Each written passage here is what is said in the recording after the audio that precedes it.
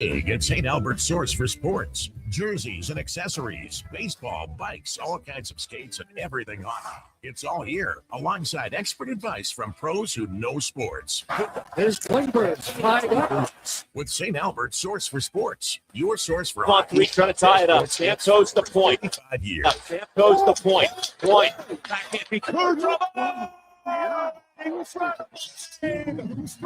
Tristan Jarry. Santa, booster ball Out of and nowhere. pecan pie booster ball are 2 new flavors to put some extra jingle in your step. Get a haircut. So are you a pie guy, Santa, or a nog guy? Both. Good call. That's extra jolly. Happy holidays from your friends at Booster Juice. Canadian born, blending since 1999. Mr. Rooter decorates a gingerbread house. Wow. What did you do here, Mr. Rooter? Well, Santos the point. Point. Back in. Be clear, trouble. licorice, standard marshmallow, and a candy cane sewer line. And on the outside, candy corn hose pips. Disgusting. To have your Yule clogs fixed, trust plumber on Sir Rooter. Get the lowdown with Low Tide. Weekday. There's Twinbirds tied up. 1840. He's seen it all and then some. From stats to stories, he breaks it down like no one else. Edmonton's sports leader, Sports 1440. Vinny and Don in Hockey are dedicated to skill development for all hockey players. If you know a student athlete interested in growing as a person and a player, register for a free shadow day. Beginner or experienced, this program develops a student athlete skill in a supportive environment. It's a great opportunity for prospective student athletes entering grades 3 through 12 to see what Vinny and Donnan have to offer. Visit vinnyridge.epsb.ca or donnan.epsb.ca for more info and to sign up. Reason number 59 why Nissan is built for our winter. Because when winter storms make on-road feel like off-road, we've got you. Rogue comes standard with intelligent all-wheel drive and remote engine start to conquer even the harshest winter conditions. Now, lease a 2026 Rogue S for 0.9% for 36 months. Or get $4,000 cash purchase bonus on remaining 2025 models. Visit your local Nissan dealer today or nissan.ca for more details. Conditions apply. Visit your local Edmonton and area Nissan dealer for more information.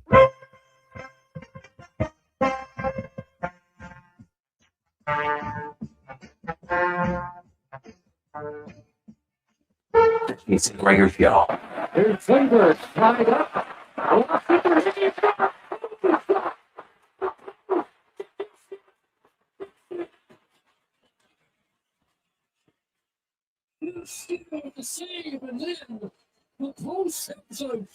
Sports 1440. Presented by PlayAlberta.ca, Alberta's only regulated online gambling website. Santos the point. Point.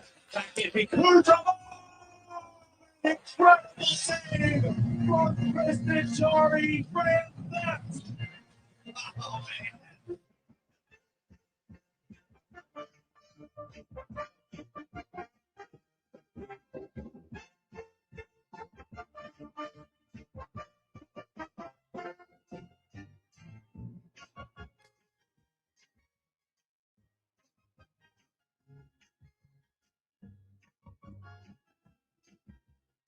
Little extra brass bonanza for you on a positive Friday. How are you? Jason Gregor, Connor Halley, Sports 1440, sports1440.ca, YouTube, Facebook, X, and Instagram. Hope you are having a fantastic day. The Gregor Show, always brought to you by PlayAlberta.ca, Alberta's only regulated online gambling website where 100% of the revenue stays right here in the province at playalberta.ca. It is Friday. Lotto Max. Tonight, you do not want to miss it. Get your tickets, playalberta.ca. 80 million dollars up for grabs and 14 max millions. Woo, mama. That's a lot. Good luck. Now, did anything happen today, sports fans? I don't know. It's like a slow day in Edmonton. Not much discussion. Very, very few opinions on the Oilers. Big win last night. Hey, does anybody remember that the Oilers had a game last night? They did against the Detroit Red Wings. 3 stars of the game, David, Hyman, and Skinner. And today, one of those stars of the game is gone. Stuart Skinner traded to the Pittsburgh Penguins, along with Brett Kulak. So the 2 local boys, Prides of Stony Plain and Southside Athletic Club, both moving to Pittsburgh, both pending unrestricted free agents. We'll talk about that because Tristan Jarry and Samuel Poulin, a former first-round selection, big body, 6'2", 210 pounds. Is it kind of like a Max Jones? Yeah, maybe. That might be a accurate projection of him. So we'll discuss that. Then the Oilers also acquired Spencer Stastny from Nashville for a 3rd rounder. So it's essentially Jarry and Stastny are in, Kulak, Skinner, a 2nd in 2029 and a 3rd in 2027 are out. And are the Oilers better? Are they worse? We'll see. Depends which side of the ledger you come out on. I'm not shocked seeing and listening here to the station on some of the thoughts and the analysis of the trade. I always said, people who thought you were going to trade Stuart Skinner and get a massive upgrade, I don't know where you thought that was going to happen. Because there's not many starting goalies are available, number one. And so, you get Tristan Jarry. Now, we are going to have Kevin Woodley on. We're going to break down Jarry's game. He's coming up at 4:20 today. And I know many of you are going to want to listen to that. Woodley, obviously, want to talk to him today. He's going to come, he's always prepared, but he's going to come even more prepared with some numbers and kind of break down what's good, what's bad about it. The strengths of Jarry's game. What is he going to bring to Edmonton? Now, the thing that he's not going to bring is he doesn't have the playoff experience of Skinner. But how do you get experience? Well, you got to play there. So, you know what? Does playoff experience matter? I do think to a point, yes. Yes, it does. So I still don't. I think Edmonton, they're halfway now to being like Colorado. I won't be shocked if they make another deal before the deadline for the backup. I could be wrong, but I won't be stunned if that occurs. So we'll see. But Josh Yohe will join us here in the first hour to talk about the deal from a Penguins perspective. Like, the Penguins are in a playoff spot right now. Now, they're not in the same position as the Oilers, other than they're both in a wild card spot. They're not a team that's a real cup contender. Let's be honest. Like, they're like, hey, can we make the playoffs and maybe shock somebody and win a round? Sure. But no one in Pittsburgh firmly believes that they're a cup contender. The Oilers, on the other hand, they're a cup contender. They've been in the last 2 Stanley Cups finals. And they still got McDavid. You still got Draisaitl. Right? You got Hyman. You got Bouchard. They got their top-end guys. Now, many people felt that Stu Skinner, well, he was easily replaceable. Well, we'll see now. That's the great part about it. Now we'll see. And anyone who's listening to the show, no, I was never one to want to jump quickly on the goalie. Stuart Skinner had some great games for Edmonton. He had some weak games for Edmonton. Would have liked to be a little bit more consistent. If there's an area of his game that's, questionable, it's his lateral movement, for sure. But Stu never hid behind that. I'll say this about Stu Skinner and Brett Kulak. I've covered the league for a long time, over 20 years. And, both really nice guys, stand-up guys. Brett Kulak, it was a thrill for him and his family, for him to play in Edmonton. Not just, for his immediate family, but friends. They're able to come and see their son play all the time. It was like a dream come true. Right? For parents, that, you got 40 days and your son's in the NHL, you get to see, I don't know how many of them live. It's pretty awesome. And then Stuart Skinner, the youngest of 9. And you know what? The pride of the Skinner family, his older siblings, very excited. Lots of nieces and nephews, his parents. I got to see a lot of games. Now, they heard a lot of criticism too. Probably read a lot about it. Stuart Skinner's like, I'm not on social media. And he wasn't. And I'll say this, Stu is one of the more thought-provoking players that I've covered in my 25 years. You could have a real conversation about Stu and try to, help me learn the position of goaltending more, talk about different things. He never shied away. If he had a bad game, like I still remember the Tampa Bay game comes out. Everybody played well except me. I wasn't good enough, cost us the game. He didn't hide behind it if he had a bad game. He's also big into, mental strength and focusing on the positive. And, we had lots of conversations about that. The last few years probably had more conversations, him and I, about fatherhood than anything else. He loved being a dad. And, literally would ask questions. Stu is a big believer in you can always learn something from other people in different walks of life. And I'll miss our conversations with Stu. I really enjoyed him as a person. I hope he does well in Edmonton. Outside of Edmonton, in Pittsburgh. And we'll see where he signs a contract. Will it be with Pittsburgh? Maybe we'll find out. I think Stu Skinner is still relatively young in goalie circles, just turned 27. Do you know that Stuart Skinner has started the third most games in the NHL since the start of the 22-23 season between regular season and playoffs? Only Ottinger and Bobrovsky have started more than him. Played a lot. And, oh, by the way, never been injured. Stu Skinner, availability is one of the best abilities, and he has it. Now, Tristan Jarry hasn't missed a ton of time, but he did miss 4 weeks one time and 3 weeks. Did he play through some injuries? Maybe. I remember reading an article that, he just didn't felt great. He was playing, hey, you've seen it with Connor Brown and other players that they're healthy enough to play. They're not playing at their maximum level. But Jarry, as far as actual missed time, 4 weeks 1 year, 3 weeks another year. Then he had like another week. So not a huge amount. It's not like this guy's is Thatcher Demko or Anderson, where, he's hurt at the same time every year almost for a month plus, multiple months. That's not what it is. So Tristan Jarry will come back to Edmonton. Obviously, he played here. It's Curtis Lazar and him, friends. So there'll be some comfort here, no question. And it is interesting. And I don't know if it was maybe it changed last summer, but up until the previous summer like that, do you know who his goalie coach was? Dustin Schwartz. Funny, but anyway.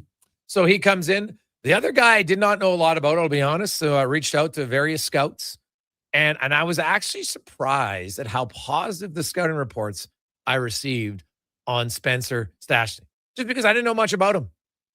And if you want to read them in depth, you can go to my article today at OilersNation.com, but I'll read a few of them for you right here. Hal Gill, who's a former NHL defenseman, won a Stanley Cup. He's an analyst for the Preds. And I said, what do you like about him? He goes, watch him skate once and you'll see why they acquired him. He's a great skater. Not overly physical, but closes gaps super fast. Moves the puck well. Will always be an option joining the rush. Defensive zone is okay, but he won't match up against the big dogs. Great kid, been through a lot, but seems to be in a good spot.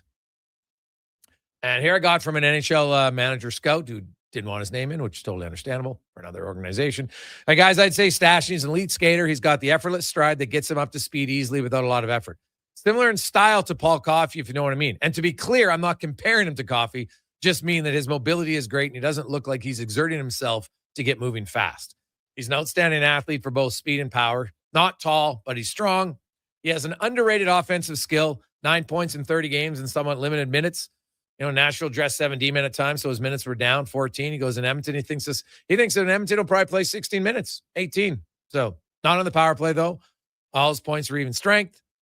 And, he's not like a dynamic guy. He's not Makar or Hughes in his skating ability that way. He's not going to spin around, pump fake, stuff like that. But, yeah, very good with speed, carries the puck, and has a good stick. So the other one, basically same thing, moves the puck very well. And I think Edmonton wanted a little bit better puck movement. Emberson and Kulak, neither one of them is a great puck mover, right? Kulak's a great skater, but actually, if you go to NHL Edge, which I did, and I looked up the comparisons, Stastny, a little bit faster, a little bit more bursts of 20 to 22 miles an hour, and then again, even more 18 to 20. So a little bit quicker of a skater. And Kulak's a really good skater. So that bodes well for the Oilers. Now, the thing that Jarry and Stastny lack that Kulak and Skinner had was a boatload of playoff experience. Skinner has 50 games started, and he's only 27. Kulak's been to 3 Stanley Cup finals, 2 with Edmonton, 1 with Montreal. He's played a lot. So that's where the concern will come in for me is playoff experience, especially for teams that the Oilers are cup or bust, right? That's where they're at. They want to win a cup. So we'll see. We'll get your thoughts on this. 833-401-1440, 833-401-1440. Hey, Gregor, Jarry was waived and passed on by every team. How's he worth what we gave up? Well, Aaron, that was last year, man. Last year. He was waived at the time because he was playing poorly, which he's not right now. And B, no one picks up a guy for $5.3 million on waivers and when everybody's tight to the cap. Money has to go out in order to bring money in. That's just how it goes. So, hey, Gustav Forsling was put on waivers. And over half the league didn't claim him. And then Florida did. It happens because not every evaluation is always going to be accurate. And it changes and it evolves. A guy, goes through waivers multiple times. And then his third, fourth time makes the team, plays really well. And you're like, God, this guy was available on waivers and no one took him last year. It happens every year. Every year, there's guys who go down to the minors after their first year of eligibility on waivers. No one claims them. And the next year, they're a regular in the NHL, sometimes playing 18 minutes a night. It happens because evaluation isn't perfect. The evaluators aren't perfect. So guess what? Now, some players, Tristan Jarry last year is different than Tristan Jarry today. Maybe he's got more confidence. Maybe he is feeling physically better, which leads to more confidence, but he's playing better right now. So, if Tristan Jarry was playing like he was last year, of course they wouldn't have traded for him. He's playing better. And the thing about goaltending is, man, you can ride a hot streak and it can last a year. And then the next year it can be down again.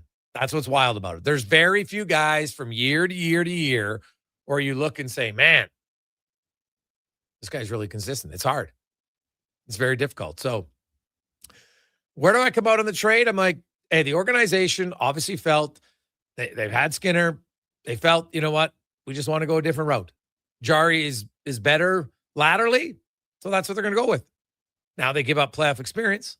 And Stu's, make no mistake, when people say, oh, they never would have they would have won a cup without the goaltending. Wrong. You're guaranteed that other goalie would have played as well as Stuart Skinner did in Game 6. You can say that with certainty. No, you can't. No one can. It's just a claim that's backed up by nothing of substance. All I know is Stuart Skinner played a role in the Oilers getting to the Stanley Cup Finals every year. Last year he had 3 consecutive shutouts? Pretty damn good. Look at it in 24. Look at the game against LA. They get outshot 33-13. They win 2-1. Against Dallas, Game 6. They outshot 34-10. Skinner stood on his head that game. You lose that game at home. Now you got to go on the road to Dallas for Game 7. They might not win. So you can't say he didn't play his part. He was never expected to be the guy to carry the team. Ever. It's not paid that way. It's never been evaluated that way. No one's ever analyzed him as that. So he was part of the team. And now Tristan Jarry will be part of the team, and maybe he'll play a bigger role. Now, the challenge for Jarry is he enters a position where if he doesn't win, if they don't get to the Cup final, people are going to say, well, they didn't win the trade. Even if Jarry plays well, it's like, didn't get to the final, right? That's what's going to happen. So it's a tough situation. But when you go to the Cup final 2 years in a row, that's what happens, right? We got a lot of people saying, Gregor, did you see Skinner's last 5 starts? That's not, guys. If you're going to try to micromanage a trade based on 3 games or 5 games, it's irrelevant. They don't look and say, oh, he's played well for 5 games. They'd come to the conclusion that they felt, push came to shove, they felt Jarry would be better. Otherwise, they don't make the trade. Right? It's that simple. They're not going to trade. You know what? We think Skinner's better, but we're going to trade him. Of course not. They think that Jarry's going to be better for them. Now, I'll say this. If the Oilers team doesn't play as well defensively, it's not going to matter. Jarry might be able to bang you out a little bit, bail you out, a little bit more often, but not a ton. So we'll see. We'll get to a lot of texts coming in. Also, today, it's the Pyramid of Giving. And we're helping out the Christmas Bureau today. I couldn't even get on the air, and I had people that had texted into the show saying, Gregor, I want in on the Pyramid of Giving. Awesome. So for those of you who don't know, to build the pyramid, we have 15 people donate $100. 10 people donate $2. 4 people donate $500, and 2 donate $1,000, and we get $7,500. Now, of course, if we can fill out more of a pyramid and get to $8,000, that'd be awesome. But that's our goal, and it's just a number we came up with. So away we go. And Sean is in at $1,000. Love it. And Shane's in at $500. So we're off and running. Those guys actually came in literally. The texts were in at, I think, like 158. If I'm looking at the timeline. So that's pretty damn awesome. So I love people that know what's coming. They want to help out. So it's Positive Friday. Let's help out the Christmas Bureau. We're getting closer. And it is It's hugely important what they do to help out families. Just try to have a semblance at the holidays when everybody else around you is able to celebrate. And if you're not, with a meal and a gift, it's a big deal. No one ever likes to feel left out. So if you're able to help, you get a tax receipt, of course. And all you got to do is text in with your name and the amount, 100, 200, 500, or 1,000. And we'll be filling out the pyramid today to help out Christmas Bureau. So let's rock and roll. 833-401-1440, 833-401-1440. Can text us or call Connor and give him your donation. Josh Yohe will join us next out of Pittsburgh. It's the Gregor Show presented by PlayAlberta.ca. Now for today's holiday special, Legacy Heating and Cooling saves Christmas. Santa's furnace broke down in the shop last night, and the elves couldn't make any toys, that's right. So Santa called up his pals at Legacy Heating. Ho, ho, ho, golly gee, 1 year, no payments, interest-free, and the elves are working merrily with a brand new furnace from Legacy. Happy holidays from Legacy Heating and Cooling. At Papa John's, our butter chicken pizza is a Canadian favorite, and we think we know why. We start with a velvety, tangy, and subtly sweet sauce. Then it's our better ingredients: fresh, never frozen original dough, juicy grilled chicken, and crunchy green peppers and onions. Sounds delicious, right? Well, wait till you try it. It's butter chicken made better. Order your large butter chicken pizza today for only $19.99. Better ingredients, better pizza, Papa John's. Proudly locally owned and operated. The job isn't done until the last load is hauled, and having a semi-trailer out of commission is not an option. Whether replacing or adding to your convoy, Edmonton Trailer has a huge inventory of new and used semi-trailers, trusted by the gravel, logging, oil field, fluids, and freight industries. Find a trailer right for you online or at one of their 3 locations. For sales, service, parts, rental, and finance, when you're in it for the long haul, Edmonton Trailer. Bring in the new year with a Canadian country legend. December 31st, in concert at the Silent Ice Center in Nisku. Brett Kissel. She drives me crazy. With special guests Haley Benedict and Morgan Clyburn. Bring your friends, your cowboy boots, and your party spirit for a night full of hits, celebration, and unforgettable memories. Hosted by Chris Sheets. The countdown to 2026 starts with Brett Kissel live on stage. Get your tickets now at silenticecenter.com/events. This hockey season, before every game, check out the pregame show with Andrew Walker on Sports 1440. It's brought to you by Titan Supply, your only source for rigging, lifting, and hauling products. Visit titansupply.ca. The job won't wait. Why should you? At AWS Welding Supplies and Repairs, conveniently located in Nisku, we've got everything you need to get it done. From product sales to servicing and calibrating machines, we're your one-stop shop. We're a proud, locally owned and operated business, committed to serving our community with a proven track record of customer service. Don't let a broken tool slow you down. We offer fast repairs and free same-day delivery of in-stock items to Leduc, Nisku, and South Edmonton. AWS Welding. We make it happen. The holidays are all about giving back. And this year at GMC, we're giving everyone something truly special. Our Wish and Win event is on now. Visit us for your chance to save up to $25,000 towards a new 2025 or 2026 GMC vehicle, including the stylish Sierra 1500 Elevation Crew Cab, the dependable Sierra 2500 HD, the adventurous Canyon, and the family ready terrain. No purchase necessary. Ends January 2nd. For full rules, see your GMC dealer or wishandwin.ca/rules. At Fountain Tire, get up to 15% off select tires, up to $125 off a set of 4 select Goodyear tires, and $50 off $150 service until December 13th. Restrictions apply. Book today. Fountain Tire. We're on this road together, Canada. Aloha, Edmonton. It's back. Century Vision Care's 4th annual Maui Christmas event on Friday, December 12th from 9 to 5. Century Vision Care, Edmonton's biggest Maui gym retailer, is bringing the island spirit to your holiday shopping. Enjoy in-house savings on all prescription and non-prescription Maui gyms, plus giveaways, prizes, snacks, and beverages all day. Same-day eye exam appointments are available, and they direct bill most insurance plans, but spots are filling fast. Get ahead on your Christmas list and treat yourself to a new pair of Maui gyms. Visit Century Vision Care on Instagram. I'm Rick Showers from No Bull RV, and people often ask me, hey, Rick, do people actually buy RVs from No Bull in the fall? Fair question, Rick. Why would you want to buy an RV just when it's time to put it away in storage for the winter? And I have the answer, Bob, because the RVs at No Bull are used, and that means every RV on our lot is a one-of-a-kind. So when you're looking for a used RV, you can be really picky. One-of-a-kind means you don't have to compromise on what you're looking for. That's right, Bob. But it also means when you find the right one, you grab it up before someone else does. Sometimes that's in the fall, but No Bull makes it easy because when you buy your used RV now, we include winterization and winter storage for free. We even get it prepared for spring camping at no charge to you. All you need to do is be ready for the great outdoors come next spring. When you think of it that way, the fall might be the best time to get your RV. And that's No Bull. NoBullRV.ca.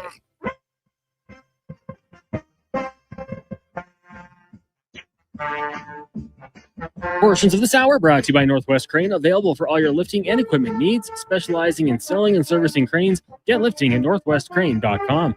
The Jason Gregor Show, the best of Edmonton sports talk and beyond. This is Sports 1440. Presented by PlayAlberta.ca, Alberta's only regulated online gambling website.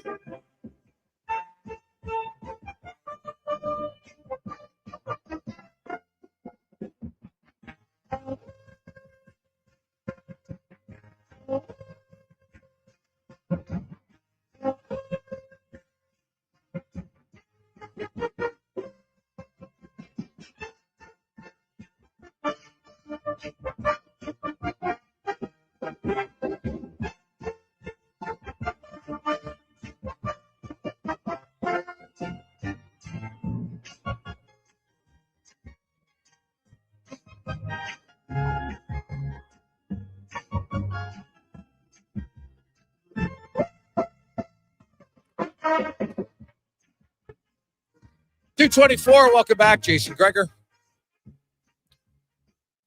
Connor Halley, Sports 1440, sports1440.ca. Gregor Show presented by our title sponsor, PlayAlberta.ca, where it's Friday. It's a little chilly outside. You want to warm up? You want to just think about being warm. Imagine how many trips you could take to paradise by winning $80 million at Lotto Max. So think about it. PlayAlberta.ca. Hey, we got, I like it. We're starting to fill up the pyramid. Todd from 3T Signs is in at $500. Awesome. And we got Reg and Wazzy each in at 100. So we're off and running. So 100, 200, 500, or 1,000. You fill out the pyramid today, and it's a positive Friday. So let's rock and roll. 833-401-1440. You know, you got 100 lots, you got $100 kicking around. You can help out the Christmas brewery, get a tax receipt. No problem. Super easy. Make an e-transfer to them or however you want to do it. So they'll have somebody from the Christmas Bureau. All you got to do is text in your name. We'll have your number. We pass it along and they call you, and it's super easy. Now, let's go around the NHL. Brought to you by McDonald's and the Grinchiest meal. He's built a worse box with old socks as a prize and even left behind a Who Hash surprise. Looking to see the Grinch's big reveal? It's only at McDonald's, his Grinchiest meal. Oof, man, who knew we could rhyme like that? We'd be poets. I love it. Check it out at McDonald's. Now, big trade earlier today, the Edmonton Oilers and the Pittsburgh Penguins. Skinner, Kulak, and a second rounder going to Pittsburgh. Tristan Jarry, Samuel Poulet, former first rounders, currently an American leaguer, coming to the Oilers organization. To break it down, Josh Yohe joins us from Pittsburgh. Of course, a longtime beat reporter of the Pens. And Josh, I know there'd been some rumors for this for a while. And, you know, Tristan Jarry, obviously last year didn't have a great year. He bounced back. He'd been excellent this season for the Penguins. And he's probably a big reason why, he's a part of the reason why they're in a playoff hunt. And not a lot of people thought they'd be in. But here they are.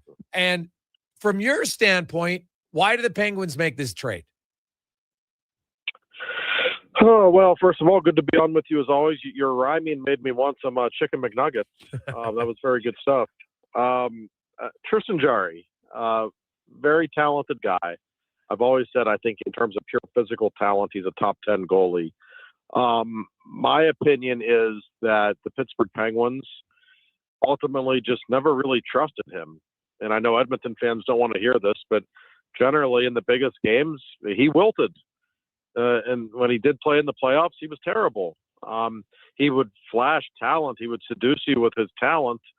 And, he certainly has gotten hot in the past like he is right now. And you see it, and you think, well, there it is. That guy's a legitimate big-time NHL goalie. But he always let you down in the end. And I think the Penguins just dealt with it too often. And they felt like, for the money they were paying him, it would just be preferred to get out from under the contract. And the most amazing thing to me is that the Penguins didn't have to retain any money in this deal. They have over $50 million of cap space next year, and Edmonton still couldn't get them to retain any money. That just blew me away. You look at this, and it's basically money in, money out for this deal for the Penguins. Brett Kulak and Stu Skinner, are they going to be? Do you think there's Kulak's 31 years of age? He's not old by any stretch of the imagination. Is he just coming in here because obviously if there's no retention, then Edmonton needed to move out more money? Is he just going to be a trade chip? Do you think they'd be interested in signing him? What about Skinner? Well, that's a really good question. I'll start with Kulak. The Penguins' blue line on paper really isn't very good. They've had some guys, I think, play above themselves a little bit so far this season. Especially in the case of Chris Letang, they've got some problems with the blue line. Letang has been horrible. But no, I think he's a guy who will slide somewhere into their top six.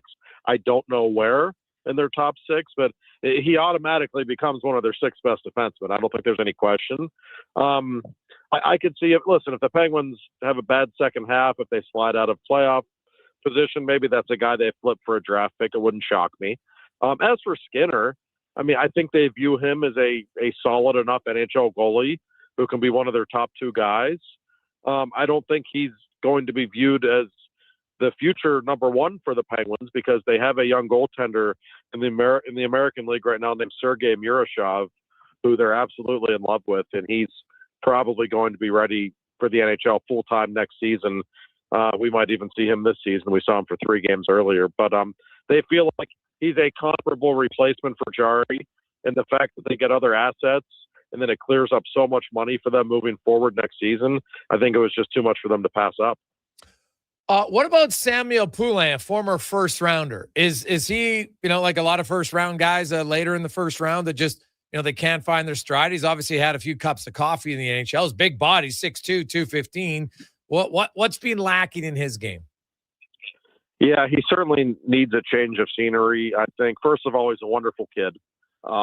Everyone at Edmonton's really going to like him. He's had some off-the-ice issues. I don't want to get too invasive. His mental health issues, I think some depression problems that forced him to actually sit out for a while 2 seasons ago. But he's bounced back really well from that.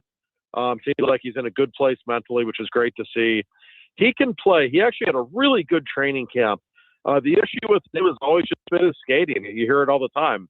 He's just never really been an NHL skater. He got the wheels to be really productive at the NHL level. In the AHL, he looks great. He clearly can excel in that level. But you're right, he's a big kid. He's pretty good defensively. He's a natural center, but he can play center or wing. I could see him catching on, and being an adequate bottom six guy, a fourth liner somewhere. It wouldn't shock me. He had his best training camp ever, I thought, back in September. But the skating's always going to be the issue with him. Okay. You look at the Penguins, Josh, and where they're at right now, I think would be a surprise to some. Is there a plan to compete and try to stay in the playoff race, or does this moving of Tristan Jarry, who's been their best goalie, does this signify that they're still looking to say, hey, we're not too worried about the playoffs this year? Well, I suspect they look at the playoffs this season as kind of a bonus if they pull it off. Kyle Dubas has made it very clear I'm worried about the future. And listen, in the next 4 drafts now, the Penguins have 9 second-round picks and 8 third-round picks. They have an absurd amount of draft picks. They've actually finally got good young players in their system, which they haven't in literally 15 years. And they've got more than $50 million in cap space starting next season. So things are looking up in the future. But as for this season, I actually asked Kyle Dubas that question a couple of hours ago because I thought the same as you. Like, listen, you just traded the guy who's been your best goalie. You're in playoff position right now. You've exceeded expectations. And I asked him, I said, do you expect this team to make the playoffs? And he said, to be honest with you, like, I think we've been really good, and I think we should have more points than we do. He said, I think we can play with anybody in this league right now. And he made it out like, yeah, I do expect this team to be in the playoffs. So we shall see. It's been a really interesting story. Nobody thought they'd be a playoff team, certainly not me.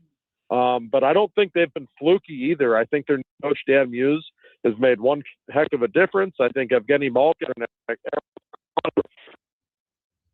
Go have to try to reconnect with Josh here, Cons. So see if we can get a better connection there. So kind of going in and out too much. So I look at the Penguins. It's interesting. We got a lot of texts coming in. Gregor, this guy's not selling me on Tristan Jarry. Yeah. Hey, you know what?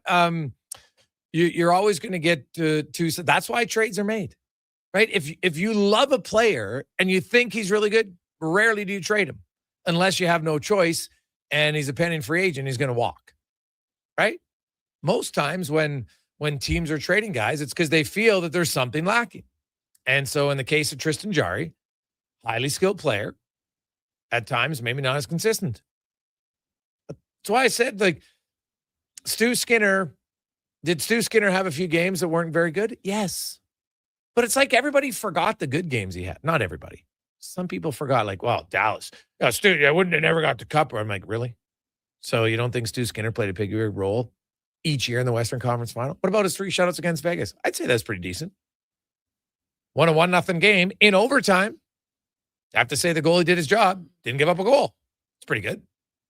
So, Josh Yohe is back with us now. So, Josh, sorry, you just cut out there. I'll just let you finish your thoughts on kind of the Penguins and what's the long-term vision here this year. Yeah. Well, I mean, listen, it is about the future for them, but they've got some young players in the lineup now who are making a real difference. And you've got Ben Kendall, this 18-year-old kid there, the 11th overall pick in the first round. He has been sensational. I mean, what a player he is. And Rucker McGroarty and some other young players are really starting to make a difference. So they are rebuilding. They're doing it with a few old guys on the team, which is unorthodox, but they're better than we thought they would be. And I could see Kyle, making a minor move or two to try to help their cause a little bit, trading a couple of, they have so many draft picks. I could see him trading a pick or two to get a depth defenseman or a forward who can help them before the deadline. It wouldn't shock me. He wants to make the playoffs. He made it very clear. Yeah. Well, hey, so they're going to make the playoffs. You look at the Penguins, with Stu Skinner, like him and Shelovs, do you think it's going to split duty 50-50 kind of the rest of the way? Yeah, I do. I think it's open competition, really. Shelovs has been okay. He's got some talent, but Skinner's going to play. Those are going to be the two guys for now. If one of them would falter, you're going to see Sergei Miroshov in Pittsburgh. He is the future. He's 21. He's got all kinds of talent. Hey, we might see Stu Skinner against Tristan Jarry on Tuesday night in Pittsburgh. Wouldn't that be something? Well, God, I don't see how it wouldn't happen, right? Like, realistically, right. I think Jarry's going to play tomorrow in Toronto, and then because it's at the Penguins and the Oilers have the exact same schedule. They play back-to-back Saturday, Sunday, each of them. Now the difference is the Pens are at home for all 3 of their games. They play the Sharks and then Utah, and then they got the Oilers on Tuesday, and the Oilers play Saturday, Sunday, Tuesday. So both teams pretty even. They're all 3 and 4. They both play 2. Like, they basically had the identical schedule for a week, from Tuesday, Thursday game, Saturday, Sunday, Tuesday. And then again, they have the exact same schedule, Thursday, Saturday, right up to Christmas, funny enough. But I'll say this, Josh, you're getting 2 quality people in Skinner and Kulak. Skinner, from a media perspective, there's very few guys that'll stand in and talk to you as long as he does. Brett Kulak, quiet guy, but super nice guy. And I'm interested to see how Stuart Skinner does. I think sometimes a change of scenery can help a lot of players.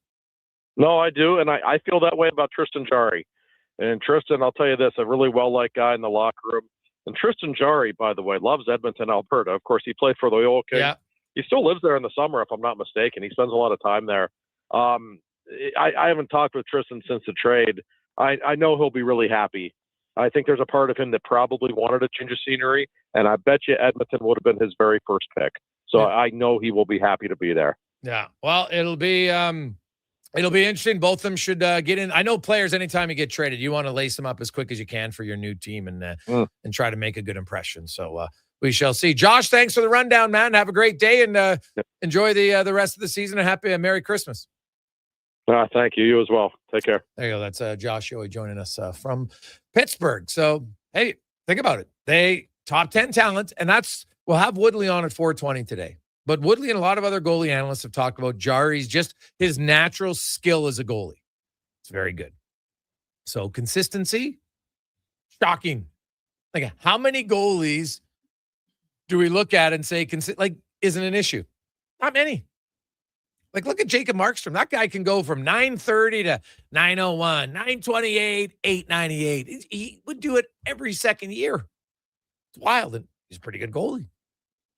So, Tristan Jarry will get a new lease on life, and he'll go into Edmonton. And you know what? Anytime you walk into the room at a team that's won 2 cups, you're like, all right, this team's competitive. And then we got that 97 kid, there's that 29 kid, and 2's not bad. And you go down the list, like the owner's got some skill. So we'll see how he fits in. We are going to go to Nashville a little bit later on because I think the quiet part of the deals today, because a lot of people, myself included, don't know a lot about Spencer Stastny. No relation to Peter Stastny, spelled different. 25-year-old left shot defenseman. It's actually a better skater than Brett Kulak, who's a really good skater. Moves the puck a little bit better. He's not as tall as Kulak, but strong, big. He obviously lacks the one thing that Kulak really had. And Kulak could really elevate his game in the playoffs. Remember last year, Ekholm got down. Do you know who played the second most 5-on-5 minutes on the Edmonton Oilers? Brett Kulak. People don't even really talk about it. Kulak played a lot, and he was good. So that's the risk of moving Kulak. Now, his last regular season and this regular season has been outscored 93-68. Now, that's not always on the defenseman, but, those aren't great numbers. So, you had to make the money work, and they feel that, hey, these 2 guys are going to be better for us long-term. Now, Jarry signed multi-year deal. Stuart Skinner doesn't have a contract. Neither does Brett Kulak. So you do get guys because Stastny is an RFA, but both of them have less playoff experience. And you can't overlook that. So there's pros and cons to the deal. I don't think there's an obvious winner. I think you can find pros and cons for both sides. And I'm kind of fascinated to see how it works out. Sometimes trades work out for both teams and for the individuals. Maybe Skinner, he enjoys it in Pittsburgh.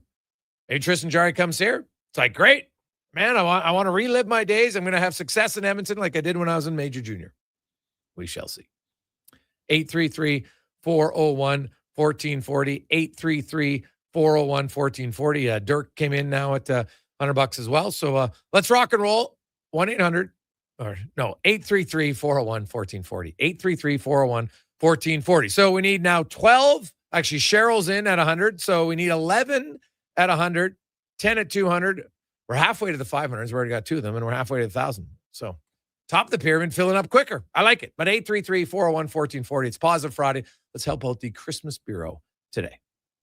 At GS Construction, we focus on building a culture of collaboration, innovation, and respect. Our teams work together, supporting one another and striving towards shared goals. We're committed to creating a work environment that empowers individuals, values teamwork, and ensures everyone feels respected and safe. With decades of experience in the field, GS Construction prioritizes our people, our culture, and safety. This is what makes us unique. To find out more, go to gsconstruction.ca. Cantork has turned 25. That's right, 25 years of building tools so good, they practically torque themselves. Hard work and innovation equals problem solved. See our latest designs at cantork.com. Across the province, Albertans are taking their shot on Play Alberta. With casino winners every hour, jackpots worth millions, and revenue that stays in the province, there's never been a better time to sign up. Right now, our listeners can score a $50 free bet when they make a minimum $50 deposit with code Gregor50. That's code Gregor50 for a $50 free bet. Start playing with your game sense today to find out if you're Alberta's next winner. At Papa John's, our butter chicken pizza is a Canadian favorite, and we think we know why. We start with a velvety, tangy, and subtly sweet sauce. Then it's our better ingredients: fresh, never frozen original dough, juicy grilled chicken, and crunchy green peppers and onions. Sounds delicious, right? Well, wait till you try it. It's butter chicken made better. Order your large butter chicken pizza today for only $19.99. Better ingredients, better pizza, Papa John's. Proudly locally owned and operated. 'Tis the season for Sally's. Sally's Sports Bar and Lounge. Take a break from the holiday hustle and bustle. Cheer on your favorite team and ask about the daily game night food and drink features. Plus, there's tons of TVs and Oilers watch parties this December and all season long. Sally's Sports Bar and Lounge at all 3 Century Casino locations: Edmonton, St. Albert, and Century Mile. Check it out. Every day is game day at Century Casino. Big guests, bigger takes. Jason Gregor brings the names you know and the stories you don't. Weekdays, 2 to 6 on Sports 1440. Don't miss a minute of the action on Edmonton's sports leader, Sports 1440. I'm Grant Fedork from Leading Edge Physiotherapy, and people who suffer brain fog might think it's just going to be part of their life. But listen, I've seen a 38-year-old man managing a concussion read her kid a bedtime story without losing the plot, all because of cognitive rehab that rewires the brain like a GPS reboot. Your brain isn't broken, it's buffering. One missed beat in focus, memory, or balance snowballs into frustration, falls, or forgotten keys. Stroke, concussion, long COVID, even aging can all lead to brain fog. Cognitive rehab works. Check us out at leadingedgephysio.com before your next "where'd I put my phone" moment. And here comes Action Electrical service team sprinting onto the scene. These are your first responders for any electrical emergency. That's right. With their fleet of service vans and specialized gear, they assess, they service, and maintain electrical lighting and automation systems. They're all about rapid response. Quick diagnostics and repairs to restore power and safety fast. Hire the Action Electrical team to bring home a win for your project. Visit actionelectrical.net. Got a car you're ready to part with? Find out what it's worth, fast, easy, and totally free at Go Auto. We're talking top dollar trade-ins, whether it's a little worn or still rocking that new car smell. Just a few clicks, and boom, you've got your value. Text VALUE to 780-777-7777 to start. That's VALUE to 780 all sevens. Why guess what it's worth? Let Go Auto show you the money. Portions of this hour brought to you by On the Rocks. The Oilers are back in action, and OTR is ready to be your hockey headquarters. $5.75 Molson Canadian, 69-cent wings, and you can play, score, and win every game. See more at OnTheRocksYEG.com. This is Sports 1440, where Edmonton talks sports. On YouTube, Facebook, and X. Here's Jason Gregor. Brought to you by PlayAlberta.ca.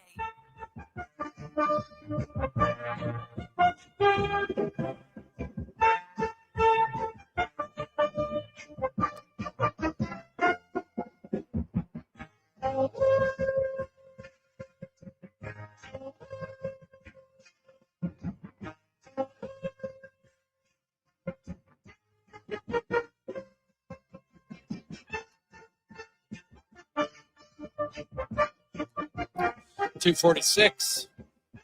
Jason Gregor, Connor Halley with you, Sports 1440, sports1440.ca. I like this text from Dirk. Hey, guys, I think a positive note could be that your guest just said Kulak could slide in as the number 2 defenseman there. Kulak was never more than a 5 here, maybe a 4. Really good. But Jarry might see a positive uptick with some better defense in front of him. Well, that's the other thing. Hey, now, Jarry's numbers in Pittsburgh are actually really good this year. Right? Goals saved above expected. Yeah, he's not going to face, well, now that the Oilers have, figured things out here the last 3 weeks, all of a sudden they're not leaking chances all over. It makes any environment like that makes it better for a goalie, for certain. So it's not surprising to me that, guess what? Skinner's numbers have improved. Now, he's played better, sure, but so has the team in front of him. It's a little bit of a combination. So if Jarry still feels good about his game and comes into a situation where he's not going to have to go east-west all night long, yeah, it's probably going to help him. So we will see. He's also a pretty good puck mover, so that can help. It never hurts at all when you have a goalie who's a decent puck mover. So I fully expect that Tristan Jarry will play tomorrow night. Like, why wouldn't he? Unless there's some sort of travel snafu, which I can't see, like Pittsburgh to Toronto. You get a new guy in, he's going to want to play. And then Calvin Pickard plays in Montreal on Sunday. and away you go. Now, let's go In the Mind, brought to you by Action Electrical, one of the most diversified electrical contractors in the province. Commercial service division. They've got a residential solar division, commercial solar, electrical preventative maintenance for commercial buildings, EV chargers, you name it. They got it, and they're hiring. Careers at actionelectrical.net for second, third, and fourth year. Apprentices, we welcome in Laurianne Muenzer to the show, of course, Olympic gold medalist. And she's also, I got to put her name down. She is in at $100 for the, no, my pen works now. There we go. Laurianne, how you doing? I'm doing awesome. Happy Friday. Yeah. Lots to discuss with, the mindset of an athlete. Like sometimes people, a change of scenery can help. And there's lots of reasons why, right? Maybe it's just you're in a bad rut. You're seeing the same person. There might be a conflict with personalities of the player, the coach, and maybe you don't feel like the organization trusts you or what have you. It's no different than, as an individual athlete where sometimes you just change your coach. Yep. Right. Totally. And it just, so what do you make of that and how can it be a positive? I think it can be a positive because it's a new environment. It's a new group of players. It is a second opportunity and it can be looked at as a second chance. And I think everybody is always looking for that extra edge. And sometimes if you're in that funk, you're in that rut, that this change of environment can really be a gift instead of people looking at it and going, oh, this could be like really bad. It's actually can be a gift and you can actually take it and work it to your advantage. So. Now, I had a lot of people on Twitter saying, well, especially when it came to the young defenseman, because I was actually surprised by how positive of the scouting reports I got from 2 independent scouts from other teams who told me they were surprised that Nashville gave up on this guy for a third. Mm-hmm. And, I had people saying, if Stastny's so good, why would Nashville, who isn't good, give up on him? And I'm like, it's a great question, but here's the thing. Why did Carolina, who's a pretty good evaluator of talent, put Forsling on waivers? Right now, Forsling became like a top pair defenseman in Florida for that team. And we can go through the list of guys, Marty, saying there's lots of guys put on waivers or other players get traded. Like, why did Vancouver trade Podkolzin? Right? Like, look at that for a fourth rounder. Look at Podkolzin. Now, I can't hit an empty net. I'm joking somewhat from last night, but it is because I said evaluation isn't perfect, nor are the evaluators. It's always changing, and all of us as humans can create a bias on a player. Absolutely. There's another thing called chemistry, Jason, and the chemistry is either going to be there or it's not. And sometimes in some environments, because your environment is either going to make you or it's going to break you. And some can work through that to change it, where if you're going from the bottom to an opportunity. But just because I see that you're playing really good doesn't mean that you're going to perform when it comes to be crunch time. It can also go the opposite way. Yes. And it's a drop of the hat. Number one, you have to remember all of these athletes are human beings. And we forget that because it's like, well, they're in the NHL, they're really good. Or you think about Olympians or like in any sport. And it's just one of those things. It's like the little leaguers, you're playing soccer or baseball and you got the little leaguers and mom and dads are going bonkers. And it's like, one, we have to remember it's a game. Only one team can win. And sometimes you're going to be on. And when you're on, there's an energy about it that you walk onto the field or you get onto the ice or you get onto your bike and you just know. And it's an inner knowing. Part of it is the belief, the confidence. But you know what? Sometimes stats, if you're like looking at the stats all the time, it's not going to make you a better athlete, but it's just what was recorded and reported at the time that you were playing. So the next time you play or the next time you practice, you got to make it count all the time. And that's where I say, and I know that we got different thoughts on this, every game is a championship game, or every game is an Olympic final or a World Cup final. You got to play your best because number one, you're paid to do it. Mm-hmm. I was never paid to do it. It was just something I love to do. Okay, if you're being paid, that's your job. And your job is to perform. The job is to win. And sometimes athletes forget that. You get into that rut, you get into that routine. And, stats are great, but what are you going to do when it's your time on the ice or in the game or at a certain point when you got to make a shot? You got to make it count. Yeah, no, that's totally valid. And I look at trades it's impactful for a lot of players because you do get out of your routine. Now, Tristan Jarry being from Edmonton might be a little bit easier, right? Like he knows the route to drive. Like I know some people whatever.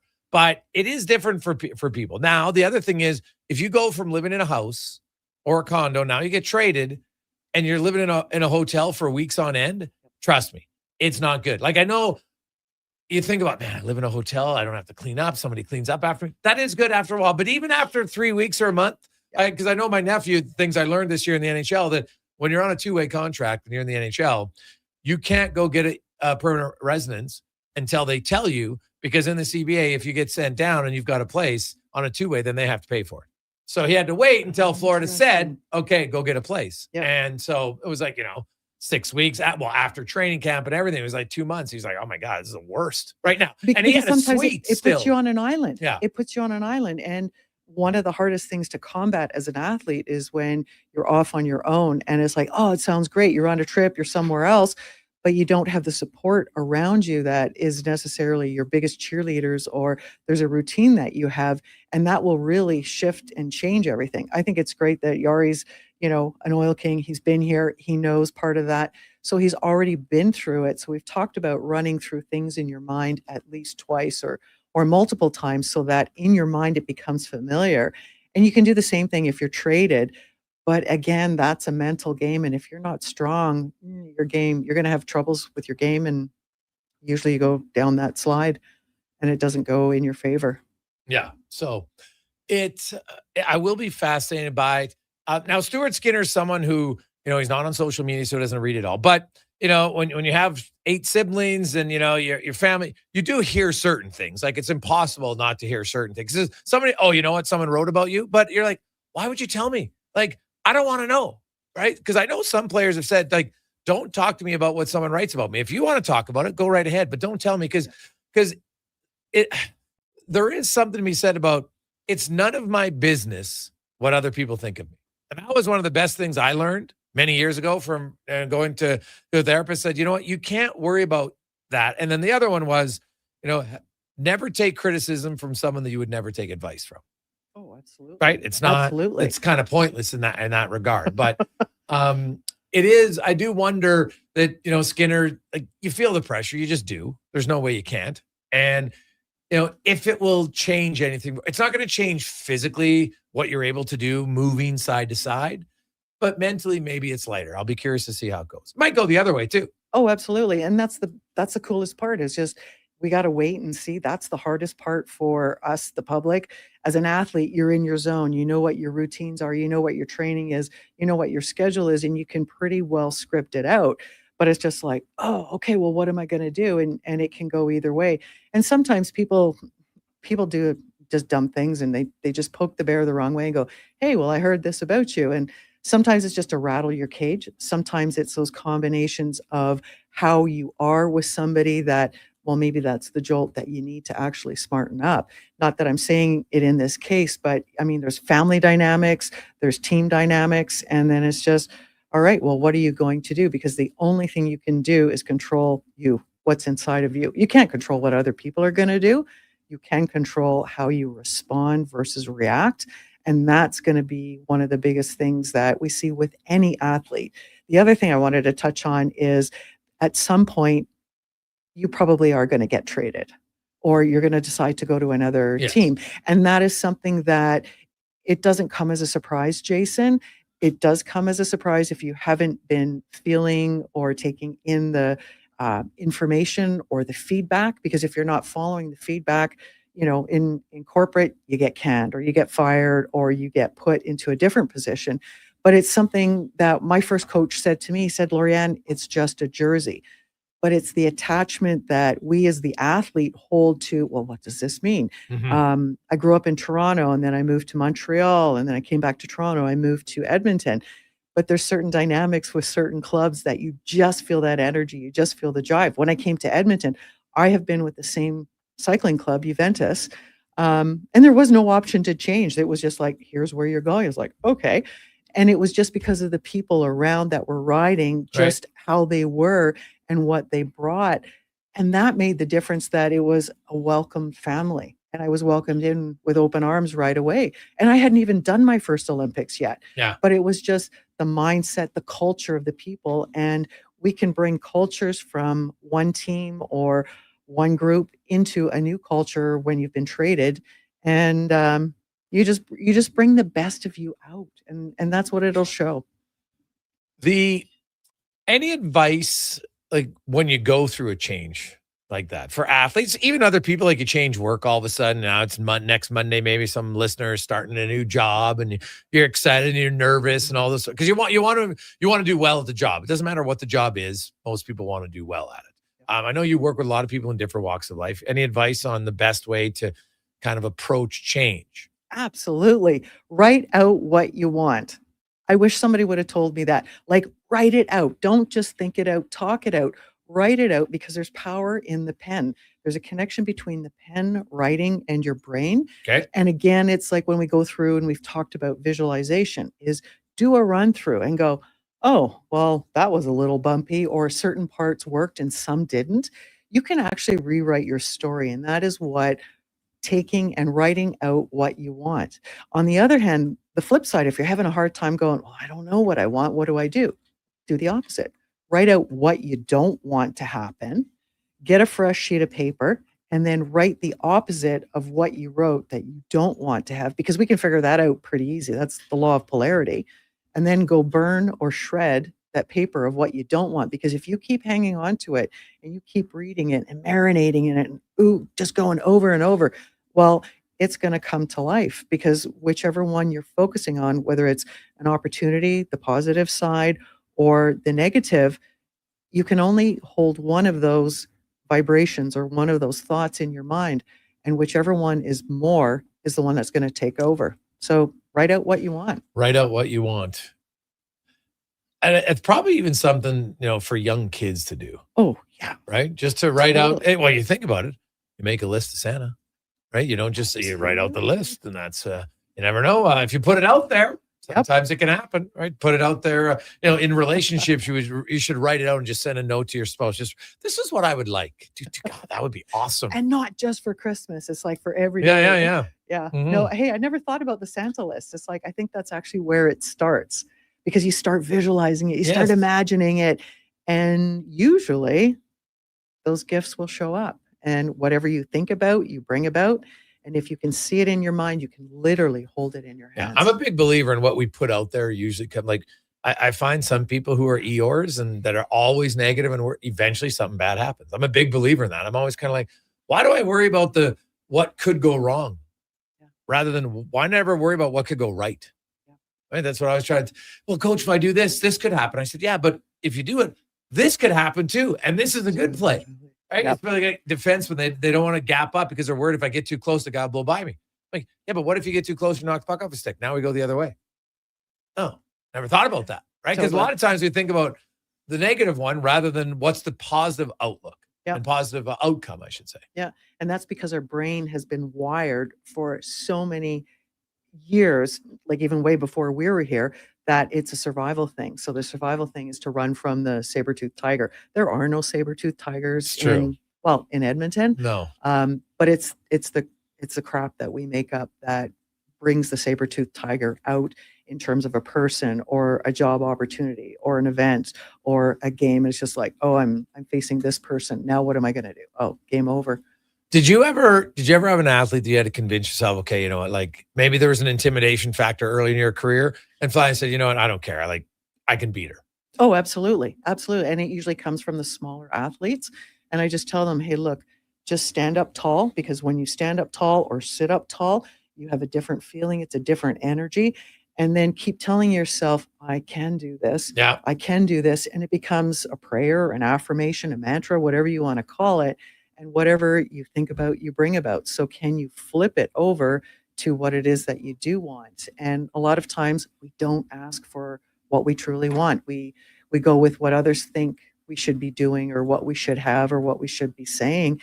But when you ask and really give the athlete or the kids carte blanche to really speak openly and honestly, no judgment, you'd be surprised at what you get. Awesome stuff, Laurianne. Thanks for the donation. And we appreciate it. And have yourself an awesome weekend. And you too. Thanks, Jason. There you go. That's Laurianne Muenzer, In Your Mind, brought to you by Action Electrical. Jason Gregor, Connor Halley with you. Got a loaded Friday edition of the Gregor Show. Lots of good guests coming up. We got 2-minute warning with Tater. Craig Button's in the 3 o'clock hour today. We got Kevin Woodley in the 4 o'clock hour. Max Hers will be by.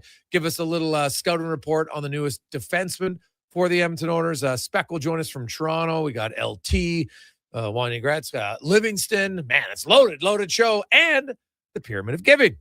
We got Wally and Wade coming in at $200. Paul's in at $100. So, hey, it's a good first hour. Really good first hour. We'll update you on where we're at, but if you want to, just text in 100, 200, 500, or 1,000. We're looking for multiples of each yet, so don't worry. We got time. We're not going to overdo it. We'd love to get you. We want to get to $7,500 to help out the Christmas Bureau today. 833-401-1440. Let's get to the con man and a sports 1440 update brought to you by Fountain Tire. When we say we're on the road together, we mean it. From tires, wheels, and oil changes to vehicle repairs. Visit fountaintire.com to find out more. This is a sports 1440 update. Casey Mission, the Edmonton Oilers have acquired goaltender Tristan Jarry and forward Sam Poulin from the Pittsburgh Penguins for Stuart Skinner, Brett Kulak, and a 2029 second-round pick. They also brought in Spencer Stastny from the Preds for a 2027 third-rounder. Oilers in action tomorrow night, taking on the Leafs out in Toronto. On the ice tonight, just 2 games, Blues, Blackhawks at 6, and then 7, the Kraken taking on the Mammoth. In the association tonight, you've got the Warriors and Timberwolves. Jazz take on the Grizz. Wizards up against the Cavs. The Pistons host the Hawks. The Bulls travel to Charlotte. BCHL schedule.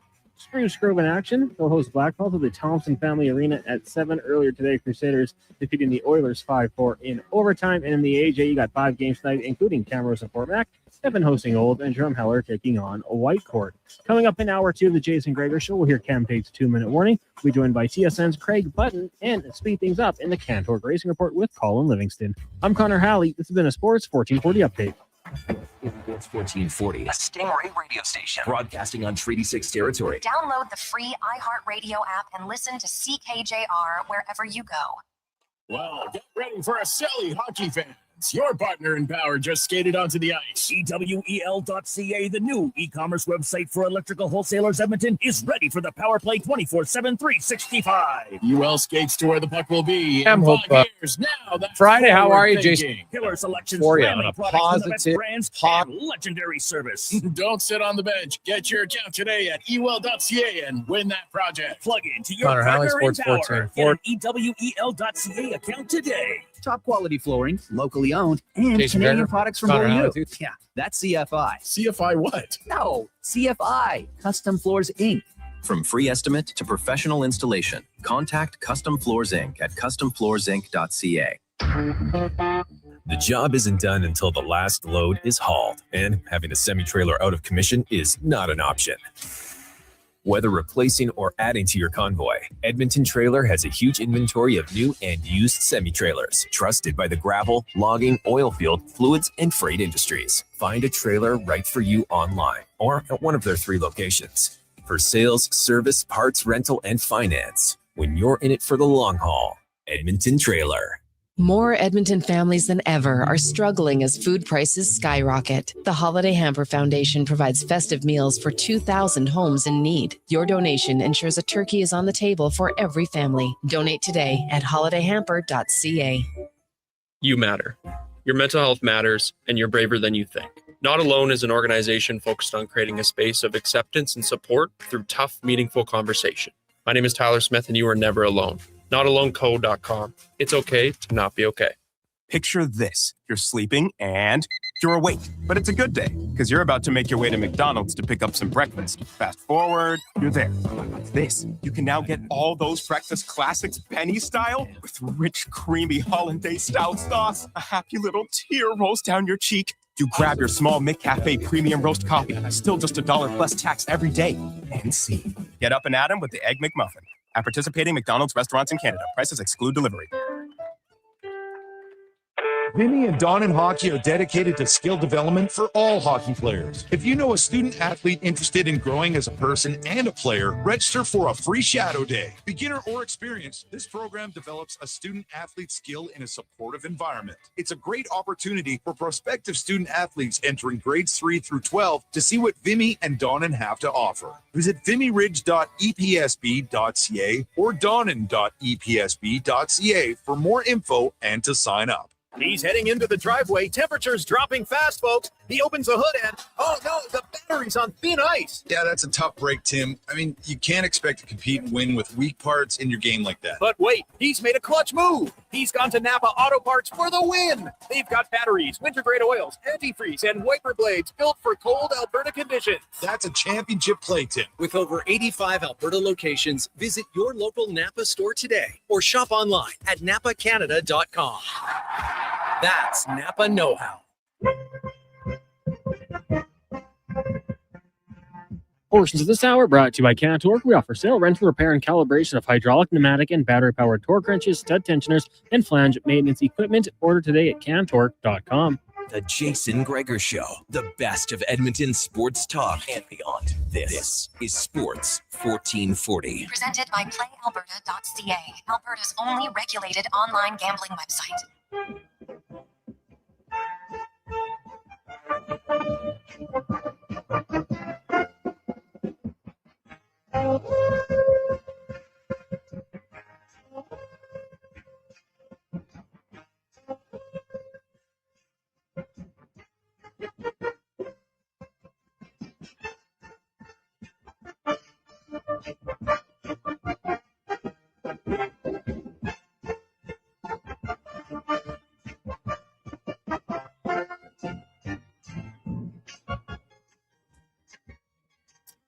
Positive Friday. How are you? Jason Gregor, Connor Halley, Sports 1440, sports1440.ca.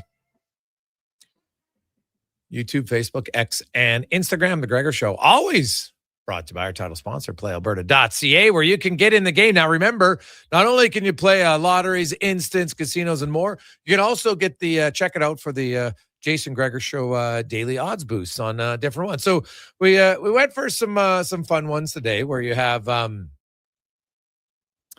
the Oilers to win in Toronto and an over of 6.5. So the Edmonton Toronto games usually have some fireworks the last year. Now Edmonton hasn't had a boatload of success. The Maple Leafs will be stinging. They pulled an Oiler on Tuesday. The Oilers lost to Buffalo. Well, the Leafs lost to the Sharks. Although the Sharks are better this year than Buffalo, make no mistake. Not by much, but still a little bit better. Suddenly the Sabres up to 30 points and only 4 points out of the playoffs. Everybody's close. Maybe, closer than teams really are, I think, right now. But either way, you could check that one out. Or you can go to a big parlay where we went with a lot of favorites. Now, the favorites don't always win, but when Seahawks, Bears, Jaguars, and Texans all to win. So you can check that out at playalberta.ca. 833-401-1440. 833-401-1440. Randy just came in with another $500 donation. So, man, we are rolling. Top of the pyramid's almost full. I love it. It's Positive Friday. Oiler fans, maybe you want to, if you're a big Skinner fan or a Kulak fan, you might want to make a donation for them. Just say, hey, thanks for the community spirit. As they move on, some local guys, Pride of Stony Plain, Pride of the Southside Athletic Club in Skinner, and Brett Kulak, as they move on to Pittsburgh. Both are pending UFAs, and who knows, depending where Pittsburgh's at, there's a chance both could get moved again. Just because Pittsburgh's in a place to try to get as many assets as they can. Could you imagine if Stu Skinner ended up in the Western Conference in the playoffs? Ooh, God, that would be juicy, buddy. Juicy, shall I say. We'll see. So we need 9. Not a good first hour. We need 9 at $100. We need 8 at 200. We're down to 1 at 500 and 1 at 1,000, which is awesome. So 833-401-1440, 833-401-1440.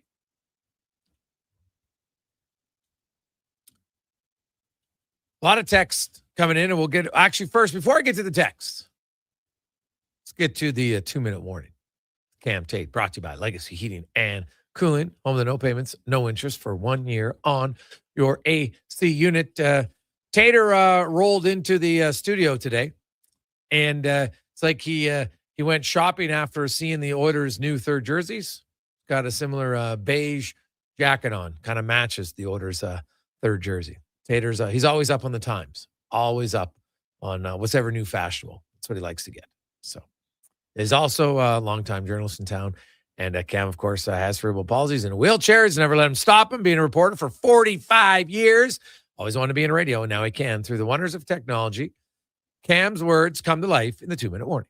We knew this day was coming, not because of rumor, not because of panic, but because hockey, like life, eventually asks you to let go of something familiar. And Stuart Skinner probably knew it too. Today, the Edmonton Oilers travel east to Toronto. Routine, business, another dot on the schedule. But Skinner's flight continues on to Pittsburgh, a different destination, a different life, a different sweater. That's how fast it happens. One night, you're stopping pucks in front of people who watched you grow up. The next morning, your jersey has changed. Your area code has changed. Your postal code has become a zipper code. And everything that once felt permanent suddenly isn't. Coming back to Edmonton is Tristan Jarry, a name with roots here. In 2014, he helped deliver a Memorial Cup to the Oil Kings. Time moves on, circles back, and sometimes meets itself in the middle. A friend once told me, you go in the front door, and when the time comes, you go out the front door. Stuart Skinner did that. Last night, in a 4-1 win over the Detroits, he may have played his best game of the season. Calm, controlled, proud. If that was his final performance here, it was an honest one. This morning, there's an uneasy feeling in this city, because change always does that. And because beyond the saves and statistics, we remember the person. Young Mark Spectre said it best. Goaltenders don't like the spotlight, especially on game day. Silence is part of the job. Skinner didn't hide. He spoke. He smiled. He showed us who he is. And here's the part that lingers. We were told all season that Oilers fans didn't have Skinner on their Christmas list. Some wanted him moved. So this morning, we asked the city, on X, or Twitter, as some of us still call it. Did Stan Bowman make the right call? 280 votes later, the city split right down the middle. 49.7% said yes, 50.3% said no. No winner, no closure, just emotion.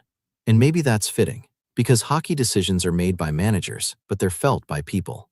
On a personal note, nothing but the best to Stuart Skinner and his family. Careers move on. Character stays. 2-minute warning. Gregor, Halley, Kruger, apparently shoveling snow tonight in a Speedo. Tater, weekdays, sports, 1440. And you know what? Kulak, Skinner, they're really good people in the community. And I do think that's important. If I had my druthers, I think at times I would like to see the Oilers players do more in the community. I think it helps all parties involved. You feel a little bit closer to the community. There's a little bit more normalcy in your life that isn't just focused on hockey.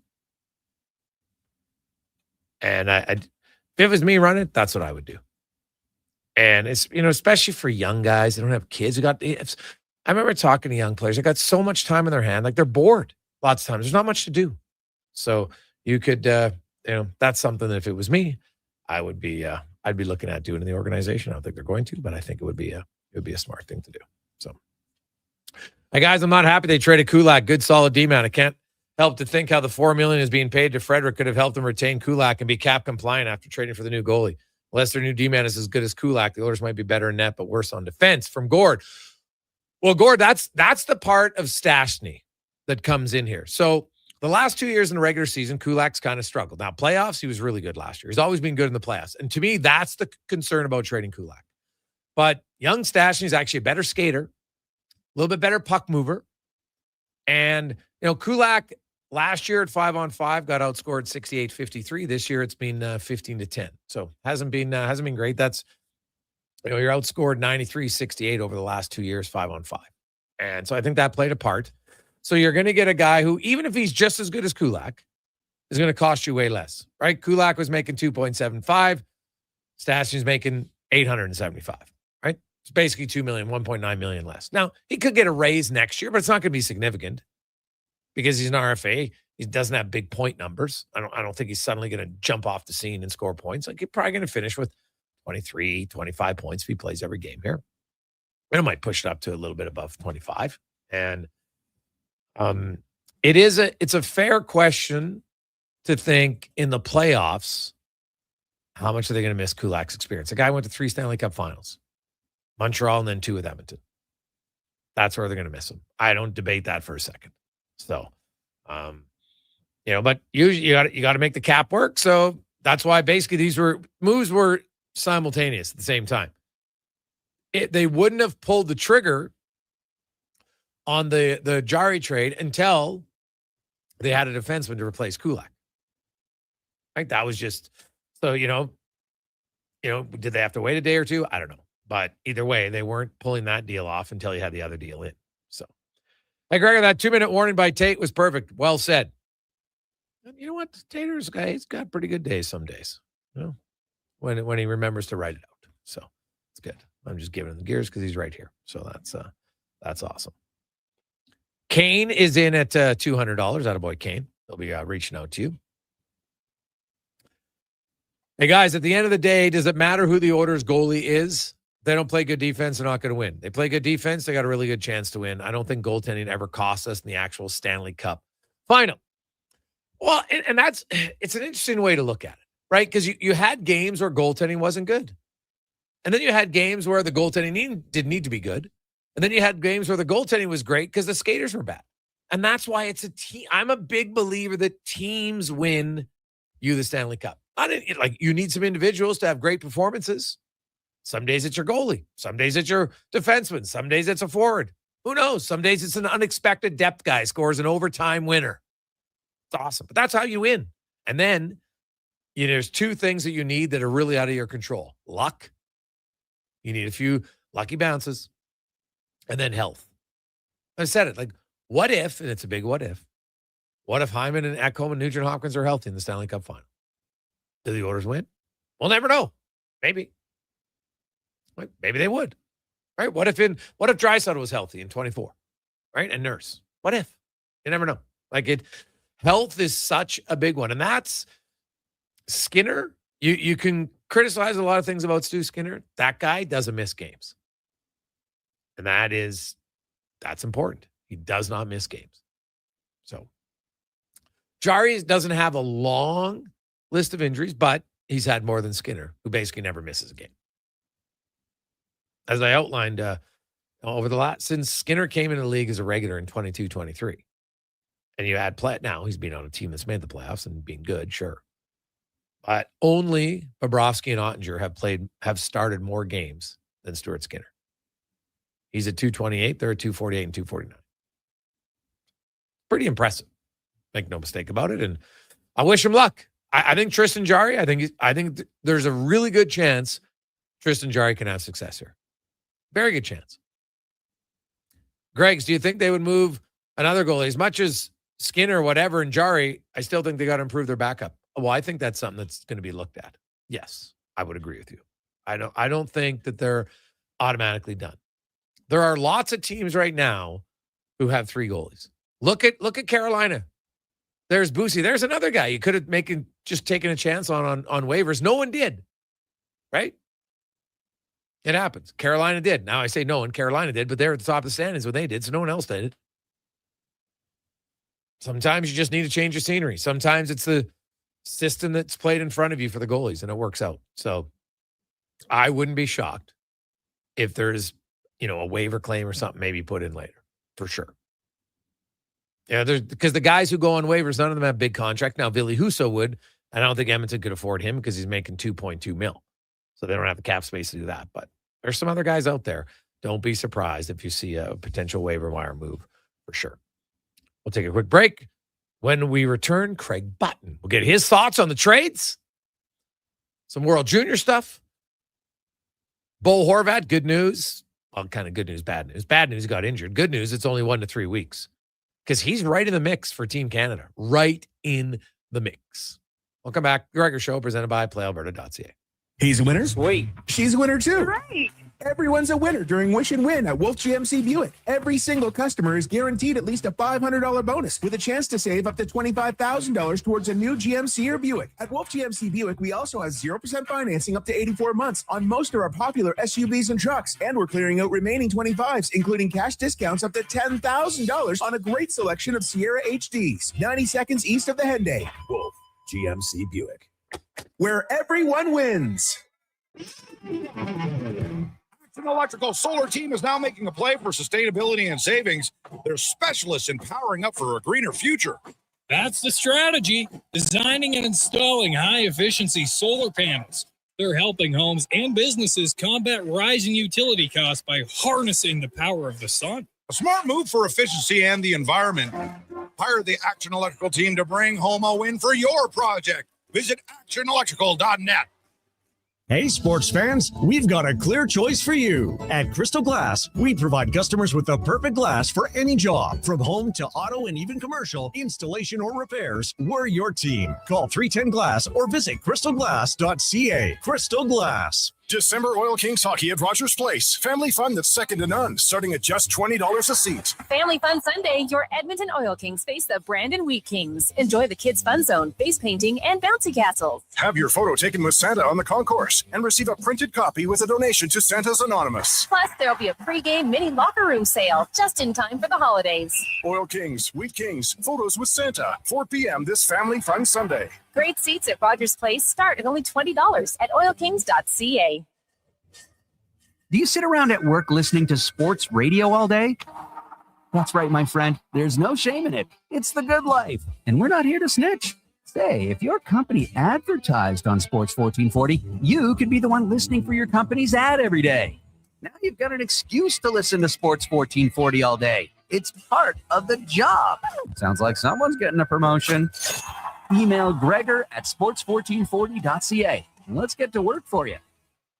Diablo Boots sells only Canadian-made work and biker boots made by Canada West. No American or boots made in China, so no tariffs. All of Diablo's boots have replaceable soles and heels for longer life. Sizes 6 to 14 Triple E. Buy quality, buy Canadian. And support Canada West and Diablo, the two best names in the boot business. So save on boots by Save On Foods. That's Diablo Boots, 3340 Gateway Boulevard on the east side of Save On Foods. Buy Canadian. They're terrific.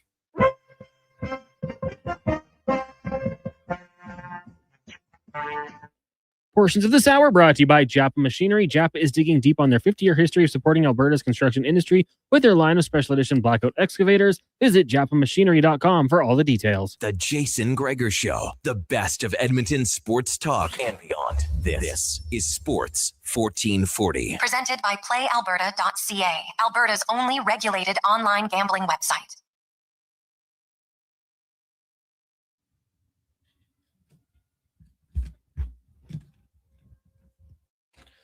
Positive Friday. How are you? Jason Gregor, Connor Halley, Sports 1440, sports1440.ca. Hope you're having a lovely day. It's 324, Pyramid of Giving.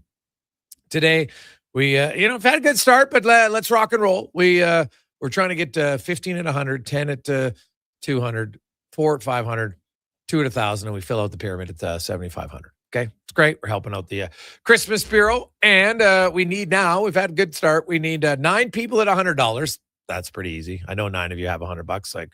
It's like chump change for some of you, sitting in your couch cushions even, right? 5 at $200, and then only 1 at 500 and 1 at 1,000. So top of the pyramid's looking pretty good. So let's go. 833-401-1440. 833-401-1440. Do the math. That's only 16 of our listeners. That's not very many. So, okay. That's like what, 80% of our audience? No, I'm kidding. But feel free. We're helping out the Christmas Bureau. 833-401-1440. 833-401-1440. 100, 200, 500, or 1,000. And we help out the Christmas Bureau, which needs a lot of it. Demands are higher than ever. So if you and your family are in a good spot, you can help them out and it'll feel great. You get a tax receipt. All you got to do is text in your name with the amount you want to donate.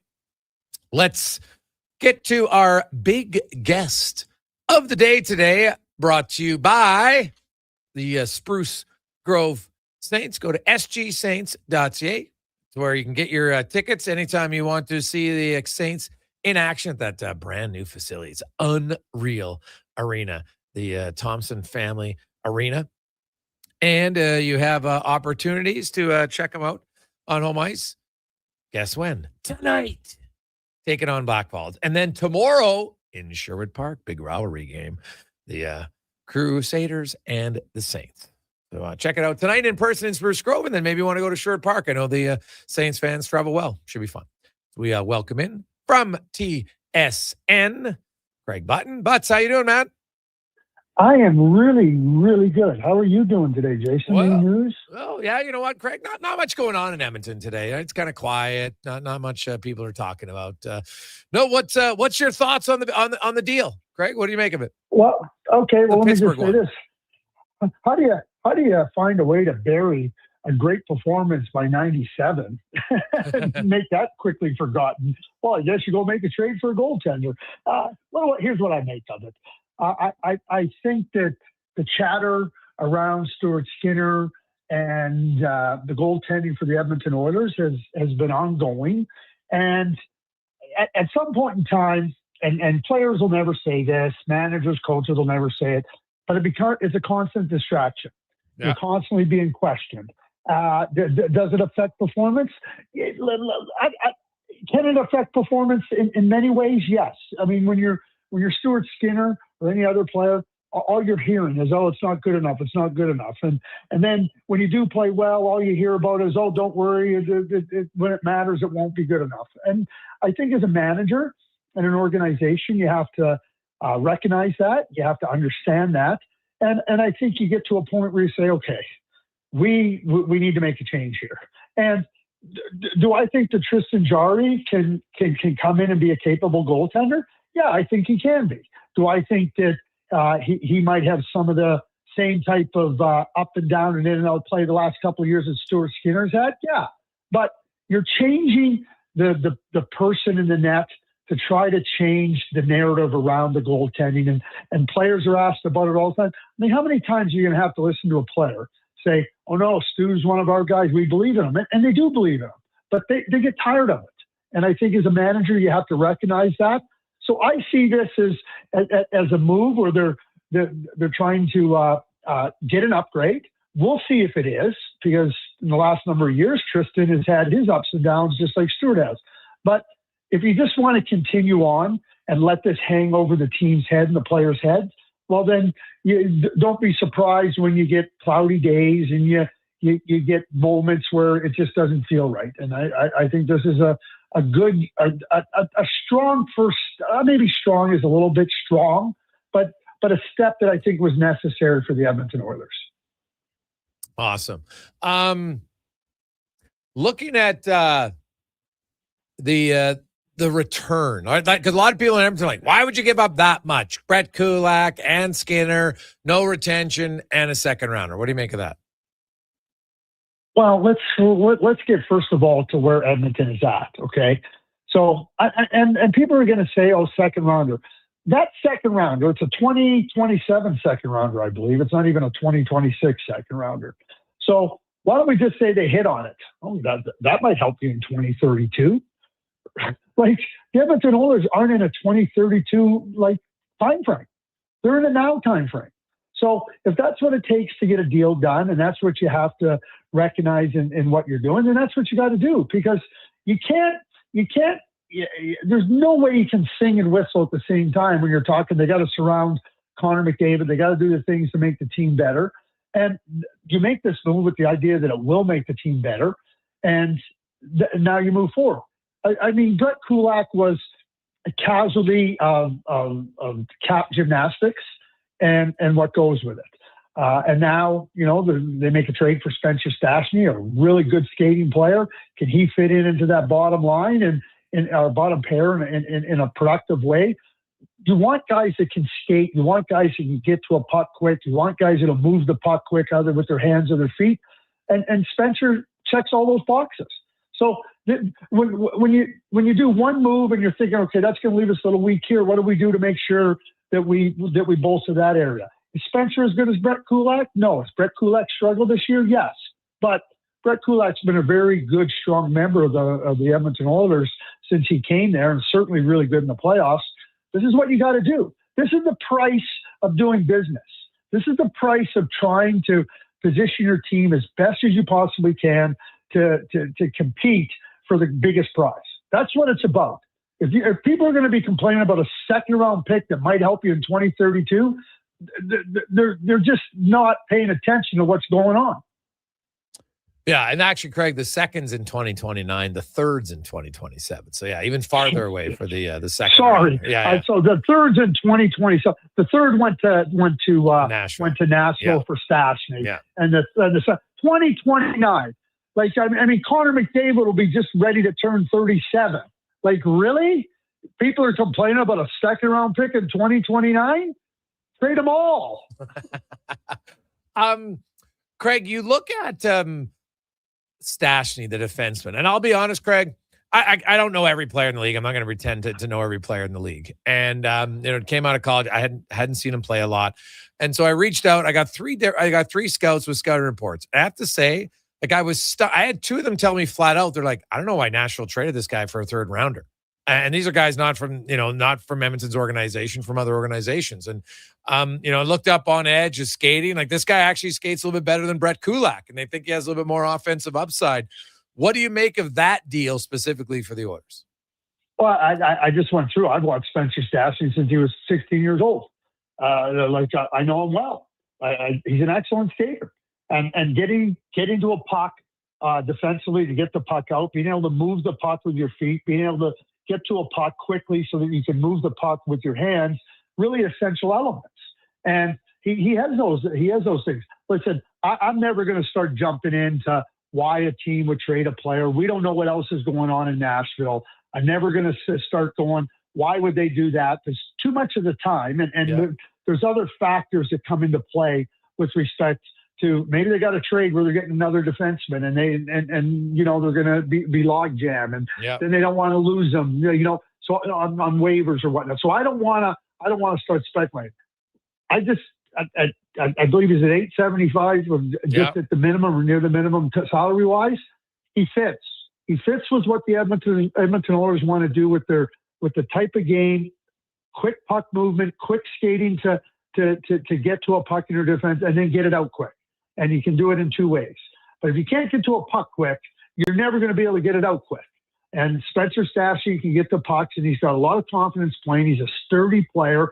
And I don't think there's a lot of offense there. I don't think they're going to get a lot of offense out of Spencer Stastny. Okay. But it's going to help the offense because it's going to mean they spend less time in the defensive zone.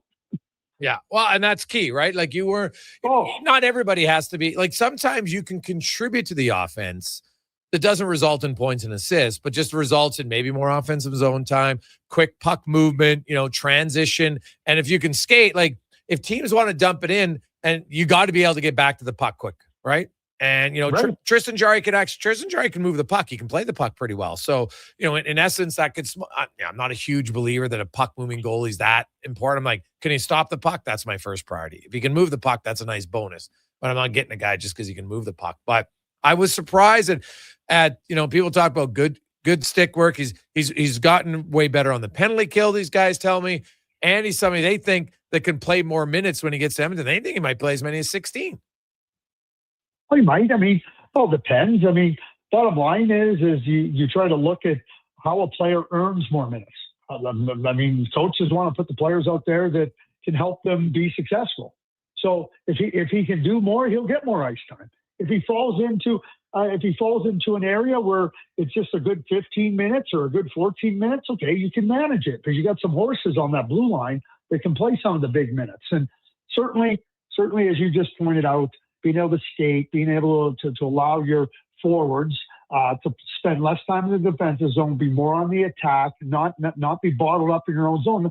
Those are all helpful things for offense. And certainly Spencer has been able to do that in the past. And those are important elements. I mean, you can look at the stat sheet and go, okay, well, it has this many points. You can project, but the essence of players defensively are to get to a puck. And I don't care how good you are offensively. If you can't get to a puck defensively, you're in trouble. The Edmonton Oilers won 5 Stanley Cups with Huddy, Lowe, and Randy Gregg on the blue line. 5. And, Kevin Lowe he's a Hall of Famer, okay? But he wasn't Paul Coffey. And he wasn't, but he was effective. And Randy Gregg and Charlie Huddy, they were able to get the puck up and out of their zone. That's effective defense. Yeah, no, 100%, right? Like the quicker you get it out of your own zone, the better you are as a defender because you're not defending as much. That is, you're right. That's you're pretty exactly easy right. For anybody. What about the Penguins? Let me just say a couple of things too. Tristan Jarry.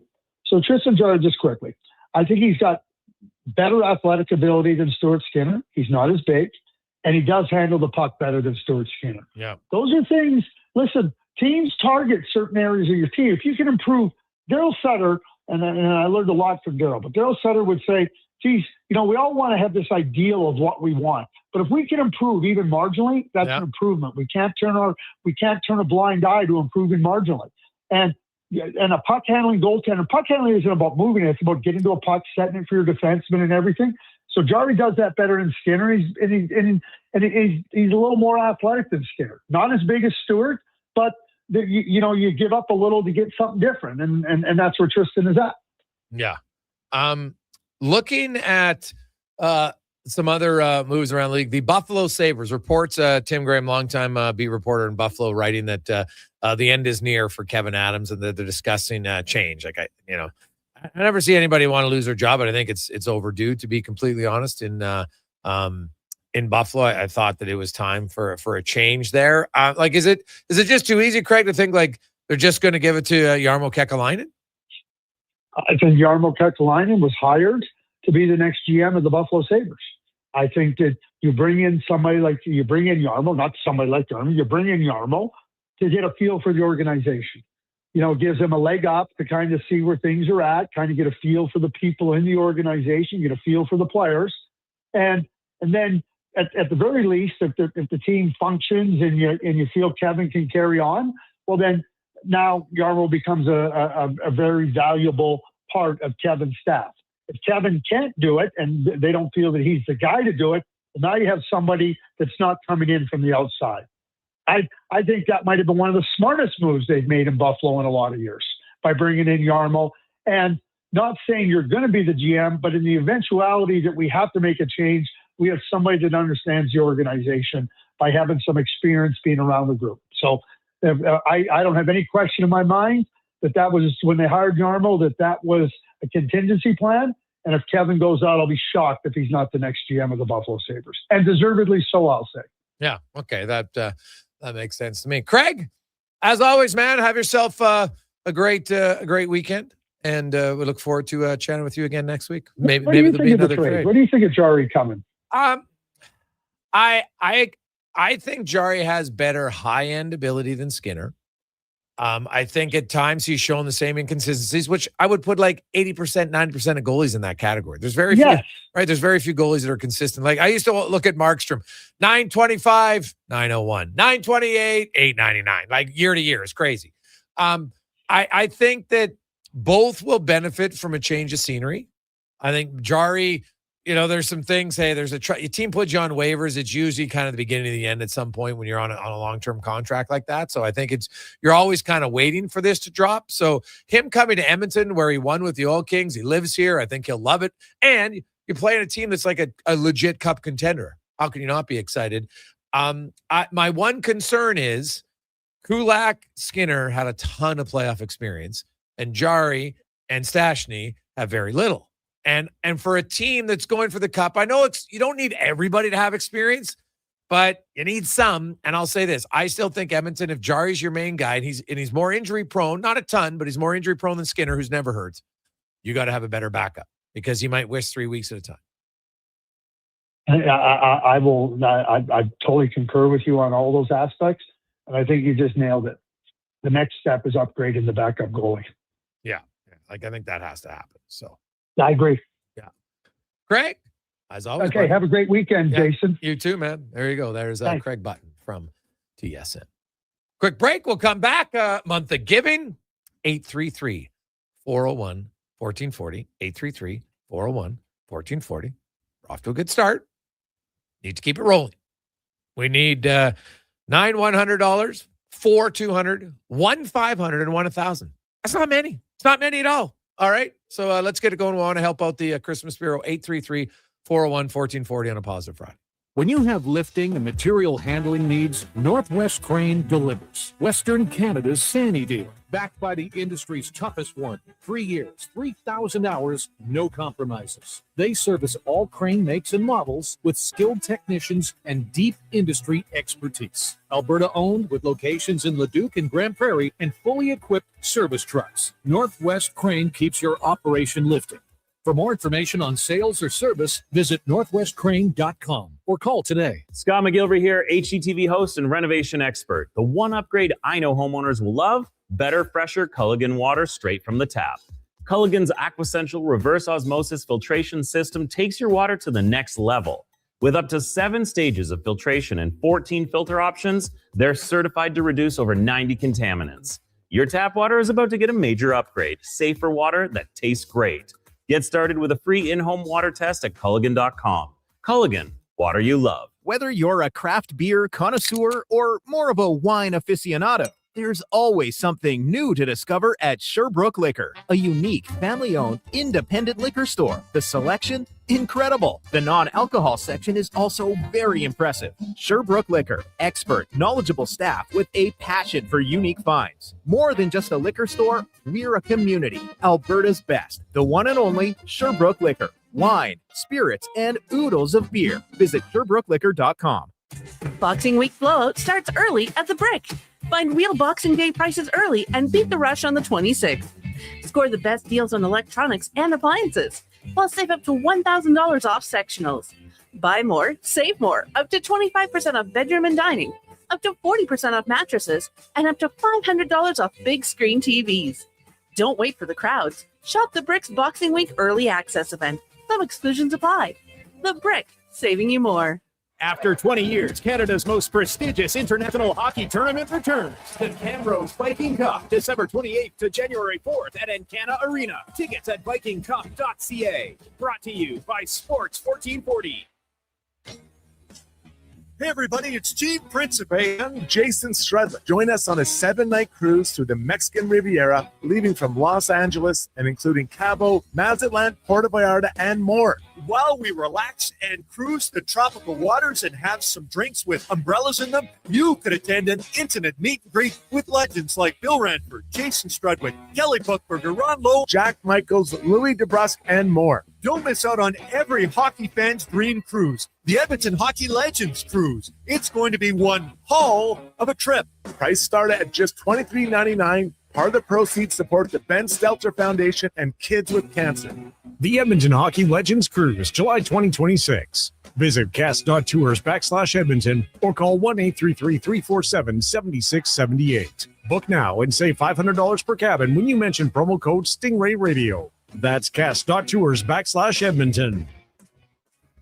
Silent Ice Sports and Entertainment is an innovative market leader across Western Canada. Properties include the Spruce Grove Saints, the Junior Prospects Hockey League, Silent Rides Charter Company, the Hockey Super League, and the newly launched Female Super League. Silent Ice also owns the Western Hockey League Seattle Thunderbirds and operates the Morinville AAA Arena. The Silent Ice Center, a new state-of-the-art entertainment facility in Nisku, features 2 sheets of ice, a 1,600-seat arena, as well as Summit Restaurant. Learn more at silentice.com. Hey, you know winter is really freaking cold, right? So play it smart. Don't get caught freezing in your car with your pants down and no power. At Big Toy Shop right now, lead-acid batteries are just $129. $129 is a great price for a good start. Big Toy Shop.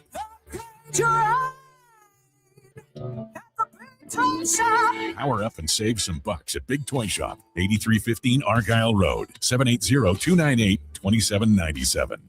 Across rural Alberta, volunteers and community groups work hard to make life better for their neighbors, creating new playgrounds, better rinks, and gathering places that bring us together. Vision Credit Union is proud to lend these local heroes a helping hand. Apply today for a Helping Hand grant up to $10,000 to support your community's next big idea. Let's make great things happen together. Applications are open until January 31st, 2026. Learn more at whatsyourshare.ca. Portions of this hour brought to you by Papa John's. Enjoy a taste of Hawaii with the Papa John's Aloha Trio. Try the classic Hawaiian, Super Hawaiian, or Hawaiian barbecue chicken pizzas for only $19.99 each at papajohns.ca or on the Papa John's app. This is Sports 1440, where Edmonton talks sports. On YouTube, Facebook, and X. Here's Jason Gregor. Brought to you by playalberta.ca.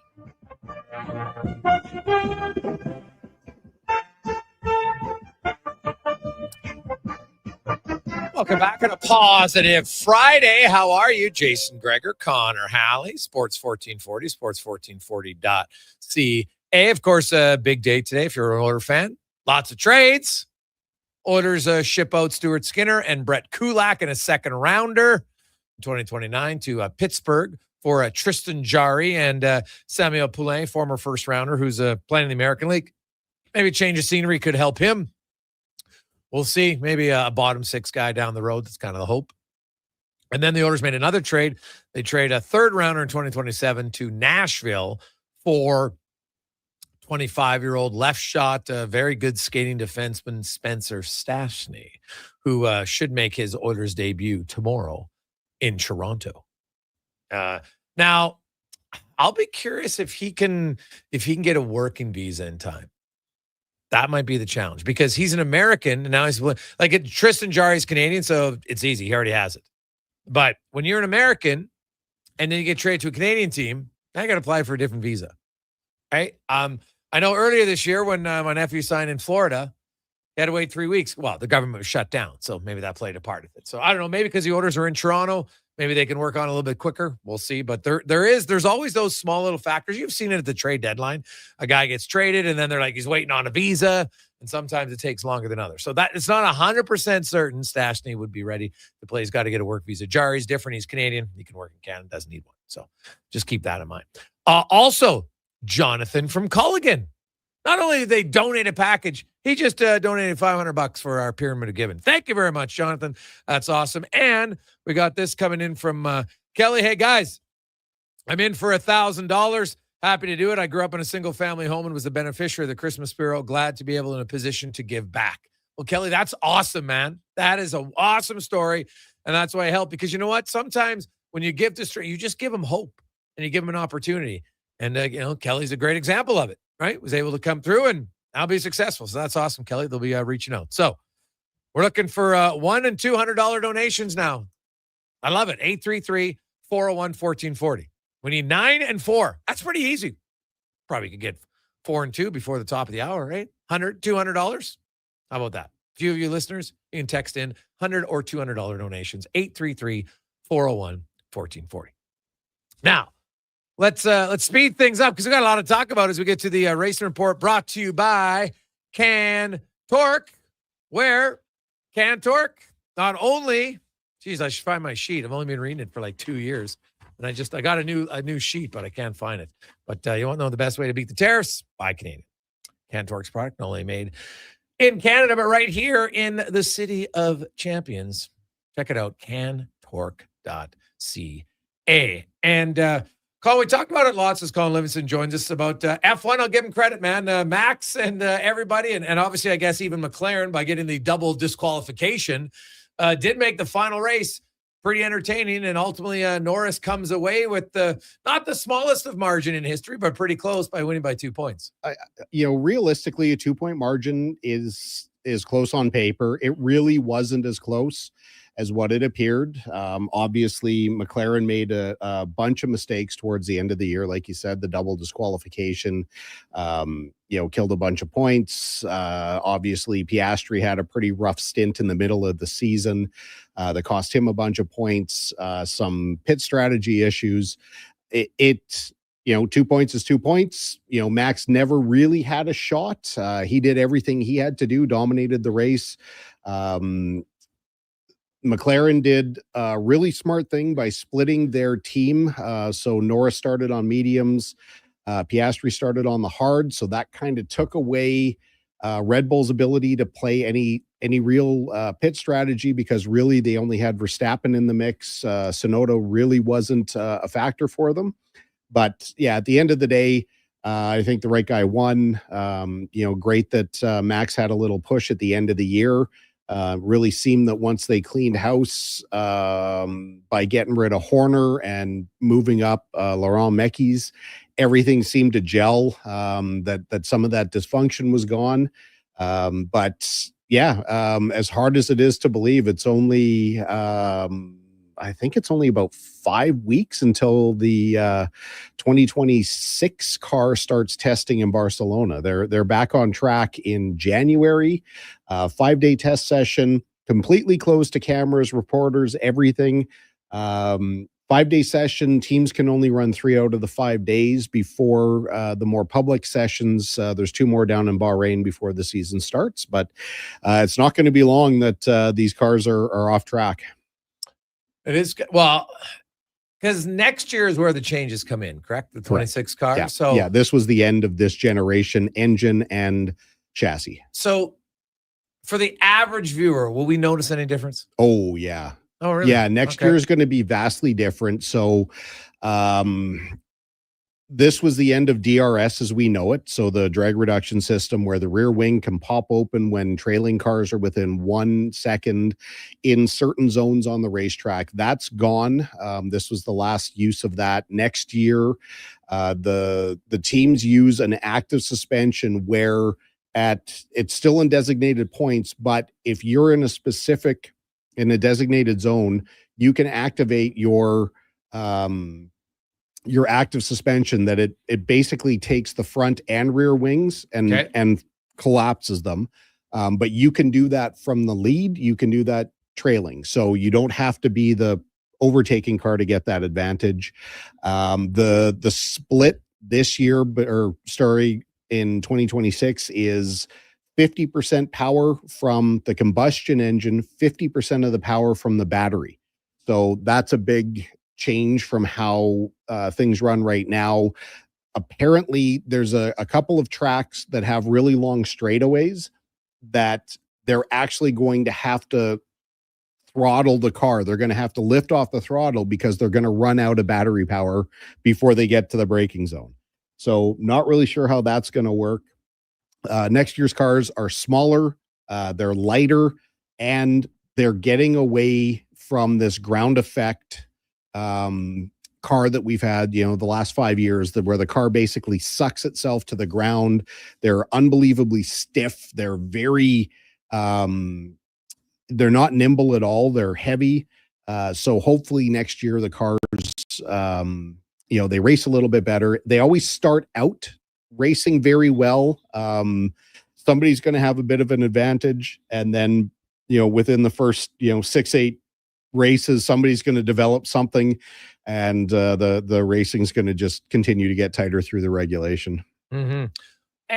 But the new team isn't in 26. Yeah, it is. Okay, Cadillac is on the grid starting. So now we'll have 2 more cars. Correct. On the grid, which, honestly, how competitive do you think they'll be? I don't believe they will be. Yeah.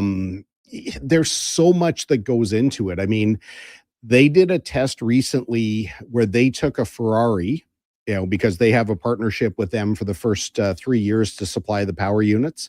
They took an older Ferrari, had Perez in the car. They weren't trying to test the car. They wanted to test all of their logistics at the racetrack. So they wanted to have their pit stops. They wanted to set up the tents. They wanted to set up all the stuff so they could go through all that before the first actual tests and the first actual race. So they are putting time into it, but it's just, there's so much that goes into developing these things. And, teams like, Ferrari, Mercedes are going to have a massive advantage over the other guys because they own their own powertrains. It'll be most interesting to me to see how Red Bull does with their Ford partnership, which starts, effectively January 1st. All right. When you look at the the changes and you say they're going to be noticeable, will it make for better racing? I believe it will. Okay. I saw a really, really good video. I can share it later on that basically he's called Racer 61, interviewed a Formula One aerodynamicist where they've done, computer simulations of how the current cars go through the air versus how the new ones are supposed to go through.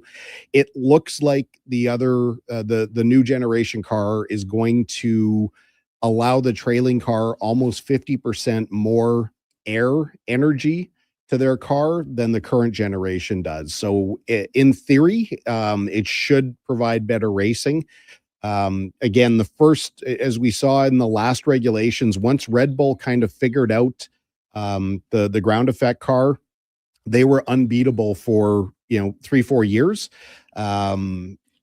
One team is likely going to find an advantage early on, and they're going to start some dominance. But of course, we won't. It sounds like Mercedes really has the power unit to beat, but they're also supplying themselves and 3 other teams next year, so they'll be supplying McLaren again, Aston Martin, as well as Alpine is going to be taking the Mercedes power unit. So they're going to have their hands full for sure. The big news: NASCAR. Michael Jordan went to court. A lot of their numbers come out, and then boom! All of a sudden, like within the next day, the antitrust is gone, and they settle out of court. Yep. What do you make of this? I actually had a conversation with our friend Todd Lewis. He does the play-by-play and the pit reporting for NASCAR. We're chatting about this earlier today. The details haven't come out, so we don't really know how this is going to affect the charter system, how the revenue sharing is going to work going forward, what kind of damages NASCAR is going to be paying to 23XI and Front Row and the teams that held out. But the fact that they're walking away calling it a victory is huge. Number of the team owners have talked, the owner of Front Row Motorsports, even Jeff Gordon, who runs Hendrick Motorsports now, has said even a team the size and scope of Hendrick, with all the success they've had with, multiple championships with Jeff Gordon, 7-time champion Jimmy Johnson, they've never had a profitable season, which is shocking. Now, obviously, these teams have ways of reporting their income to their best advantage, but the fact that they continue to put more money into their team than they take out is shocking. Considering how much money is generated, the bulk of the money should not be within the track owners and the series. I mean, the teams are really doing the bulk of the heavy lifting when it comes to the development, the fan engagement, the drivers are putting their lives on the line. The crews are on the road, 45 weeks a year. Hopefully they can find some kind of equitable balance. And at the end of the day, these guys like Denny Hamlin and Michael Jordan are going to go down in history as legends for, altering the path of how NASCAR operates.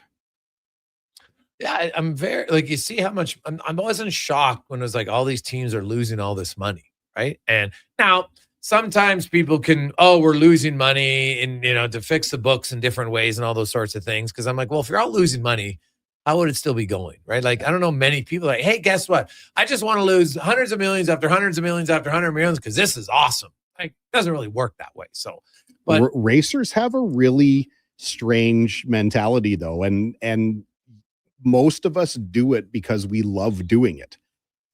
At our level, with go-karts, even with our level at NASCAR, NASCAR Canada, we're not making money. And it's not hard to see that when you scale to a larger element, like the drivers are making money, they're getting paid pretty well. I mean, Denny Hamlin, I think his salary was reported at $14 million a year.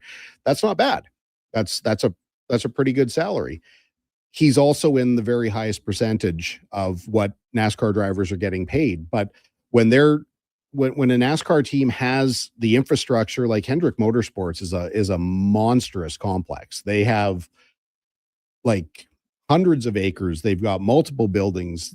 Back in the day, they had full engine department. They had full chassis department. They had all their R&D was done under one umbrella.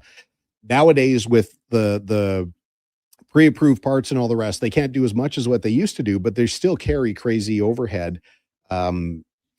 They obviously do well with their sponsors, but their ability to generate revenue is entirely based on what they can do within the NASCAR world. So it makes sense that the teams are they're going to see a better piece of the pie. Awesome. What were you breaking down the orders trades today? What did you think? Honestly, I noticed. Yeah, I mean, it's no secret. I don't really follow what's going on. When I was listening, it's been kind of a running joke in the shop. I'm not going to say it right, but there's a goalie. Was he with Buffalo? Lukanen? Yeah. I want that guy in there because that's the coolest name in all the sports. I would buy that jersey and I would proudly wear it. Okay. I think that's fantastic. I heard about the Skinner thing this morning. I didn't know the Kulak was part of the deal. That's kind of disappointing to lose local talent. Yes.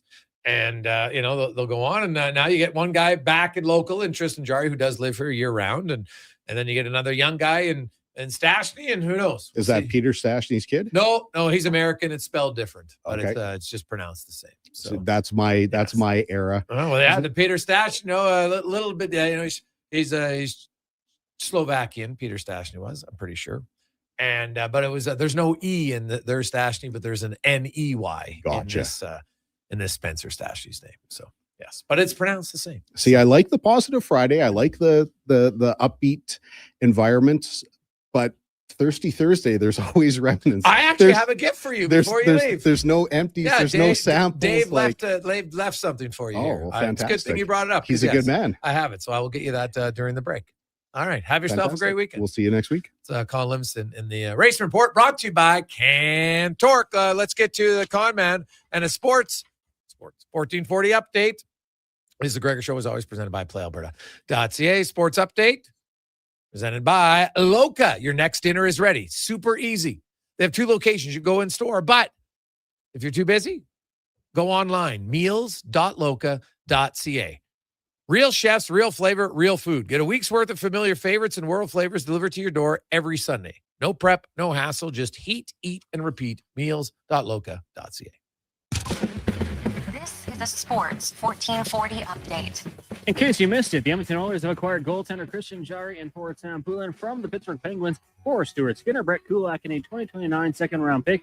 They also brought in Spencer Stastny from the Nashville Predators for a 2027 third-rounder. Oilers in action tomorrow night, taking on the Maple Leafs. Tonight, you got the Blues and the Blackhawks at 6. Then at 7, the Kraken taking on the Mammoth in the Association. Getting going at 5, Hornets and Bulls. Hawks meet the Pistons. 76ers take on the Pacers. Cavs in Washington. The Grizz will host the Jazz. Nets take on the Mavericks. And the Warriors up against the Minnesota Timberwolves. In the BCHL today, Spruce Grove in action tonight. They'll host Blackball. It's at the Thompson Family Arena. Puck drop 7 earlier today. Crusaders getting past Okotoks 5-4 in overtime. And in the AJ, 5 games tonight, including Camrose and Fort Mac. Devon hosting Olds, and Drumheller takes on Whitecourt. Coming up in hour 3 of the Jason Gregor Show, we'll be joined by the voice of the Preds, Max Hers. We'll talk some goaltending with Kevin Woodley of In Goal Magazine, and we'll ask 5 questions. I'm Connor Halley. This has been a Sports 1440 update. Sports 1440, Stingray radio station. CKJR broadcasts from West Edmonton Mall and Wetaskiwin. Download the free Stingray music app and listen wherever you go. Mr. Rooter decorates a gingerbread house. Wow. What did you do here, Mr. Rooter? Well, we've got a Jube Jube toilet, complete with an icing base wax seal. The main water line is licorice, red for hot, black for cold. You got your standard marshmallow hot water tank and a candy cane sewer line. And on the outside, candy corn hose bibs. Disgusting, but they get the job done. To have your Yule clogs fixed, trust one plumber, Mr. Rooter. I'm making my list, checking it twice. And guess what? I'm giving Wilhock beef jerky to everyone, naughty and nice. Because honestly, everyone deserves a taste of Alberta's finest, no matter if they've been bad or good. So this holiday season, skip the chocolates and pass on the turkey. Make sure you're Wilhocking around the Christmas tree with Alberta's best beef jerky. Ho, ho, ho! Call to place your pre-order today. Positive Friday. 986-2537. Across the province, Albertans are taking their shot on Play Alberta. Welcome back. Casino winners every hour, jackpots worth millions, and revenue that stays in the province. There's never been a better time to sign up. Right now, our listeners can score a $50 free bet when they make a minimum $50 deposit with code Gregor50. That's code Gregor50 for a $50 free bet. Start playing with your game sense today to find out if you're Alberta's next winner. The longest running basketball show in Canada airs every Saturday morning at 10 on Sports 1440. Hoop City with Paul Sir introduces a new generation of basketball talk, and it's right here on Edmonton's home for sports, Sports 1440. I'm Mike here from Northgate Chevrolet Buick GMC. December is here. Christmas shopping, Christmas wrapping, Christmas baking, grocery shopping. What about our vehicle? Does it need tires? It's not running. And no problem. We got you covered. At Northgate GM, we have a tremendous selection of newer used vehicles, winter tires at cost, and of course, service with a smile. Come in and see us today, 13215 97th Street, or visit us online at northgategm.com. You're in Northgate country. Picture this. You're sleeping and you're awake, but it's a good day because you're about to make your way to McDonald's to pick up some breakfast. Fast forward, you're there. What's this? You can now get all those breakfast classics penny style with rich, creamy hollandaise style sauce. A happy little tear rolls down your cheek. You grab your small McCafe premium roast coffee, still just $1 plus tax every day. And see. Get up and at 'em with the Egg McMuffin. At participating McDonald's restaurants in Canada. Prices exclude delivery. Born from work, built for play. Carhartt's all-new Super Ducks tech jackets are built for hard-working people who can't sacrifice mobility for durability. This ultra-tough gear fights off wind, snow, and cold, while full-swing technology flexes with every move and still packs 3M insulation for maximum warmth. Try your new Carhartt Super Ducks at JobSite Workwear. 3 locations in Edmonton and online at jobsiteworkwear.ca. JobSite Workwear, tough different jobs. As 2025 comes to a close, GS Construction would like to take the time and thank our crews, our partners, and our communities for another successful year of teamwork and growth. Together, we've helped keep Edmonton and the surrounding area moving by building and maintaining the underground infrastructure that keeps everything running smoothly. It's been another year of dedication, pride, and hard work the team has put in to make it all possible. To learn more about our people and our projects, visit gsconstruction.ca.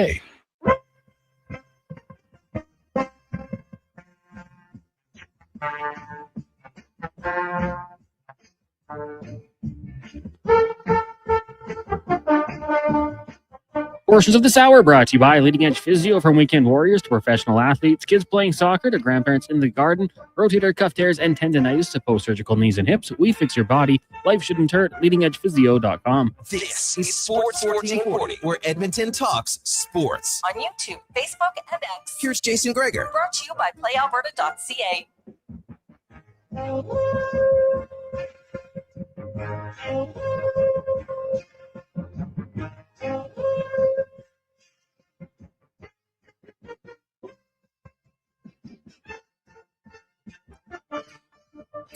Welcome back. Jason Gregor, Connor Halley. Positive Friday, the Gregor Show, presented by PlayAlberta.ca. I'm screwing with my chair during the break. What's going on?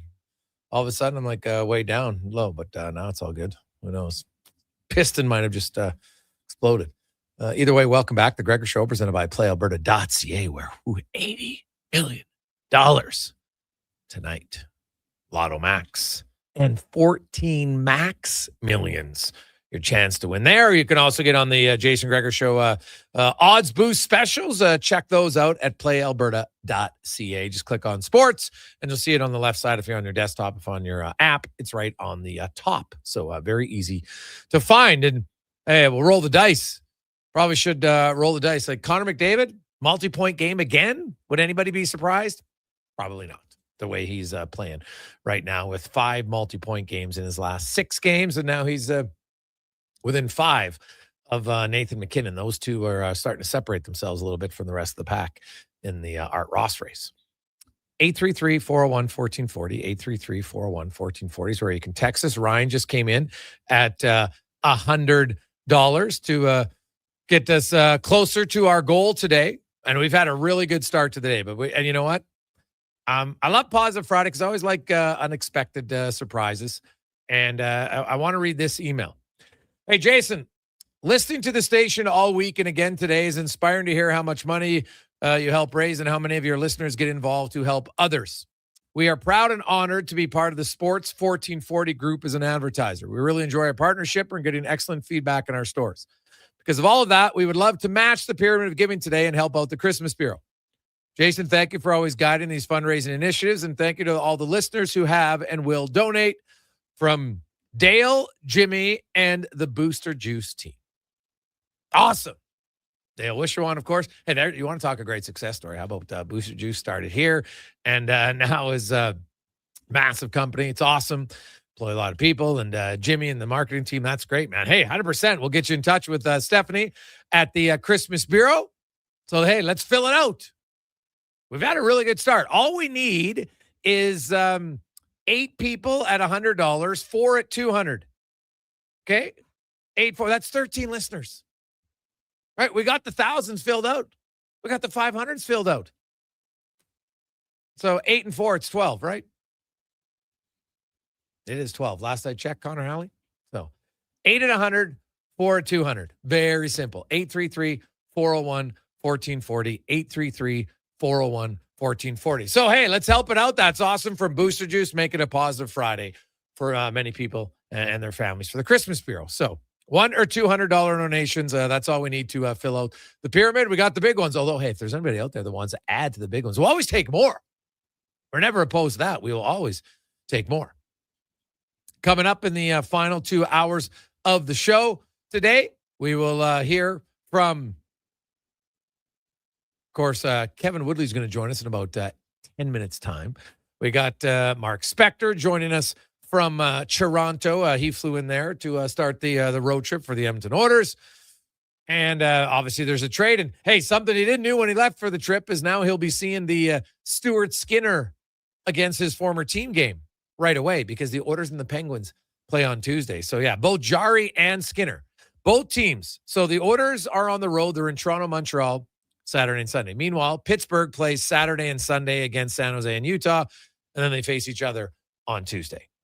So pretty good chance that you could have both play head-to-head. Now, let's get to the oil report, brought to you by Go Auto, where they have over 15,000 vehicles for you to choose from. And, hey, speaking of fundraising and charity, how about $24 million they have donated and kept in the Edmonton community? It's awesome. They love the communities where they work. That is goauto.ca. And the Edmonton Oilers. So we talked a lot about the trade for the goaltending, big trade, but the Oilers also made another move, kind of corresponding move that I don't think would have been made. They weren't going to make that move until they had that one secured to make the Jarry trade to give away Kulak, because he needed a defenseman to replace him. And that defenseman turns out to be Spencer Stastny, who was a 4th-round pick of the Nashville Predators many moons ago. He's played every game this season, one of only 2 defensemen to dress in all 30 games this year for the Predators. Max Hers joins us from Nashville to get the lowdown on the deal. Max, how you doing, Matt? What's up, guys? I have just landed in Denver with the Preds, and so I'm a little closer to Edmonton than usual. Happy to be on with you guys. Always happy to. Yeah, so tell us, I got some very positive scouting reports. I'll be honest, I didn't know a lot about Stastny prior to today. Obviously, very good skater. When you watch him, what's his biggest strength that Oiler fans should be excited to see when he comes to Edmonton? Has anybody tried to convince you he's related to Paul and Peter yet, or no? Because No. I tried to, and then they noticed that extra E in there. Yeah, the extra E kind of gives it away. Yes. Good. Well, I'm glad you didn't fall for it. No, we really like Spencer Stastny. It was great to watch him really this year. you hit on it. The fact that he played in every game was a big step for him. And he already has career highs in games, goals, assists, and points. And he's played in each of the last 4 seasons since he made his debut. So it was a big milestone year for him. And the thing that has brought his story the most publicity is him opening up this summer on Elliot Friedman's podcast about his battles with mental health and depression and anxiety, and the fact that he's finally in the clear and he feels the best he's ever felt. And he was close to retiring and giving up on hockey, and he now loves the game for the first time. And even when he was struggling, which he admits that he was up until this summer, and this is the first season where he's really felt like his best self, he had his moments where he was really good. He's a really fast skater. He's a defenseman who can play in both ends. He's a penalty killer. I think he could be in the power play if he ever needed to. And it's speed, speed, speed. And when he uses his speed, he's been effective in the NHL. And I think he's done a lot of things well. So I think he'll be a really good fit for the Oil. Why would Nashville move him? They got a lot of defensemen right now. And that was what Barry Trotz said this morning after the trade. And I mean, it's no secret that the Predators are open for business. And the fact that they hadn't made a trade yet this year doesn't mean that they hadn't fielded offers. And as you said, I think the fact that the Oilers pulled a big trigger opened up a trade for the Preds and an offer that Barry Trotz liked enough to make the move on. And I don't know if they necessarily chose other guys over Stastny, because they have Adam Wilsby, who's very, very similar profile in every way and is also left-handed, and Justin Barron, who is a couple of years younger, but just as experienced in the league and right-handed. And those are guys who are going to stay up in the NHL this year. And then they also have guys in the pipeline they really like who are that speedy offensive type defenseman, one of which, and really the headliner of which, is Tanner Molendyk, who was drafted with one of the picks from the Ekholm trade. Yeah. Okay. And so you look at Stastny, young guy, he's kind of got into his own. I hear he's very good at going back to get the puck. He's an excellent skater. He's one of those kind of effortless skaters. Doesn't look like he's going fast, but moves very well. And I looked at his numbers. Like Brett Kulak's a really good skater for Edmonton, and Stastny's numbers are actually all quicker than his this year, so it matches it. The Preds themselves overall, we saw Steven Stamkos score 4 goals last night, and for a goal scorer, that can do wonders for a team. Now they are taking on the juggernaut Avalanche in their next game, so that'll be tough. But what do you make of Stamkos' season, and how deep do you think the Preds are going to go here in selling off some pieces before the deadline? Well, we got a long way to go, so I don't feel qualified to answer that part of it right now. And last night was definitely a big release for Stamkos. And the Preds have won 6 of their last 8 games. They're 5 points out of a playoff spot right now. Like, the dream is a little bit alive, and the team has been in solid shape even when they've been losing. Like, last year was a tough time. They started 0-5, and things were never really good. This year, I think the team has been really tight-knit, and the last few weeks, the buy-in has shown on the ice much more, and they've won 6 out of 8 games, and they beat the Avalanche earlier this week already in a nationally televised game in the U.S. They gave up a goal in the second minute. They let the Avs tie it in the final minute of the third, and they still found a way to win. And last year especially, and even earlier this year, that would have been enough to break them, and it wasn't this time. And the reports that they have the most toxic environment in the history of the NHL, even when they were on losing streaks, were so wrong. And I don't know where that was coming from, to be honest with you. But the players are all really happy to be on the team. They're happy to be together in a way that I don't think they were last year at all. And it's shown these last 3 weeks with wins, which is good to see. When you look at Stamkos, obviously a game like that can boost confidence to any player, but a guy who's been a longtime goal scorer who hasn't scored at the level that he would have liked, what was maybe missing than maybe what he kind of unearthed last night? Yeah, sorry, I didn't mean to duck the Stamkos portion of your last question. It's funny because looking at those goals, they weren't really Stamkos goals. They were all 5-on-5 goals. One of them was a 2-on-1, but his shot was actually stopped and he scored on the rebound. And then the other ones are either working the net front or getting a deflection to go in his favor. And they weren't one-timers. So he's showing that he can score in different ways. And the way it worked out last night, the Preds had 11 forwards and 7 defensemen in that game. He ended up, for all 4 of his goals, on the ice with Matt Wood, who's a rookie, and Fedor Svechkov, who's in his second year. And those guys were both +4 on the ice for all 4 of his goals. So if they can get him line mates, like the last few weeks he's been with Ryan O'Reilly and Luke Evangelista, and he's been better. But if he can get those guys into the fight with him and make that more than just a one-game thing, that would be great for Stamkos. But Andrew Brunette was exceptionally complimentary of him after the game, just for how he's handled the tough times. And I would echo that. I mean, he's been a gentleman. He's been a Hall of Famer. And even when times are tough, he's been the same guy, was what Brunette said. And I thought that was a really high compliment, and I'd second that. If you look at the Preds, because it is funny, like this year, teams win 3 in a row and suddenly you're right close because there's not a lot of separation in a lot of divisions. And really, like the Winnipeg Jets, Connor Hellebuck injury has brought them right back. Like the top 3 teams in the Central are pretty much, the Avs, Stars, and Wild would be stunned if they're falling out of the top 3. So that means you got Nashville, you got Utah, who just lost Logan Cooley, the Chicago Blackhawks, who I think are surprising people a little bit this year, Seattle, San Jose, all these teams are kind of battling for a playoff spot. Obviously, players are never going to want to quit. It comes up to management if management decides what direction we want to go in. And I get that some of these teams might say, well, let's just wait until we have to. And then if we have to decide to sell off, we'll do it. But there's no reason to rush. Yeah. Well, you got to remember, too, the reason why I'm on with you guys right now, that the Preds did just trade a 25-year-old homegrown player for a future asset today. Yeah. So I think that signals to you that 6 out of 8 is not going to make them buyers all of a sudden. Yeah. But no, I think it could go a lot of different ways. They do have veteran players on expiring contracts who I think a lot of teams would want. Michael Bunting, Michael McCarron, Eric Halla fit that bill. And then you have the guys with the no moves. And that's going to be an interesting conversation because those are players that other teams want. But those guys have stays in it, and it has been widely reported that even though he doesn't have one in his contract, the Predators are going to honor Ryan O'Reilly in the same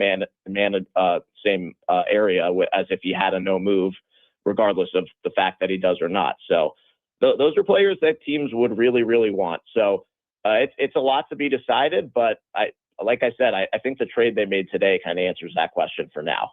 Yeah. So, and that's fair.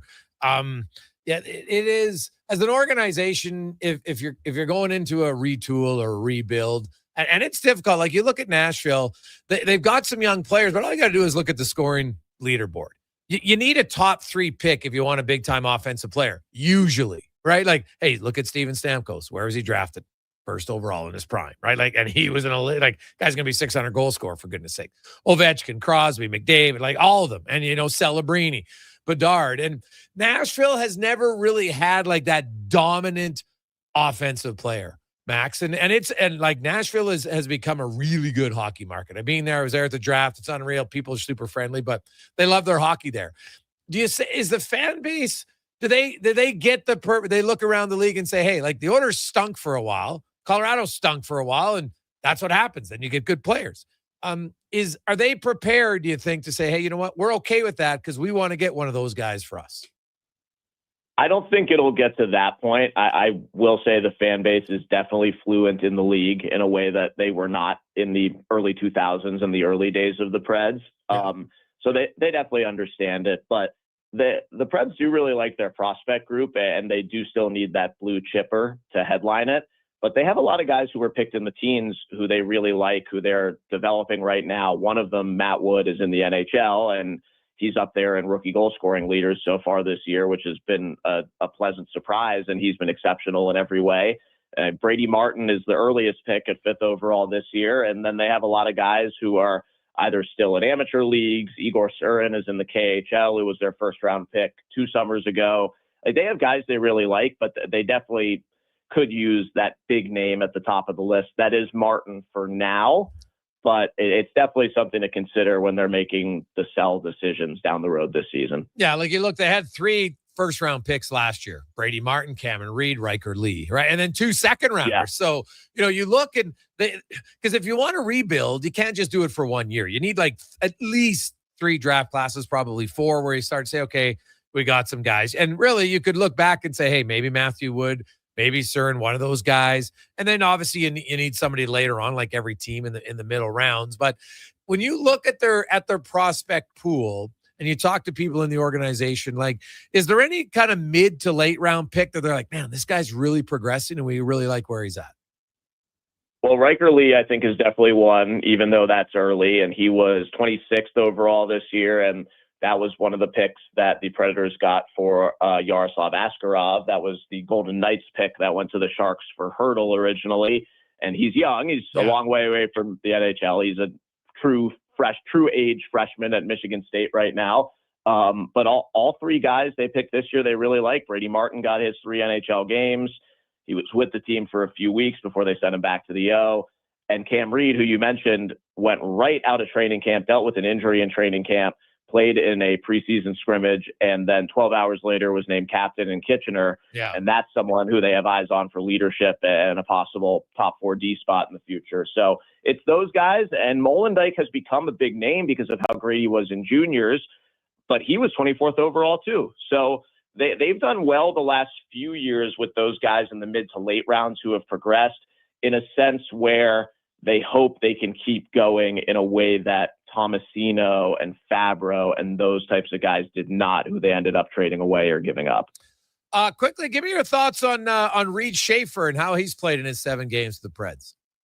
Yeah, he's been fun to watch. He's got 2 goals in 7 games, and when he's used the body, he's been really successful.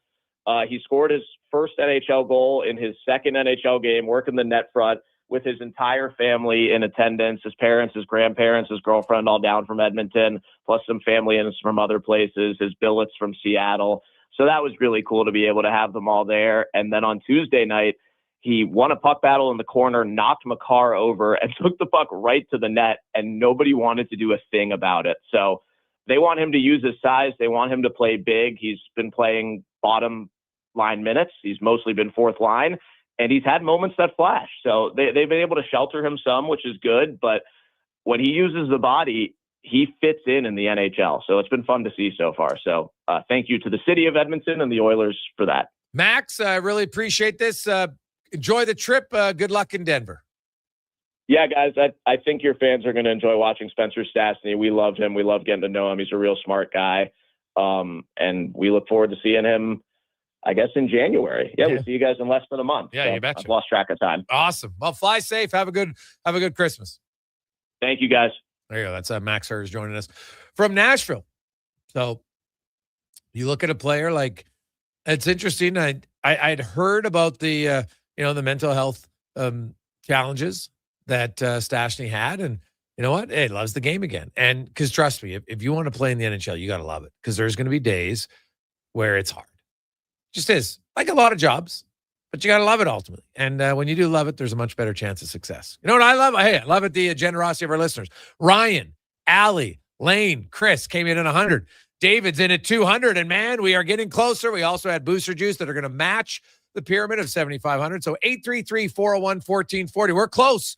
We got 5 $100 donations left, and we got 3 $200s. Now, we'll always take an extra 5 or 1,000 if you want to. It's Positive Friday. We can always do more, right? We can always do more, but that's our minimum to get booster juice to match it. So 833-401-1440. Very close. 5 100, 3 at 200. Easy to fill out. 833-401-1440. We'll return. It's the Gregor Show, presented by PlayAlberta.ca. You've got a go-to coffee spot, a trusted barber, even a lucky game day jersey.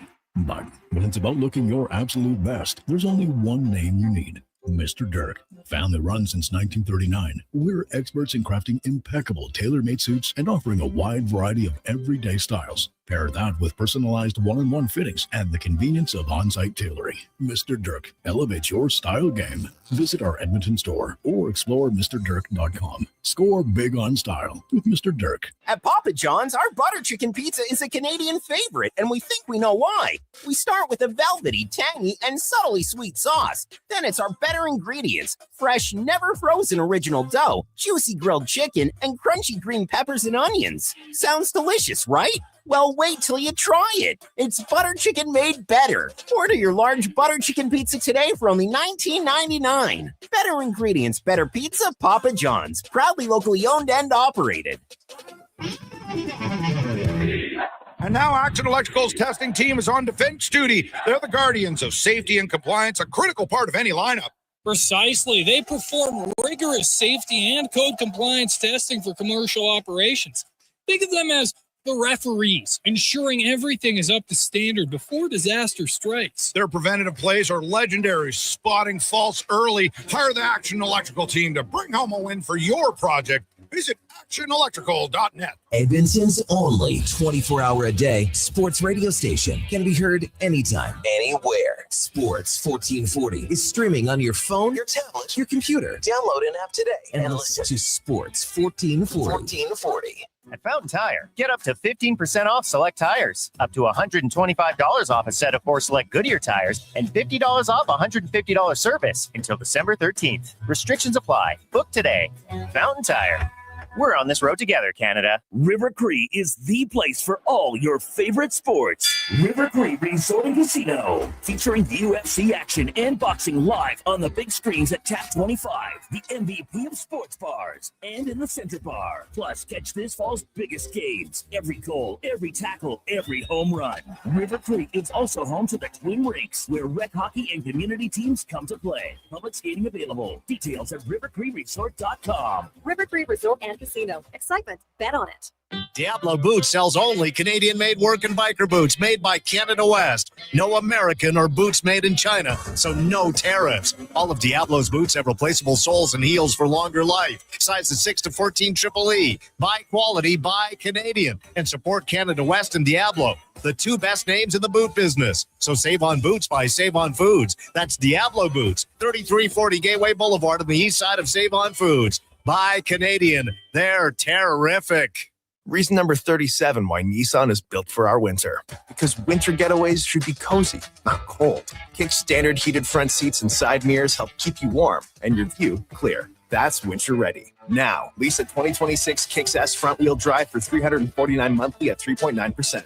Or get $2,000 cash purchase bonus on remaining 2025 models. Visit your local Nissan dealer today or nissan.ca for more details. Lease term for 48 months with $1,249 down. Conditions apply. Visit your local Edmonton and area Nissan dealer for more information.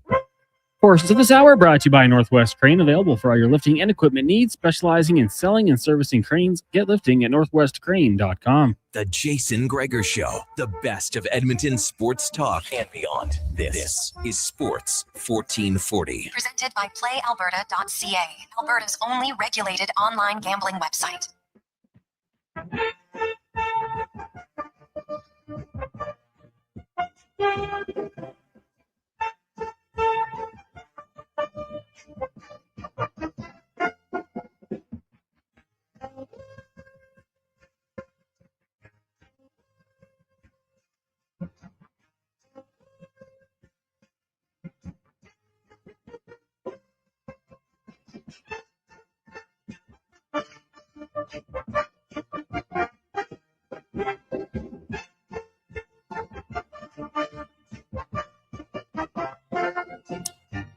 Well, so Friday continues on. Welcome back.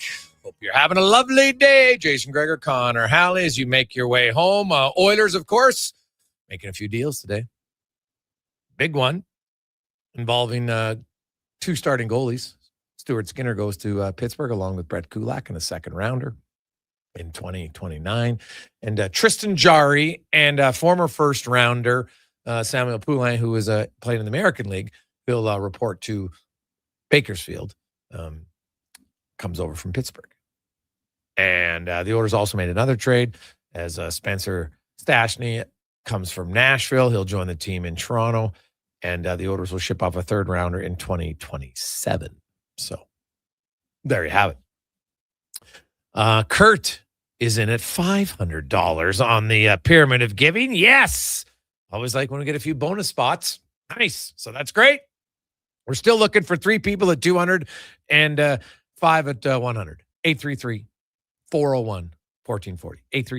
833-401-1440. Text in your name. It's Positive Friday. It's good. Booster Juice is matching today. We got a nice letter from the gang at Booster Juice today. So that's awesome. So, hey, it could be a really positive Friday for the Christmas Bureau. So help us out. Fill out the pyramid. Here we got about an hour and 20 minutes to go. I'm pretty sure we'll get there, but you never want to take it for granted. Let's welcome in to the show from NHL.com. We're doing a guest appearance because, hey, anytime we want to talk goalies, who do we talk to? No one better than Woodley. Kevin Woodley from In Goal Magazine, NHL.com joins us. Kev, how you doing, Matt? Well, I just got off the ice, and I think the guys that were playing in front of me might beg to differ about that. Nobody better when it comes to goaltending thing, but we survived. You know, the secret to playing above your head is to select the 2-time Stanley Cup winner to play defense in front of you. So thank you to Bob Rouse for taking care of me today. Oh, Bob Rouse, nice. Detroit Red Wing, I like it. Yeah. So let's break down the numbers, Kev. What do you make of this deal? Let's start with the goalies. What do you think Jarry is going to do in Edmonton? I mean, that's a good question. If I had the answer unequivocally, you know what I mean? I'd feel better about it. The reality is the numbers point to a pretty positive likelihood, right? Like when we take a look at how he's performed, especially this year. And I think it's really important to kind of break it down between this year and in the past. His numbers this year, I know, like I've seen the memes, right? They traded Stuart Skinner for Stuart Skinner East. Like I've seen that stuff online. The reality is heading into last night, Tristan Jarry was top 7 in the National Hockey League in adjusted save percentage. Numbers took a little bit of a hit, dropped to 10th after the game in Montreal. It's still a small sample size, but he has played exceptionally well this season. So don't discount the performance he's given them for a third of the season. He's been hurt for a chunk of it, but when I look at his numbers right now, in terms of chances faced, are right there from a quantity wise with Connor Hellebuyck, and his adjusted save percentage is right there with Connor Hellebuyck. He's had a hell of a year. When I plug his numbers into Edmonton's system, and that actually just posted an article at ingoalmag.com that sort of breaks this all down. They have a function called goalie swap. We talked about it Monday, Jason, about what Binnington would look like. So far this year, if you plug Tristan Jarry into the Edmonton Oilers environment, they would have given up, and hey, this is just math, it's not absolute, but they would have given up 15 fewer goals, which is going to excite people to hear. The reality is 10 of them are in Calvin Pickard's minutes. Head-to-head with Stuart Skinner, if you put Jarry in for Skinner's minutes, you're saving about 6 goals to this point in the season. There are some things that he is significantly better at.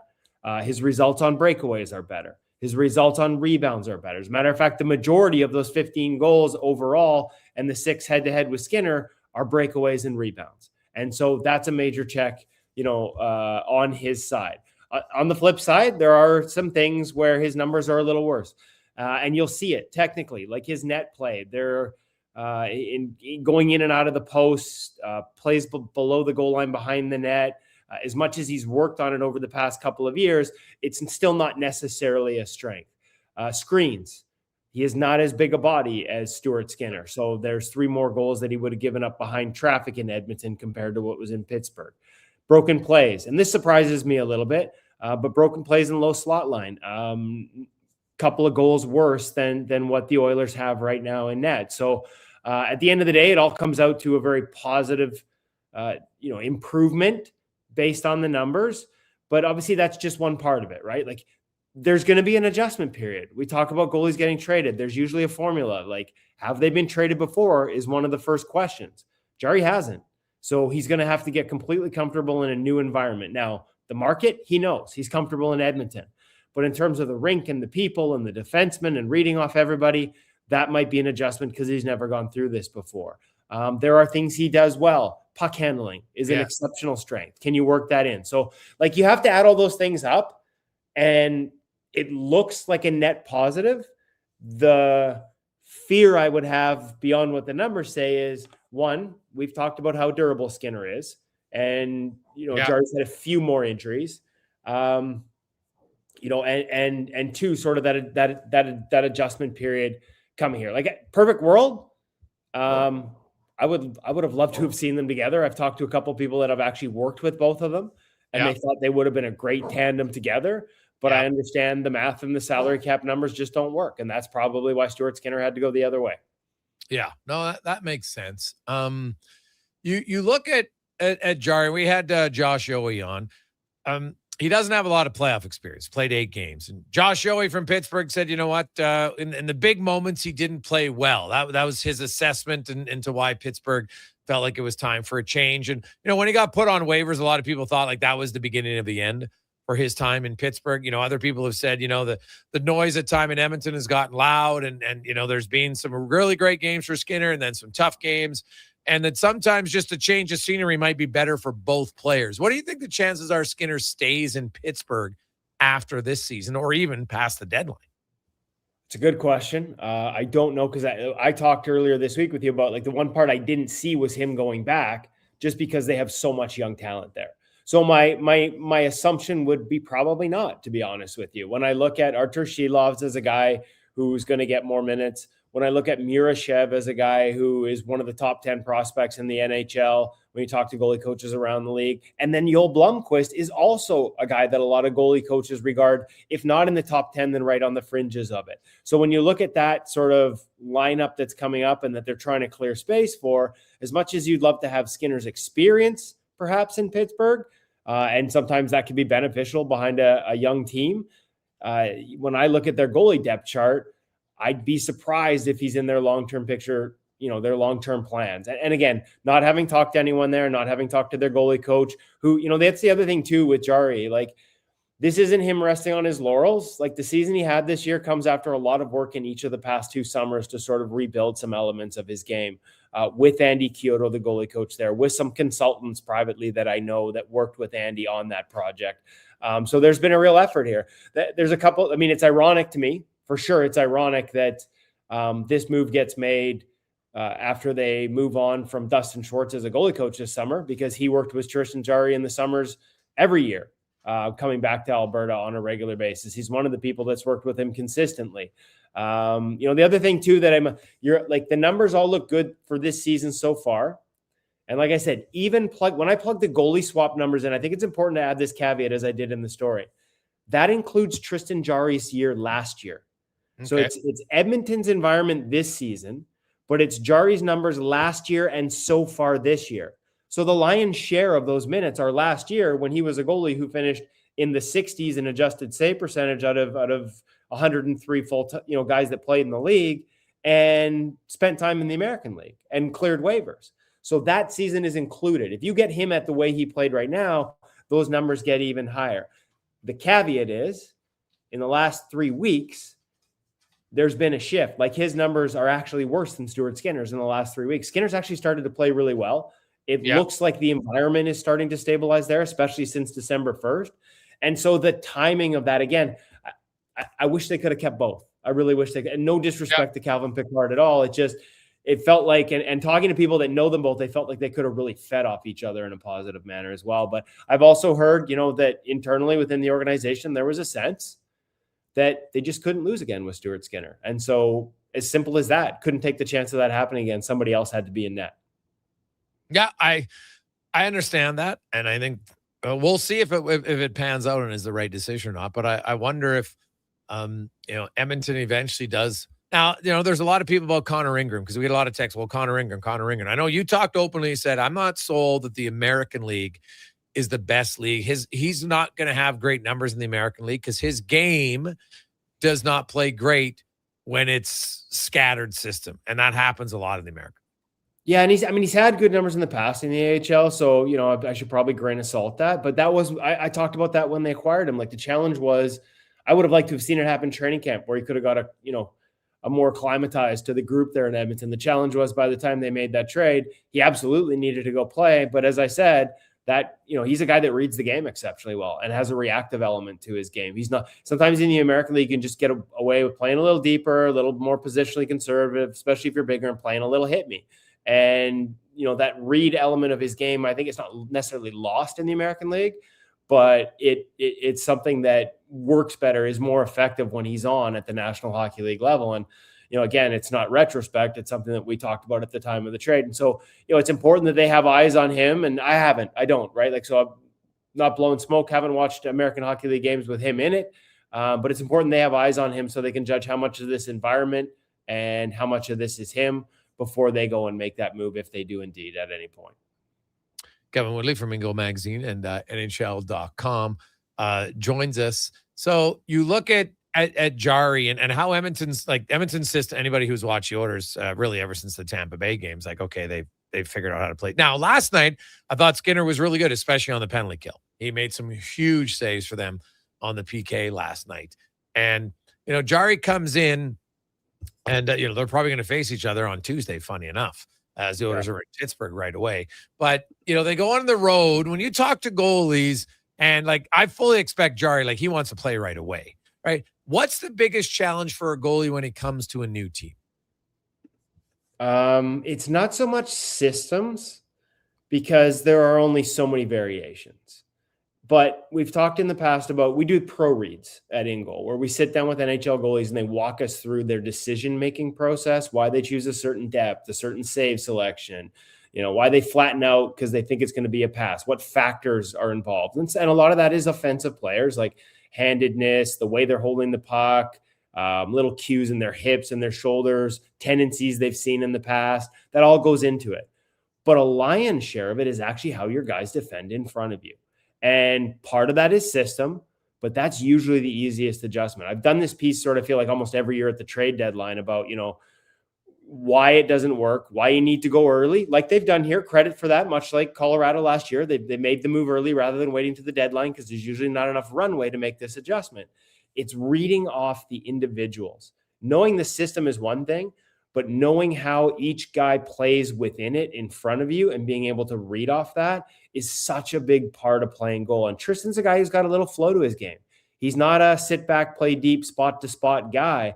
Relies a little bit on rhythm and timing. And that depends on being able to get comfortable in both the system and the tendencies of the guys in front of you. And that can take a while. Like that can take a month plus to truly get comfortable. Now, if you're playing the way the Oilers have played for the last 2 weeks, as opposed to the way they played for the first 2 months, it makes it a lot easier. It's a more predictable, reliable, defensively sound environment. It was ugly. Like I've also seen a lot of people say, oh, like Tristan Jarry's numbers will be better because he was in a bad defensive environment in Pittsburgh and he's in a great one here. The truth is Stuart Skinner's expected save percentage at the time of the trade was .886 and Tristan Jarry's was .884. So the environment hasn't been that much better here until lately. So they need to continue to play that way in front of him to make it easier for him to get comfortable behind them. Yeah, for sure. Kev, appreciate you doing this, man, on short notice. We love it. Thank you very much. Have yourself a great weekend, and we'll talk to you on Monday. My pleasure, Jason. Have a good weekend. There you go. That's Kevin Woodley from InGoal Magazine and NHL.com. Quick break. We'll come back. We'll get to our Pyramid of Giving. We'll get to 5 questions and more. It's the Gregor Show presented by PlayAlberta.ca. I'm Gene Principe, bringing season's heatings from Legacy Heating and Cooling. For Yuletide comfort you'll love this Christmas. You should. Call Legacy. Call Legacy. There's no better way to fix your furnace. You just... Call Legacy. They're professional, never rude, Dolph. You should. Call Legacy. Call Legacy. Plus, no interest and no principal payments for 1 year when you buy with Legacy Heating and Cooling. Day or night, tasting just so right. You can order Oodle Noodle at oodlenoodle.ca, delivering you the news almost right away. Remember, you can order Oodle Noodle at oodlenoodle.ca. So stay on your couch all day and order oodlenoodle.ca. Oodle Noodle. Across the province, Albertans are taking their shot on Play Alberta. With casino winners every hour, jackpots worth millions, and revenue that stays in the province, there's never been a better time to sign up. Right now, our listeners can score a $50 free bet when they make a minimum $50 deposit with code Gregor50. That's code Gregor50 for a $50 free bet. Start playing with your game sense today to find out if you're Alberta's next winner. Boxing Week blowout starts early at the Brick. Find real Boxing Day prices early and beat the rush on the 26th. Score the best deals on electronics and appliances, plus save up to $1,000 off sectionals. Buy more, save more. Up to 25% off bedroom and dining, and up to 40% off mattresses, and $500 off big screen TVs. Don't wait for the crowds. Shop the Brick's Boxing Week early access event. Some exclusions apply. The Brick, saving you more. Wondering what you can afford? Let Go Auto do the math with our free car loan calculator. No pressure, no awkward convos, just quick answers on your budget and payments. Bad credit? No credit? We got you. Text CHECK to 780-777-7777. That's CHECK to 780 all sevens. Find out what you qualify for and start shopping with confidence. Go Auto. Drive what you love with payments that make sense. Ring in the new year with a Canadian country legend. December 31st, in concert at the Silent Ice Center in Nisku. Brett Kissel. She drives me crazy. With special guests Haley Benedict and Morgan Clyburn. Bring your friends, your cowboy boots, and your party spirit for a night full of hits, celebration, and unforgettable memories. Hosted by Chris Sheets. The countdown to 2026 starts with Brett Kissel live on stage. Get your tickets now at silenticecenter.com/events. More Edmonton families than ever are struggling as food prices skyrocket. The Holiday Hamper Foundation provides festive meals for 2,000 homes in need. Your donation ensures a turkey is on the table for every family. Donate today at holidayhamper.ca. Get into the holiday spirit with Stingray's free TV channels. Stream festive music hits, relax to our wellness channels, or enjoy stunning winter escapes right on your TV. Search for Stingray on your smart TV to start watching today.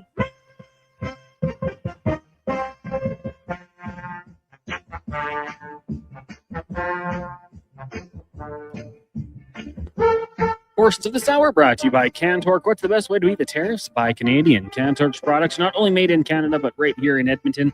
Save money, support Canada at cantork.com. The Jason Gregor Show, the best of Edmonton sports talk and beyond. This is Sports 1440. Presented by PlayAlberta.ca, Alberta's only regulated online gambling website.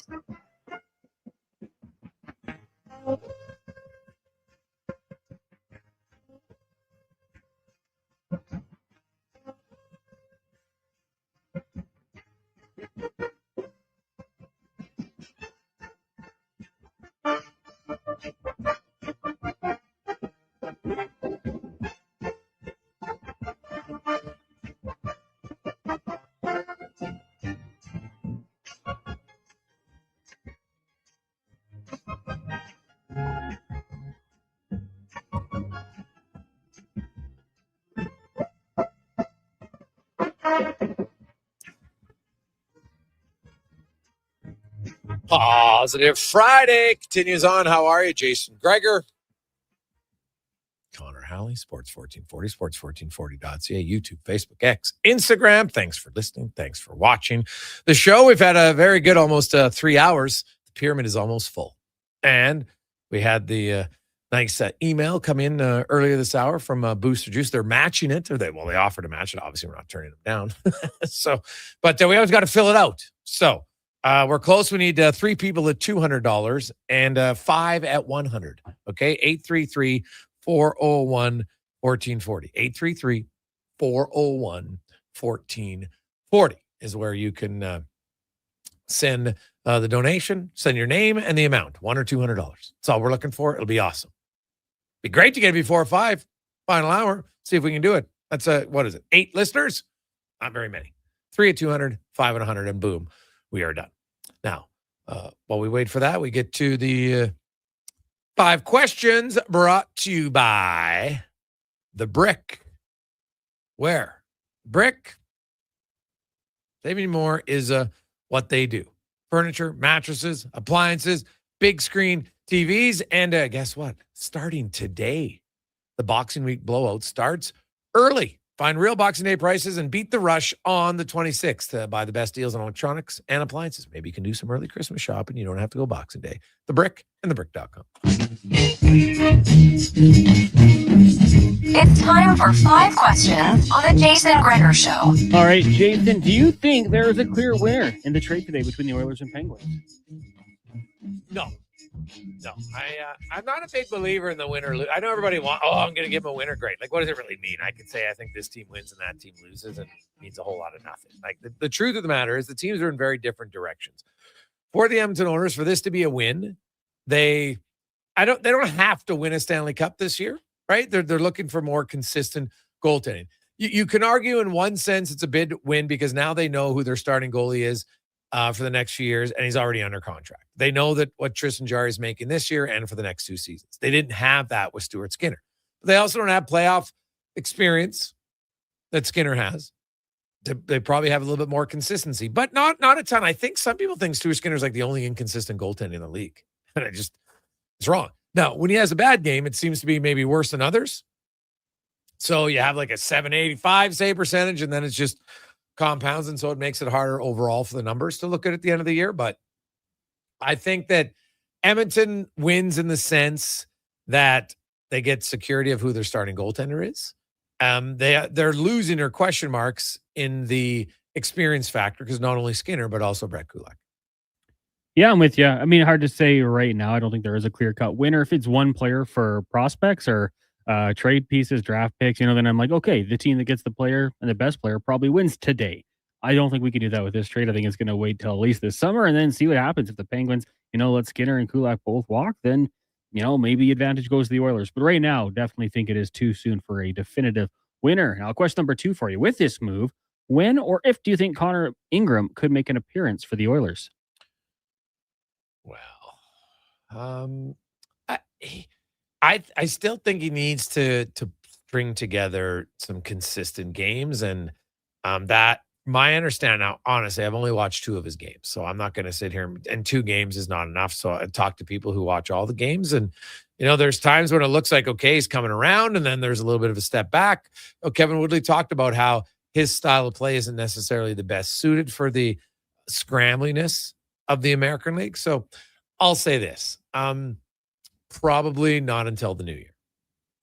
Yeah, I would agree with you. And I think that, you have to have the Edmonton Oilers playing strong defensive hockey before you bring him up. And if they're playing strong defensive hockey, then they're probably winning games and things are going good. So maybe it's a little bit tougher to go out there and bring him up. So I don't know if it's a catch-22 there. I would say probably into the new year as well. I don't think there's going to be a huge rush with him. You want to make sure he's playing well and doing okay playing hockey. Again, question number 3. Goaltenders have been added. What do you think is the next area Stan Bowman and company look to add? Well, I think for me, it's a top 6 winger, which is going to be hard to do. Because then you got to look at, how they're going to get the money out, who they're going to move. Like their biggest trade chip is still the first rounder in 2027. They still have that, right? So they got the goalie change they wanted. But I actually say, now, are we talking trade or just change on the roster? Say change on the roster if that opens things up a little. Because then, I could argue backup goalie, but I'll still say that because those are really the only 2 that I see right now, unless there's some injuries that change between now and March 6th. So I'll still stick with top 6. Yeah, I'm with you. I kind of think it's going to be, obviously you're doing your job and scouring just in case something happens, but I think waiting and seeing and then closer to the deadline looking to add. Question number 4, big weekend in the NFL and just say in the football world. So which football game this weekend are you most looking forward to? Go ahead. Well, I'll throw Army-Navy in there on Saturday, college football, tuning into that one. But for me, it's definitely Bills-Patriots. The Patriots, I've been skeptical of them here on Fantasy Frenzy everywhere. I want to see what they can do against a stronger team. I know they got the win over the Bills earlier on in the season, but now it's December. You're at home. This is a game for me that if Drake May and the Pats can get this one done, I'm going to be more on my way to believing in that team. Yeah, you're just holding out, though. Like the Pats have won 10 in a row. Not good enough. Wow. Not good enough for me. So I will. Well, there's 2 games. Selfishly, the one I'm watching is Cincinnati-Baltimore because I'm probably going to drive myself crazy because I'm going to pick one quarterback to play in fantasy, and I've got the other one on my roster. So that's going to be a little nerve-wracking. But Denver-Green Bay is the game of the week for me. The Rams-Lions too, but I'm not sure how good the Lions are, to be honest. But Denver and Green Bay. Green Bay is actually favored on the road in Denver, which is obviously shows how respected they are about Green Bay. And that Denver defense is pretty good. So I'm curious to see if they can slow down the Packers, but also can Bo Nix do some damage against the Pack defense. I'm looking at that Ravens-Bengals game. It's going to be chilly too in Cincinnati. So I wonder if Lamar's legs could be a benefactor in keeping him warm, but also if the passing game isn't there. Final question for you today. It was on this day in 1988. Rain Man was released. Would go on to win a bunch of Academy Awards. Of all the movies released in 1988, what would you say is your favorite? Go ahead. Obviously I was 1, so I didn't see any of these in theaters or anything of like that. I love Beetlejuice, so that would be in there. But then I also, doing a little bit of research here, Eddie Murphy's Raw was released and Eddie Murphy's stand-up routines are the best. So between those two, Eddie Murphy, Raw, or Beetlejuice. Ooh, it's a good one. It's fair. I am oh God. 1988. Can't believe you didn't go with Who Framed Roger Rabbit, Cons. But yeah, I would probably have to go with Good Morning Vietnam. Okay. Yeah, with Robin Williams. That was a clap. But there was and you know what? I'm gonna give a good shout out to a fish. Actually, no, whoa. Bull Durham came out. I'm taking Bull Durham all day, man. Are you kidding me? Nuke Lelouch, sick. I'll go with Bull Durham. See, I know a lot of our listeners have an infatuation with Jessica Rabbit. Well, not a lot. There's a few. It always seems to pop up. There's a few people, yes. But it's a little odd. Aren't you a Young Guns guy too? Yeah, I loved Young Guns. Because that was 88 as well. Yeah, God. There's lots of buddy. There's good years. There's a Die Hard lot came of out, good too. years. The Great Outdoors. Yeah. God, what an unreal run. Midnight Run. Gee, oh man. Even Scrooged, like good Christmas movie. Fatal Attraction. God, there were some unreal movies. Tequila Sunrise. I'm going down the list. Holy doodle, man. Wow. Yeah, this is tough. I should have went a little deeper down the list. Oh my God. There's lots of good ones. So yeah, I did really like. I didn't even know that for some reason I thought it was 87 for Young Guns. But obviously I was wrong. It's a long time, but God, I love that movie. Like, look, Coming to America, funny. Big, like, I was never a big fan. Like, how did Three Men and a Baby be that much higher than Young Guns? Like, what the hell are we doing?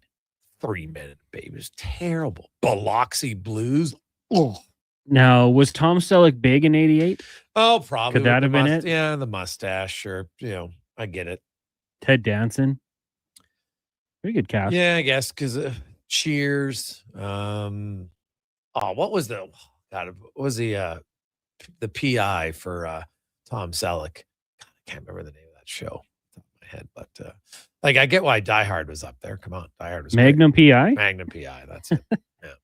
Now he's in Blue Bloods. Yeah. Was in Friends. I forget his name. Yeah, but Fish Richard. called Wanda. Ben, coming to kill you. Oh, so you haven't seen that movie, have you, Cons? No. Oh, it's so. Heard good things. It is very funny, man. It's a really funny show, and I'd watch it for sure. So there you go. We got people. Gregor, why would you want a top six forward? Because I want a top six forward who scores. Okay, just that simple. I know everybody's. Oh, look, Nugent Hopkins, McDavid, and Hyman have had 5 good games, so that means that they're destined to score. Really? Are you sure? Have you not seen the last 2 years? I don't make assessments off of 5 freaking games. It's terrible.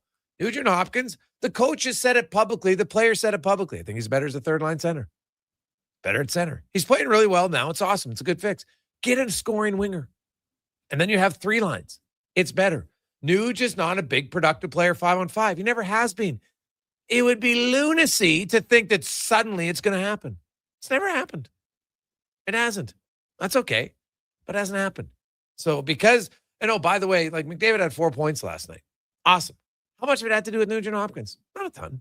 I like Nuge. Makes lots of smart decisions. He's on my team every day. He's valuable on the power play. He's valuable on your penalty kill. He's not a 5-on-5 scorer. Never has been. They need a 5-on-5 score. So that's why I would get a top 6 one. And if Nuge is on your third line, now your team is just better. And that's a real good problem. Now, you can always move him if there's shifts, that Draisaitl's going up with McDavid, the Nuge your second line center. Awesome. I'd always rather have more center depth all day, every day. And because then if Henrique's my fourth line center, well, now my team's even better. I don't love him as a third line center. I like him as a fourth line center. So you get a top 6. Everybody slides down, better positions, better chance of success. Rory and Andrew came in at $100, and Sheldon's in at $200. We'll come back and we'll try to fill out the pyramid in the final hour of the Gregor Show, presented by PlayAlberta.ca. Let's get to the Command Sports 1440 update, brought to you by Northgate Chevrolet Buick GMC. Wish and win. You could win $25,000 off of a brand new vehicle price. Right now, only at Northgate. Everybody who comes in, automatic $500 off, but you get the chance to wish and win. Good luck. NorthgateGM.com. The Sports 1440 update. In case you missed it, the Edmonton Oilers acquiring goaltender Tristan Jarry and Forrest Sampulin from the Pittsburgh Penguins for Stuart Skinner, Brett Kulak, and a second-round pick in 2029. They also bring in defenseman Spencer Stastny from the Nashville Predators for a third-round pick in 2027. Oilers back in action tomorrow night, taking on the Leafs at 5. On the ice tonight, Blues and Blackhawks meeting in an hour. In 2 hours, got the Kraken in Salt Lake City taking on the Mammoth. In the association, Bulls in Charlotte, Pistons host the Hawks, Pacers up against the Sixers. Got the Grizz and the Jazz, Nets, Mavericks, and the Warriors hosting the Timberwolves. ECHL, Spruce Grove in action tonight, hosting Blackballs at Thompson Family Arena. That'll start at 7. Earlier today, Crusaders knocked off Okotoks 5-4 in overtime. And in the AJ, 5 games tonight, including Camrose and Fort Mac. Devon hosting Olds and Drumheller taking on Whitecourt. Coming up in hour 4 of the Jason Gregor Show, we'll be joined by Mark Spectre from Rogers Sportsnet, and Alan Mitchell, host of the Lowdown with Lowtide. We'll also check in with Wanye Gretz from Oilers Nation. I'm Connor Halley. This has been a Sports 1440 update. Sports 1440 in West Edmonton Mall and Wetaskiwin. CKJR is a Stingray radio station. Download the free radio player app and listen wherever you go. You've got a go-to coffee spot, a trusted barber, even a lucky game day jersey. But when it's about looking your absolute best, there's only one name you need. Mr. Dirk. Family run since 1939, we're experts in crafting impeccable tailor-made suits and offering a wide variety of everyday styles. Pair that with personalized one-on-one fittings and the convenience of on-site tailoring. Mr. Dirk elevates your style game. Visit our Edmonton store or explore MrDirk.com. Score big on style with Mr. Dirk. Your New Year's Eve plans just got a major upgrade. On the Rocks is throwing the ultimate party to launch you into the new year with a bang. The legendary Tall Boy is hitting the stage live, providing the soundtrack for an unforgettable Isn't it night. 26? Dinner is available It is. for- Okay. Cadillac is on the grid. Get another young guy. This is how you celebrate it was New Year's Eve. And I Dinner and party tickets are available now. They'll go Your on, spot and then you get it. Dashny's kid? No, he's American. It's spelled different. Excavators, loaders, Environments. lifts, He's a good action man. equipment, Sweet. and more. Find Is- the XCM Oh, Sam. construction equipment you Oh, need. well, fantastic. Good thing you brought it to That, sale at Japa during the break. Machinery Group. All right. Japa Have yourself a has great built week. We'll see you Alberta next from week. the ground up for 50 years. Visit JapaMachinery.com. They're not just a grocery store. They're a butcher, a baker, a Play-by-play in cafe, the deli, rotisserie pizza, and in restaurant, theory, to all go under through one roof. Local in quality 2026 market does food is differently And with Norris two could be a locations to 2-point serve you. by winning by 2 Edmonton and points. Sherwood Park. It did make the final rate. CA. Is your The company city drowning in and paperwork and A. administrative And tasks? Do call you it. need more data to make better decisions? Nectar.io is your company's all-in-one solution for fleet and materials management, safety, time cards, and GIS-based project management. Now is the time to capture and transform field, site, and shop data into boardroom-level business intelligence, all with one login. Visit Nectar.io to book a demo today. Nectar.io, your business made better. Picture this. You're sleeping and you're awake. But it's a good day because you're about to make your way to McDonald's to pick up some breakfast. Fast forward, you're there. But what's this? You can now get all those breakfast classics penny style with rich, creamy hollandaise-style sauce. A happy little tear rolls down your cheek. You grab your small McCafe premium roast coffee, still just $1 plus tax every day, and see. Get up and at 'em with the Egg McMuffin. At participating McDonald's restaurants in Canada, prices exclude delivery.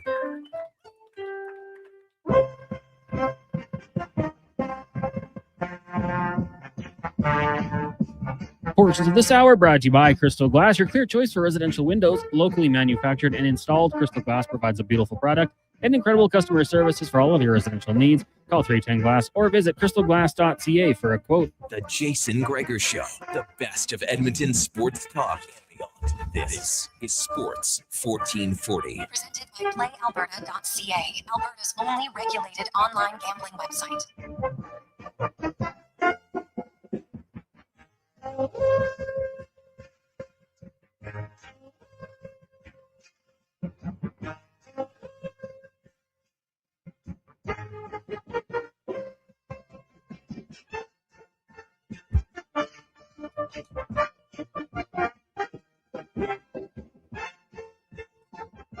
All right, boys and girls.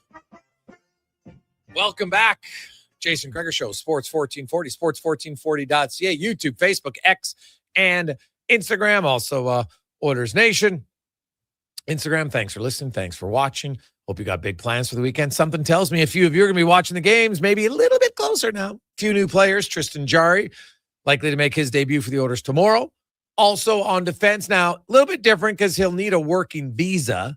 He's an American. Now he's playing for a Canadian team. And if they can get it done quick enough, then I would expect that Mr. Stastny, Spencer Stastny, would also make his debut. If not, the Oilers have recalled Stillman from Bakersfield because they wanted 7 defensemen anyway on the road trip. So we'll find out tomorrow at the skate if Stastny got all the paperwork done. Jarry doesn't need it because he's a Canadian. He can play for the Canadian team, so you don't need a work visa. So that's the benefit there. A guy like Stuart Skinner, Brett Kulak, both of them are going to have to get American visas now. And we'll see if it's ready for tomorrow or not. The government had shut down. Now it's back up. So it should be quick, but doesn't always necessarily happen in a day or two. So we'll see. Now, month of giving. We've had a great day. And man, we are close. We need 3 people at $100, 3 people at $200, and we're done. We're filled. So 833-401-1440. 833-401-1440. If you want in to help us out here in the final hour, that's only 6 of our listeners. That'll be super easy. 833-401-1440. We'll fill out the pyramid. Booster Juice, as they emailed us last hour, they're going to fill it out. So that's awesome. They'll match it, excuse me. And then, hey, that's $15K. And we can always go up more, but I need a minimum to match. So we need, what's that? A total of $900. So 3 200s and 3 100s. And we'll fill it out today, and everybody will go home for the weekend feeling good. Now, let's get to the Spec Report, brought to you by GS Construction, your underground infrastructure specialists. It's cold out there. People are still working outside. So be careful around any construction site and be thankful. Thank a GS Construction worker that you have running water today, because that's what they do, GS Construction. Mark Spectre joins us from Toronto, flew out there today. And Spec, just as you were taking off, the Oilers were making some deals. So you're probably happily typing out an article on the way to Toronto and being discussed for a long time. What do you make of the deals? Well, what do I make of the deals? It's I'm trying to think of what I could possibly say after you've been talking about it for 3 hours. What can I bring to the table that hasn't been said yet, Jason? Give me a hint. Well, it just comes to everybody's going to have a different opinion. Do you like the trade? Do you think they gave up too much? What do you think? Well, I mean, I'm a little meh on the whole thing. There's so many ways to look at it. The place I start from, where my brain comes, is I think what we've learned about Stan Bowman is he's pretty good at making deals. He's not a sit on your hands GM, man. This guy's brought in a lot of guys and made a lot of moves. And he's been in the market for a goalie since the Stanley Cup final, right? Prior to the draft, prior to the free agency, all summer long, first 30 games of the year. And this is the deal that he comes up with. So I think what you got to remember out there, everybody, is you like the deal, don't like the deal, that's fine. He's obviously working from a position of weakness. Every team in the league knows exactly what the Oilers need to get over the hump. It's all about the goalie here. So no one's throwing you the old life raft, right? So this is the best deal he could find. We can talk about whether we like it, whether we think they should do this, should do that. But it's like referees in the NHL. You can hate the refs, but there's not 30 awesome, way more awesome refs sitting at home not working. They're the best ones there are, right? And this is the best deal there was. It's not like he looked around and said, you know what?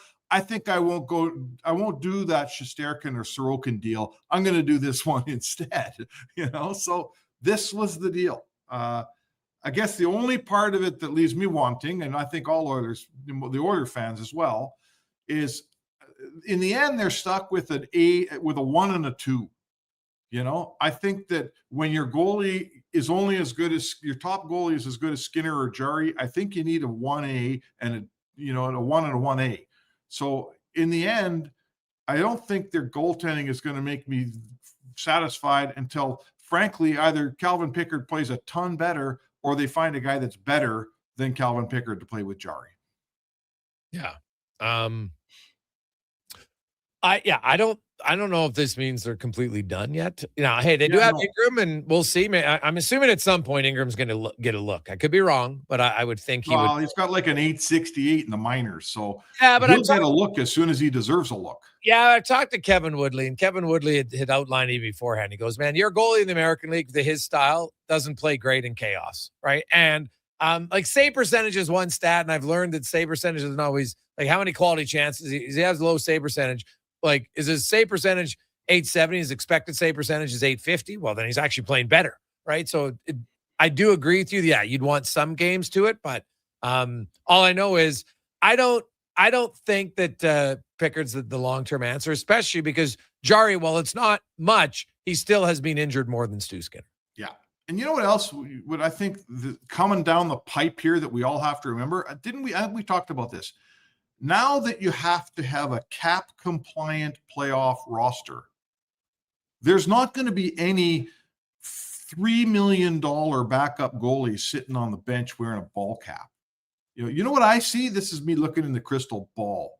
I see I see Jarry, and I see like a $2.5 million guy somewhere. And when the playoff game comes, you know who's going to be the backup on the bench? It's going to be $1 million Calvin Pickard, and it's going to be Jarry or the other guy in a press box. And I think every team is going to be that way. You won't be able to afford to waste $3 million on a guy that's not going to play that night. So keep that in mind. If you have a $1 million Calvin Pickard, that's probably going to be a valuable guy to have in the playoffs when you have to be cap compliant. You think that's fair? Well, I guess, but it's not like there's a ton of backups that make big money. So, well, there's a lot of backups that make a few $1 million, couple $1 million for sure. No, there's some, but again, if you acquire one and they're retaining half, you get his half, then you still only have to count as half in the playoffs. Yeah, sure. Anyway, I think you could see it, if now the risk is as long as the backup is, somebody you trust, that's good. Right, because you're not going to bring up a guy because what if your starter gets hurt and all of a sudden it's a 2-2 game in the third period? I think we're going to see that. That's my point. Yeah, it could be I think we're going to see teams going into hockey games with their starter and some guy on the bench making $850. And if you are a team, and I should do my homework and go through all the rosters, but if you're a team with a second goalie that makes $2 million, I don't think you're going to use them to wear a ball cap all night in the playoffs. Yeah, you could be right. Right, it could be that it's an interesting thought for sure. So anyhow, you know what? Like I don't love, they move Stu Kulak, that's his cousin or uncle or something. They move Brett Kulak. No one likes that because Brett Kulak is such an honest, solid citizen whose game gets better when the games get bigger, right? Like, if you ever walked into someone around town that said, man, I sure don't like Brett Kulak. Like, he's the most solid, everyday guy.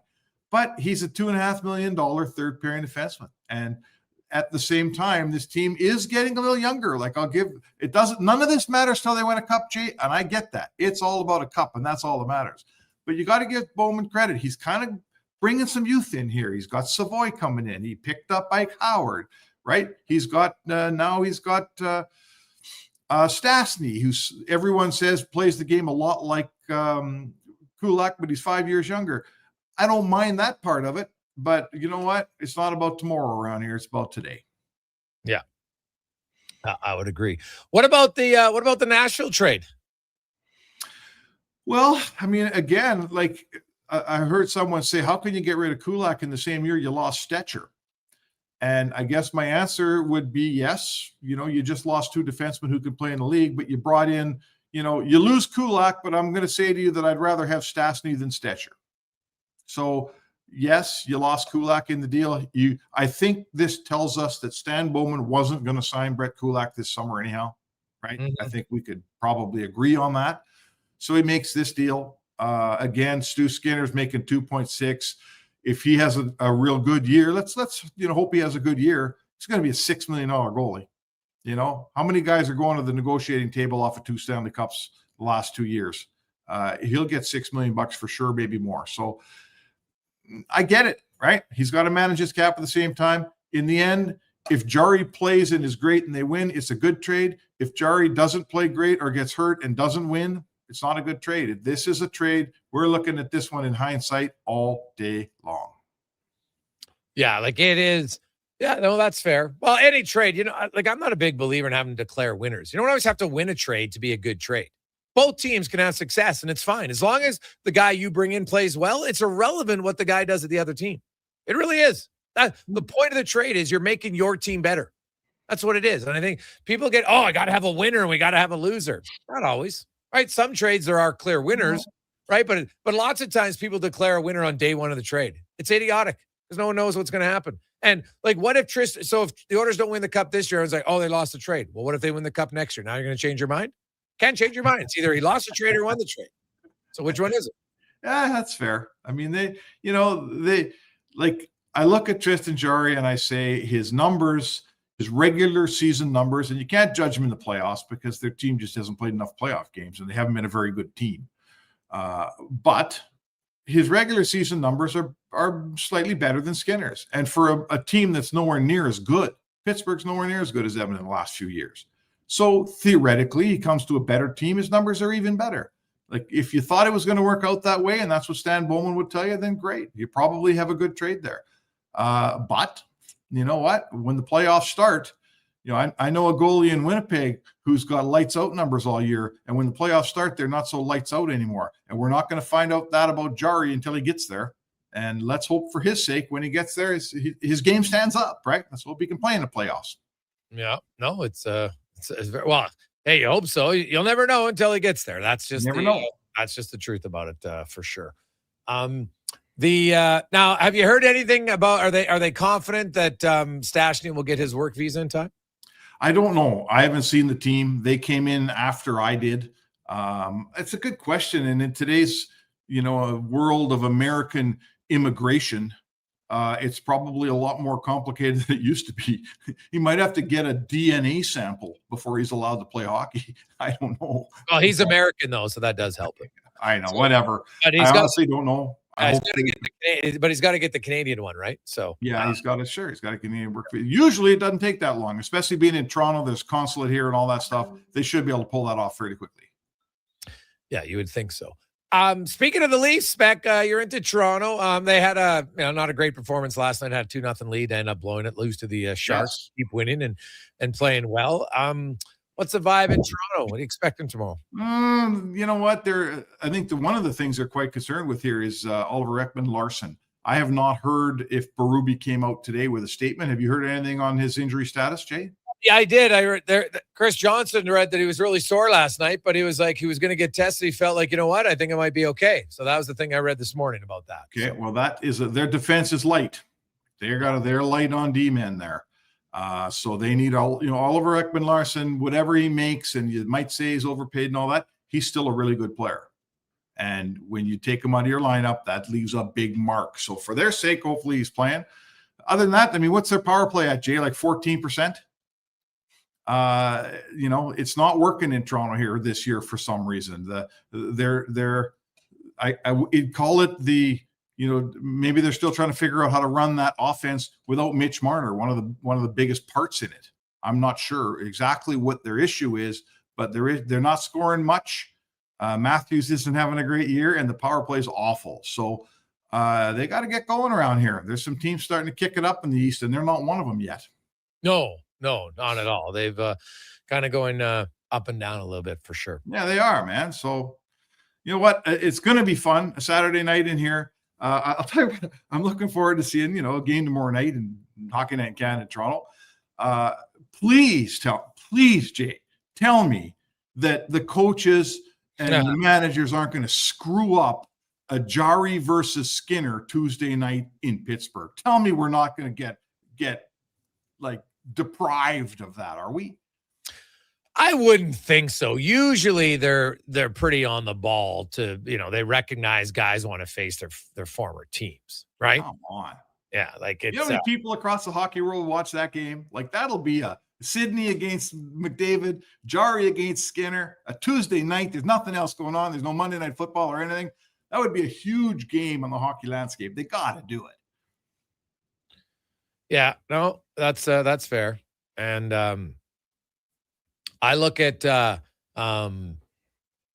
orders, and it's that game against Pittsburgh. There's Crosby, it's McDavid. Well, Malkin's out, unfortunately. I was going to say Draisaitl and Malkin, two of arguably the greatest sidekicks ever in the NHL. But yeah, it's. Well, hold on there. You're not calling him a sidekick, are you? The guy's about to get 1,000 points. Hey, calling him a sidekick? No, but you know what I meant, right? He's. I hate that word. I know it's fair, but you know what I mean. He's actually. When I look at that Pittsburgh game, though, there's lots going on in it, and most times, like heck, guys you play against your former team in your hometown, usually get to start the game, right? Like I'll be stunned if Jarry and Skinner aren't starting. Like I will be too, but it's a no-brainer. I can't see. Coaches have a way of wrecking stuff, and anyway, I think that'll be a ton of fun. Like I think the fact that it happens. I was at the game in New York when they traded Doug Waite down the dressing room after the morning skate. He played against his team that night, the Rangers. His family came to the game in Rangers sweaters, and he was playing for the Oilers. So those games are a blast, and I hope we get that in Tuesday. That's all. That game in Pittsburgh, Jarry versus Skinner, man, that'll be a ton of fun. I can't wait for it. Yeah. Spec, have a good one. We will chat with you on Monday. All right, sounds good. There you go. That's Mark Spectre. Spec Report brought to you by GS Construction. And, so here we go. We got Kyle came in for one of the 200s. Matt, actually, who I'm missing one. We got someone else in it. Troy came in at 100, and then Matt came in at to take he wanted the 3 100. So the 100s are done. All we need is $200. That's it, and the pyramid's full. 833-401-1440. Two of you at 200 bones. You fill out the pyramid today. That'll be awesome. 833-401-1440. 833-401-1440 will return. It's the Gregor Show presented by PlayAlberta.ca. We want orange. Give us the orange. We want orange. Bring up the orange. You got it, Canada. Booster Juice orange smoothies are back by popular demand. The original, the marathon, and Orangesicle smoothies are back and bursting with tangy zest of oranges. They're Canadian favorites. Orange, you glad they're back? Only for a limited time. So squeeze the day, smoothie lovers, and head to a Booster Juice near you now. Booster Juice, Canadian born, blending since 1999. Actions speak louder than words. Japa Machinery Group puts your construction plan into action with XCMG construction machinery you need. Available for rental or sale. Learn more at japamachinery.com. Boxing Week blowout starts early at the Brick. Find real Boxing Day prices early and beat the rush on the 26th. Score the best deals on electronics and appliances. Plus, save up to $1,000 off sectionals. Buy more, save more. Up to 25% off bedroom and dining. Up to 40% off mattresses. And up to $500 off big screen TVs. Don't wait for the crowds. Shop the Brick's Boxing Week Early Access event. Some exclusions apply. The Brick, saving you more. Hey, winter is really freaking cold, right? So play it smart. Don't get caught freezing in your car with your pants down and no power. At Big Toy Shop right now, lead-acid batteries are just $129. $129 is a great price for a good start. Big Toy Shop.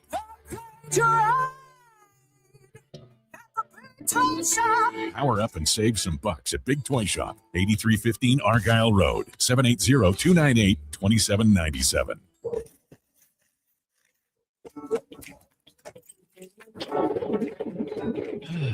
Oh, Canada. Jiffy Lube is here to keep you moving through mornings like these. Full synthetic oil changes, quality Pennzoil products, tire checks, battery tests, and everything else your car needs to get through our winters. Stop by Jiffy Lube for fast, easy, warranty-approved service. No appointment, no hassle. Just dependable service right when you need it. Jiffy Lube, keeping you moving through this. Want sports talk on the go? You can listen to 1440 on the AM dial or stream us on your mobile device through apps like Radio Player, iHeart, and Stingray Music. Edmonton sports fans, turn to Sports 1440. 1440. Planning your next event? Let Loca Quality Market cater. From made-to-order meals to gourmet platters to full chef tasting experiences, they make entertaining effortless. Visit loca.ca to start planning today. Portions of this hour brought to you by Papa John's. Get the Gregor special. Enjoy 20% off any regular priced order when you use promo code Gregor at papajohns.ca or on the Papa John's app. The Jason Gregor Show, the best of Edmonton sports talk and beyond. This is Sports 1440. Presented by PlayAlberta.ca, Alberta's only regulated online gambling website.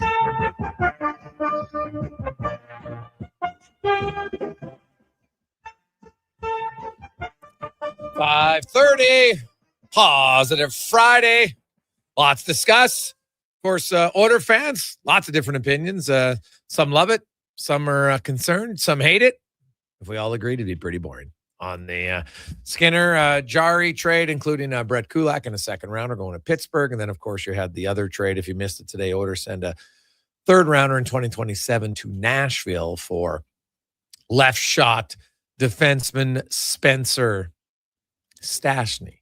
And Stastny and Jarry both could be making their Oilers debut tomorrow. Oilers are in Toronto tomorrow. Then they're in Montreal. And then they'll be in Pittsburgh on Tuesday. We could see a Jarry versus Skinner battle, which would be nice.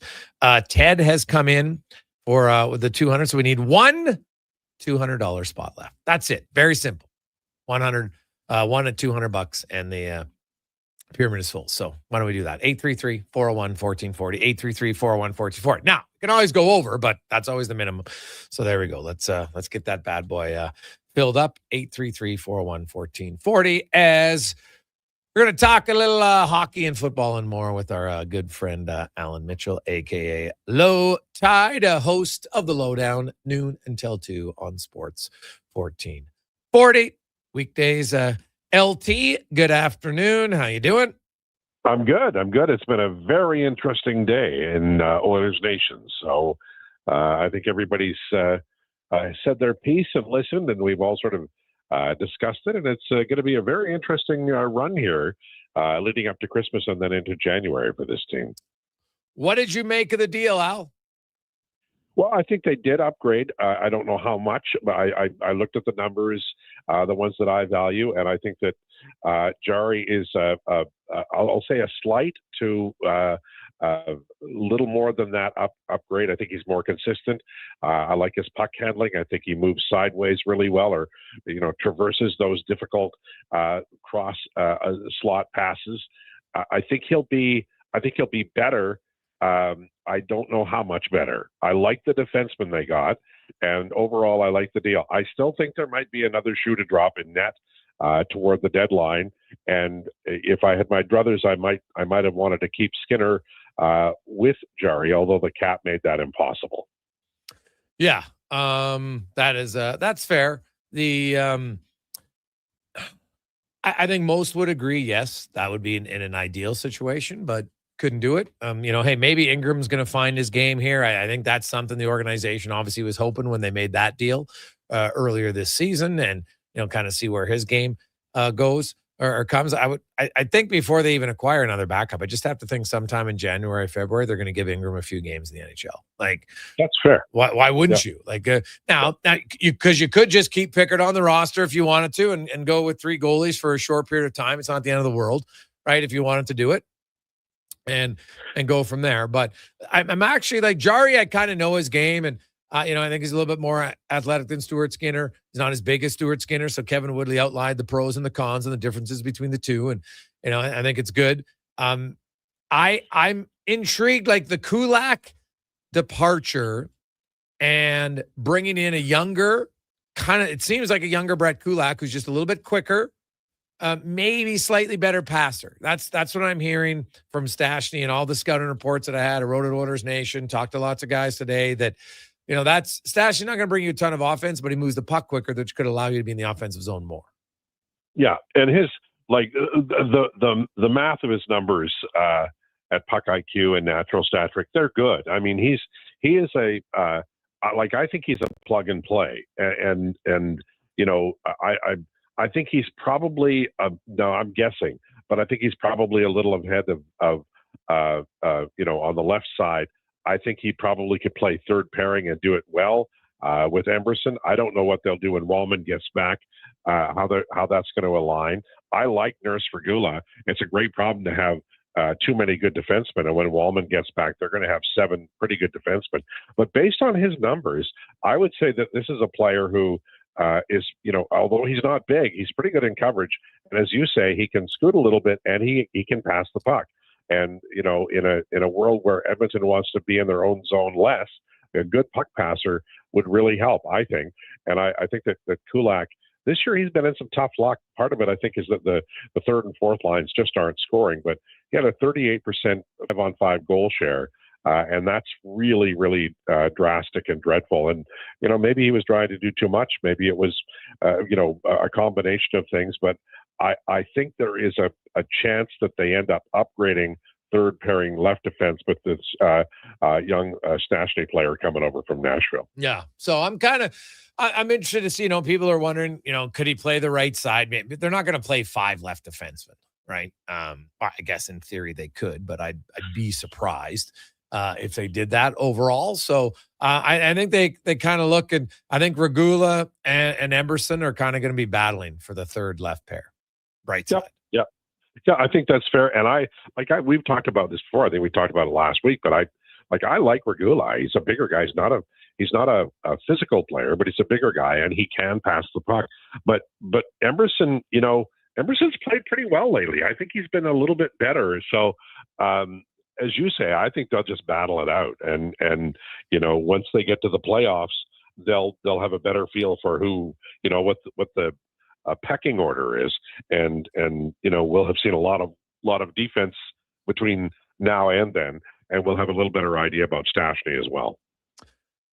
Is this just coming down? Wow. Quinn Hughes has been traded to. You got any guesses, Al? New Jersey? No. He's staying in the Western Conference. Oh God. He's going Vegas. He's going to the Minnesota Wild. Oh my God, you're kidding. For Marco Rossi, C. Buyam, and Ogren. Wow. What a huge trade. Oh my God, that's Billy Guerin, right? Yeah. That is battling Billy, man. He's not afraid to wheel and deal. So Rossi, Buyam, and Ogren. Wow. Man, it's like when he played, he'd go into the corner and he beat the daylights out of the rest of the NHL, then he went out front and scored a goal. That's a hell of a get for the Wild. Oh God. They gave up a lot. But you know what? Hey, Hughes is like a top 5 defenseman, man. I don't mind giving that up at all. Come on. Well, and also you're not sure they're all those guys are going to be all that, right? And you've got a guy who, like, I got to think about this because that division is now stupid. My God. Yeah. That is, man, give Bill Guerin credit, man. That guy, he doesn't take, he's not afraid to swing. No. And that's like, you're in a division with Colorado and Dallas and now the Minnesota Wild. I mean, that's just, why get out of the bed in the morning? Holy cow. Oh my God. Yeah, that is big, man. That is a big deal. So just coming down. Wow. So but hey, man, that's Colorado, Dallas, Minnesota. They're going to finish 1, 2, 3. Right? Yep. You're the Edmonton Oilers. You're like, make sure you get in the top 3 in your division because you don't have to meet one of them until the 3rd round. Oh my God. That would be the worst thing, right? Do not be the wild card. Yeah. Like, don't be the wild card team. Well, just don't be the second wild card team because the first, right. Don't finish 8th because then you'd have to go into the Central Division, which even if you manage to upset Colorado or Dallas, whoever finishes first, they'd have to beat one of the other teams. And that would be pretty tough, man. That would be pretty tough. So that would for sure. Yeah, that's wild, man. Wild. That's a big deal. Big deal. Yeah. So Quinn Hughes, anybody going to the Minnesota Wild. Awesome stuff, LT. Have yourself a great weekend, man. We will talk to you again soon. All right. Be good. Have a great weekend, guys. Awesome. There you go. Quinn Hughes. Woo, mama. Yowzer. 833-401-1440. Man, we are close. $200 spot left. You want to get in? 833-401-1440. Your New Year's Eve plans just got a major upgrade. On the Rocks is throwing the ultimate party to launch you into the new year with a bang. The legendary Tallboy is hitting the stage live, providing the soundtrack for an unforgettable night. A 3-course dinner is available to kick things off before the main party starts. This is how you celebrate New Year's Eve.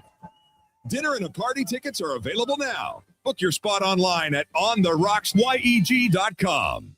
Now for today's holiday special, Legacy Heating and Cooling saves Christmas. Santa's furnace broke down in the shop last night, and the elves couldn't make it right, so Santa called up his pals at Legacy Heating. And ho, ho, ho, golly gee, 1 year, no payments, interest-free, and the elves are working merrily with a brand new furnace from Legacy. Happy holidays from Legacy Heating and Cooling. Day or night, tasting just so right. You can order Oodle Noodle at oodlenoodle.ca, delivering you the news almost right away. Remember, you can order Oodle Noodle at oodlenoodle.ca. So stay on your couch all day and order oodlenoodle.ca. Oodle Noodle. Think your credit's not good enough for a new ride? Think again. Go Auto's car loan calculator is here to help. No commitments, no credit hits, just real answers. You tell us a few things, and we'll show you what you can afford. Text credit to 780-777-7777. That's credit to 780 all sevens. Go Auto. We do the math, so you can do the driving. Get ready, Edmonton. Glow Christmas Festival returns to light up the Edmonton Expo Center from December 4th to 31st with dazzling activities for the entire family. Wander the glowing trails, meet Santa in his sleigh, and shop from over 30 local artisans and vendors with handcrafted gifts and holiday treasures, perfect for everyone on your list. Get your tickets and learn more about what's on this season by visiting the calendar of events at edmontonexpocenter.com today. This Christmas, Subaru is proud to support the Little Warriors, a national charitable organization dedicated to protecting children, raising awareness, and helping survivors heal from the trauma of child sexual abuse. Join us for a Phil Forster event at Rally Subaru in Subaru City. We're collecting much-needed items like AAA batteries, art supplies, backpacks for kids, winter gear, and laundry essentials. Drop off your donations at either location and be entered to win a free detail package. Thank you for your support from Subaru.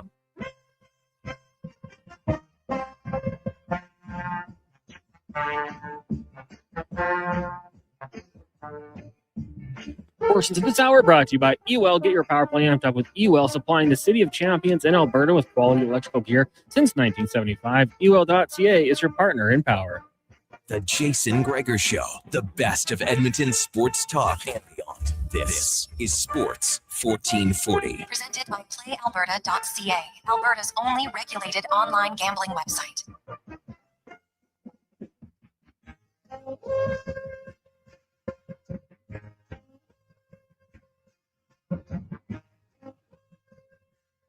Welcome back. Jason Gregor, Connor Halley, Sports 1440, sports1440.ca. Vic, Playbook Vic came in at 200. And how about this?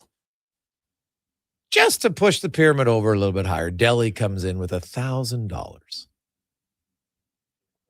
on a positive Friday. Nice. Really nice. So that is it's a big move. And man, look at that Quinn Hughes. So now you have Quinn Hughes, Cale Makar, Miro Heiskanen, all in the same division. And the rate they're going, two of them are going to face off head-to-head in the first round of the playoffs is the number 2 and the number 3 seed in the Central.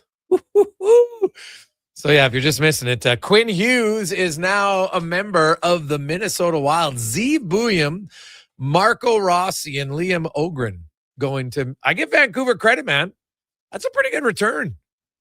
It's a pretty good return. Marco Rossi, he could be a second-line center. Z Bouillon, like that guy is – projected, lots of people like him to be a top pair center. He's going to get, top pair defender in the future. He's going to get a lot of opportunities. Really good offensively, big. And then Liam Ogren.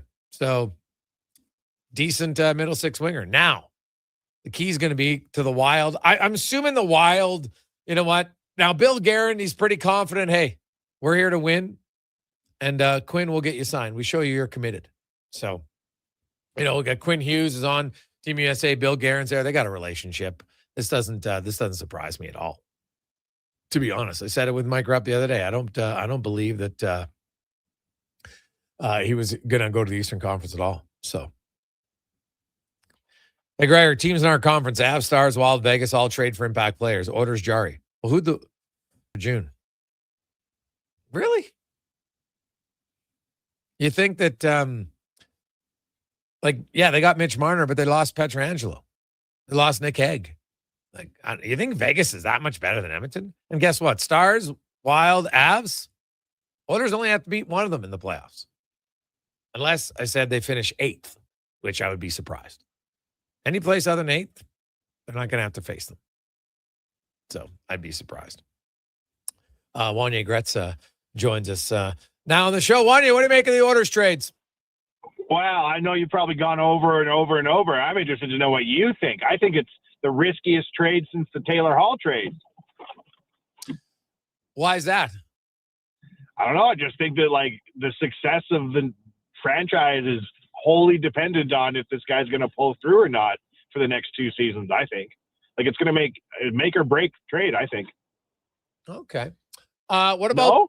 No? Well, I don't know if obviously you got to stay healthy, but Jarry is not that injured, right? I think people have I've read, he's injured. No, he's been hurt twice and never longer than a month, right? It's not like the guys Thatcher Demko, who is, or Anderson, who's out virtually every year for significant time, right? And usually at the playoffs in the case of Anderson. So, Tristan Jarry's had 2 injuries, but nothing that's crazy long time, right? When you think about it, he played over the last 2 years, he played or 3 years, he played 30 fewer games than Skinner based on that, which, because you play about, 14 a month. And Skinner, right, he was also in Pittsburgh where he was part of that time he spent in the minors. So, it's fair to have concerns, but I don't think the number one concern is that Jarry's a Band-Aid. I know. I looked into his history. I don't think he's a Band-Aid. Well, I'm not worried necessarily that he's a Band-Aid. I just think that he's coming into a situation where, I think Stuart Skinner down the road is going to be a really good goalie, whether it's in Pittsburgh or somewhere else. But Jarry's coming into a situation where it's a lot of people blame the goaltending for not having won the cup in one of the last 2 years. So he's got quite a lot of pressure on his shoulders from the jump. He used to be an Oil King. Is that correct? Yes. Yeah. They won with the Oil Kings. So, he's he won with the Oil Kings. Yeah, All right now. Yeah. He lives in Sherwood Park year round. So, he's very comfortable in the city. I don't think there's not going to be any issues there at all. And, he won the title in the Memorial Cup with the Oil Kings in 2014. So, dang, he's a champion. Yeah. So we'll see there where it goes. What about who do you think won? Who do you think won the trade? Sorry to interrupt you. Who won the trade, do you think? Yeah, I don't. To be honest, I can't answer that. It's just I think it's a hollow answer because okay. What defines winning? Right? That's the thing. Winning a trade is everybody jumps to want to say they won or lost. Not every trade's about win or losing. It's did you improve your team? And so Edmonton feels that Jarry is a better goalie. Otherwise, they wouldn't have made the trade. And Pittsburgh, they get out of Jarry's contract. They take in Kulak, who's only 31 years of age. So they think, hey, we got a goalie that we like who's got playoff experience. Pittsburgh's still trying to make the playoffs, which is mind-blowing to me. But that's what Josh Yohe told us. And so they feel that Brett Kulak comes in and Kulak's going to play in their top 4, which, and there's kind of the difference. Brett Kulak can play in the top 4 of a team that's not a cup contender. And that's not a knock on him. It's just Brett Kulak was an unbelievable number 5 who could play in your top 4, which he did for long stretches last year when Matthias Ekholm was out in the playoffs. He did quite well. So, Kulak can do that. So I think Pittsburgh gets what they want.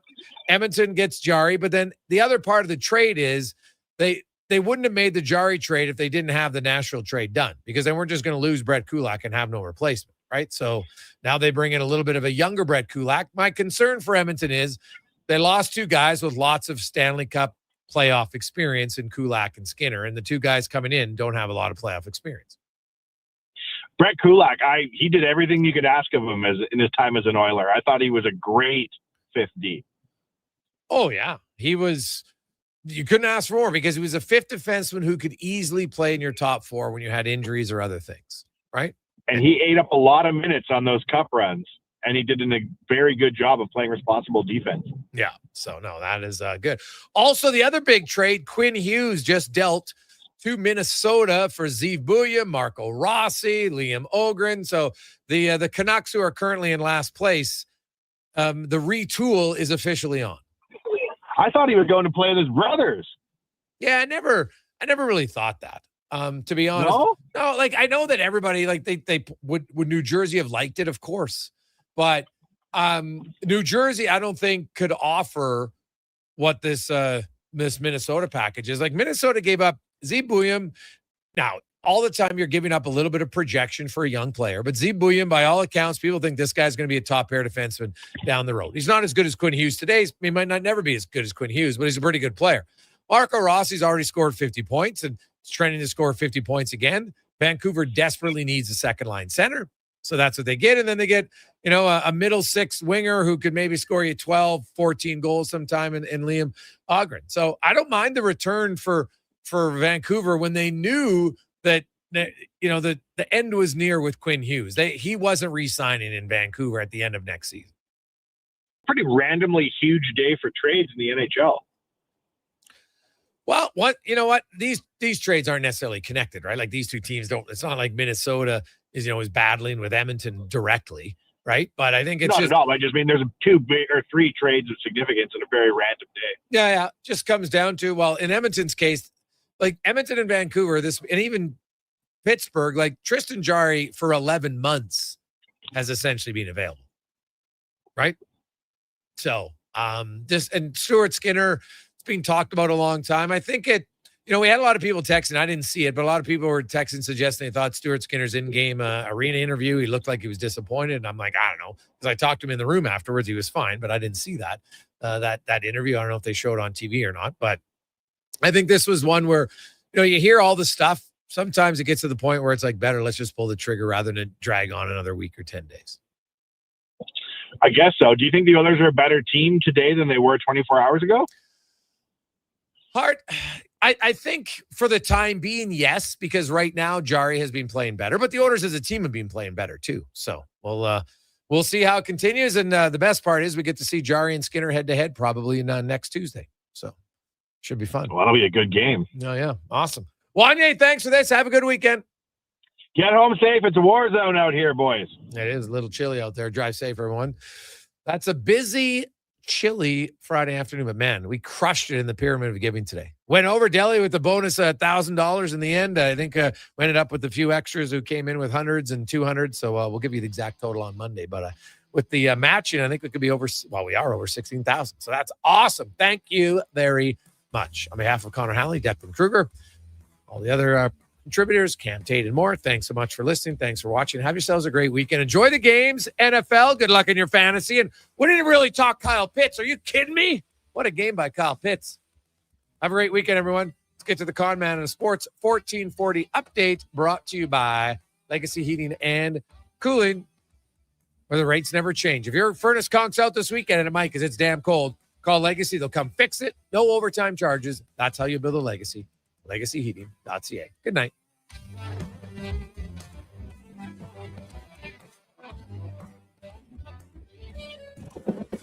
This is a Sports 1440 update. In case you missed it, the Oilers acquiring goaltender Tristan Jarry and forward Sam Poulin from the Pittsburgh Penguins for Stuart Skinner, Brett Kulak, and a 2029 second-round pick. They also brought in Spencer Stastny from Nashville for a third pick in 2027. Oilers in action tomorrow at 5 o'clock. Pre-game here on Sports 1440 gets going at 4. Another huge trade is the Minnesota Wild acquiring Norris winner Quinn Hughes from the Vancouver Canucks for Marco Rossi, Zeev Buya, Liam Ogren, and a first-round pick.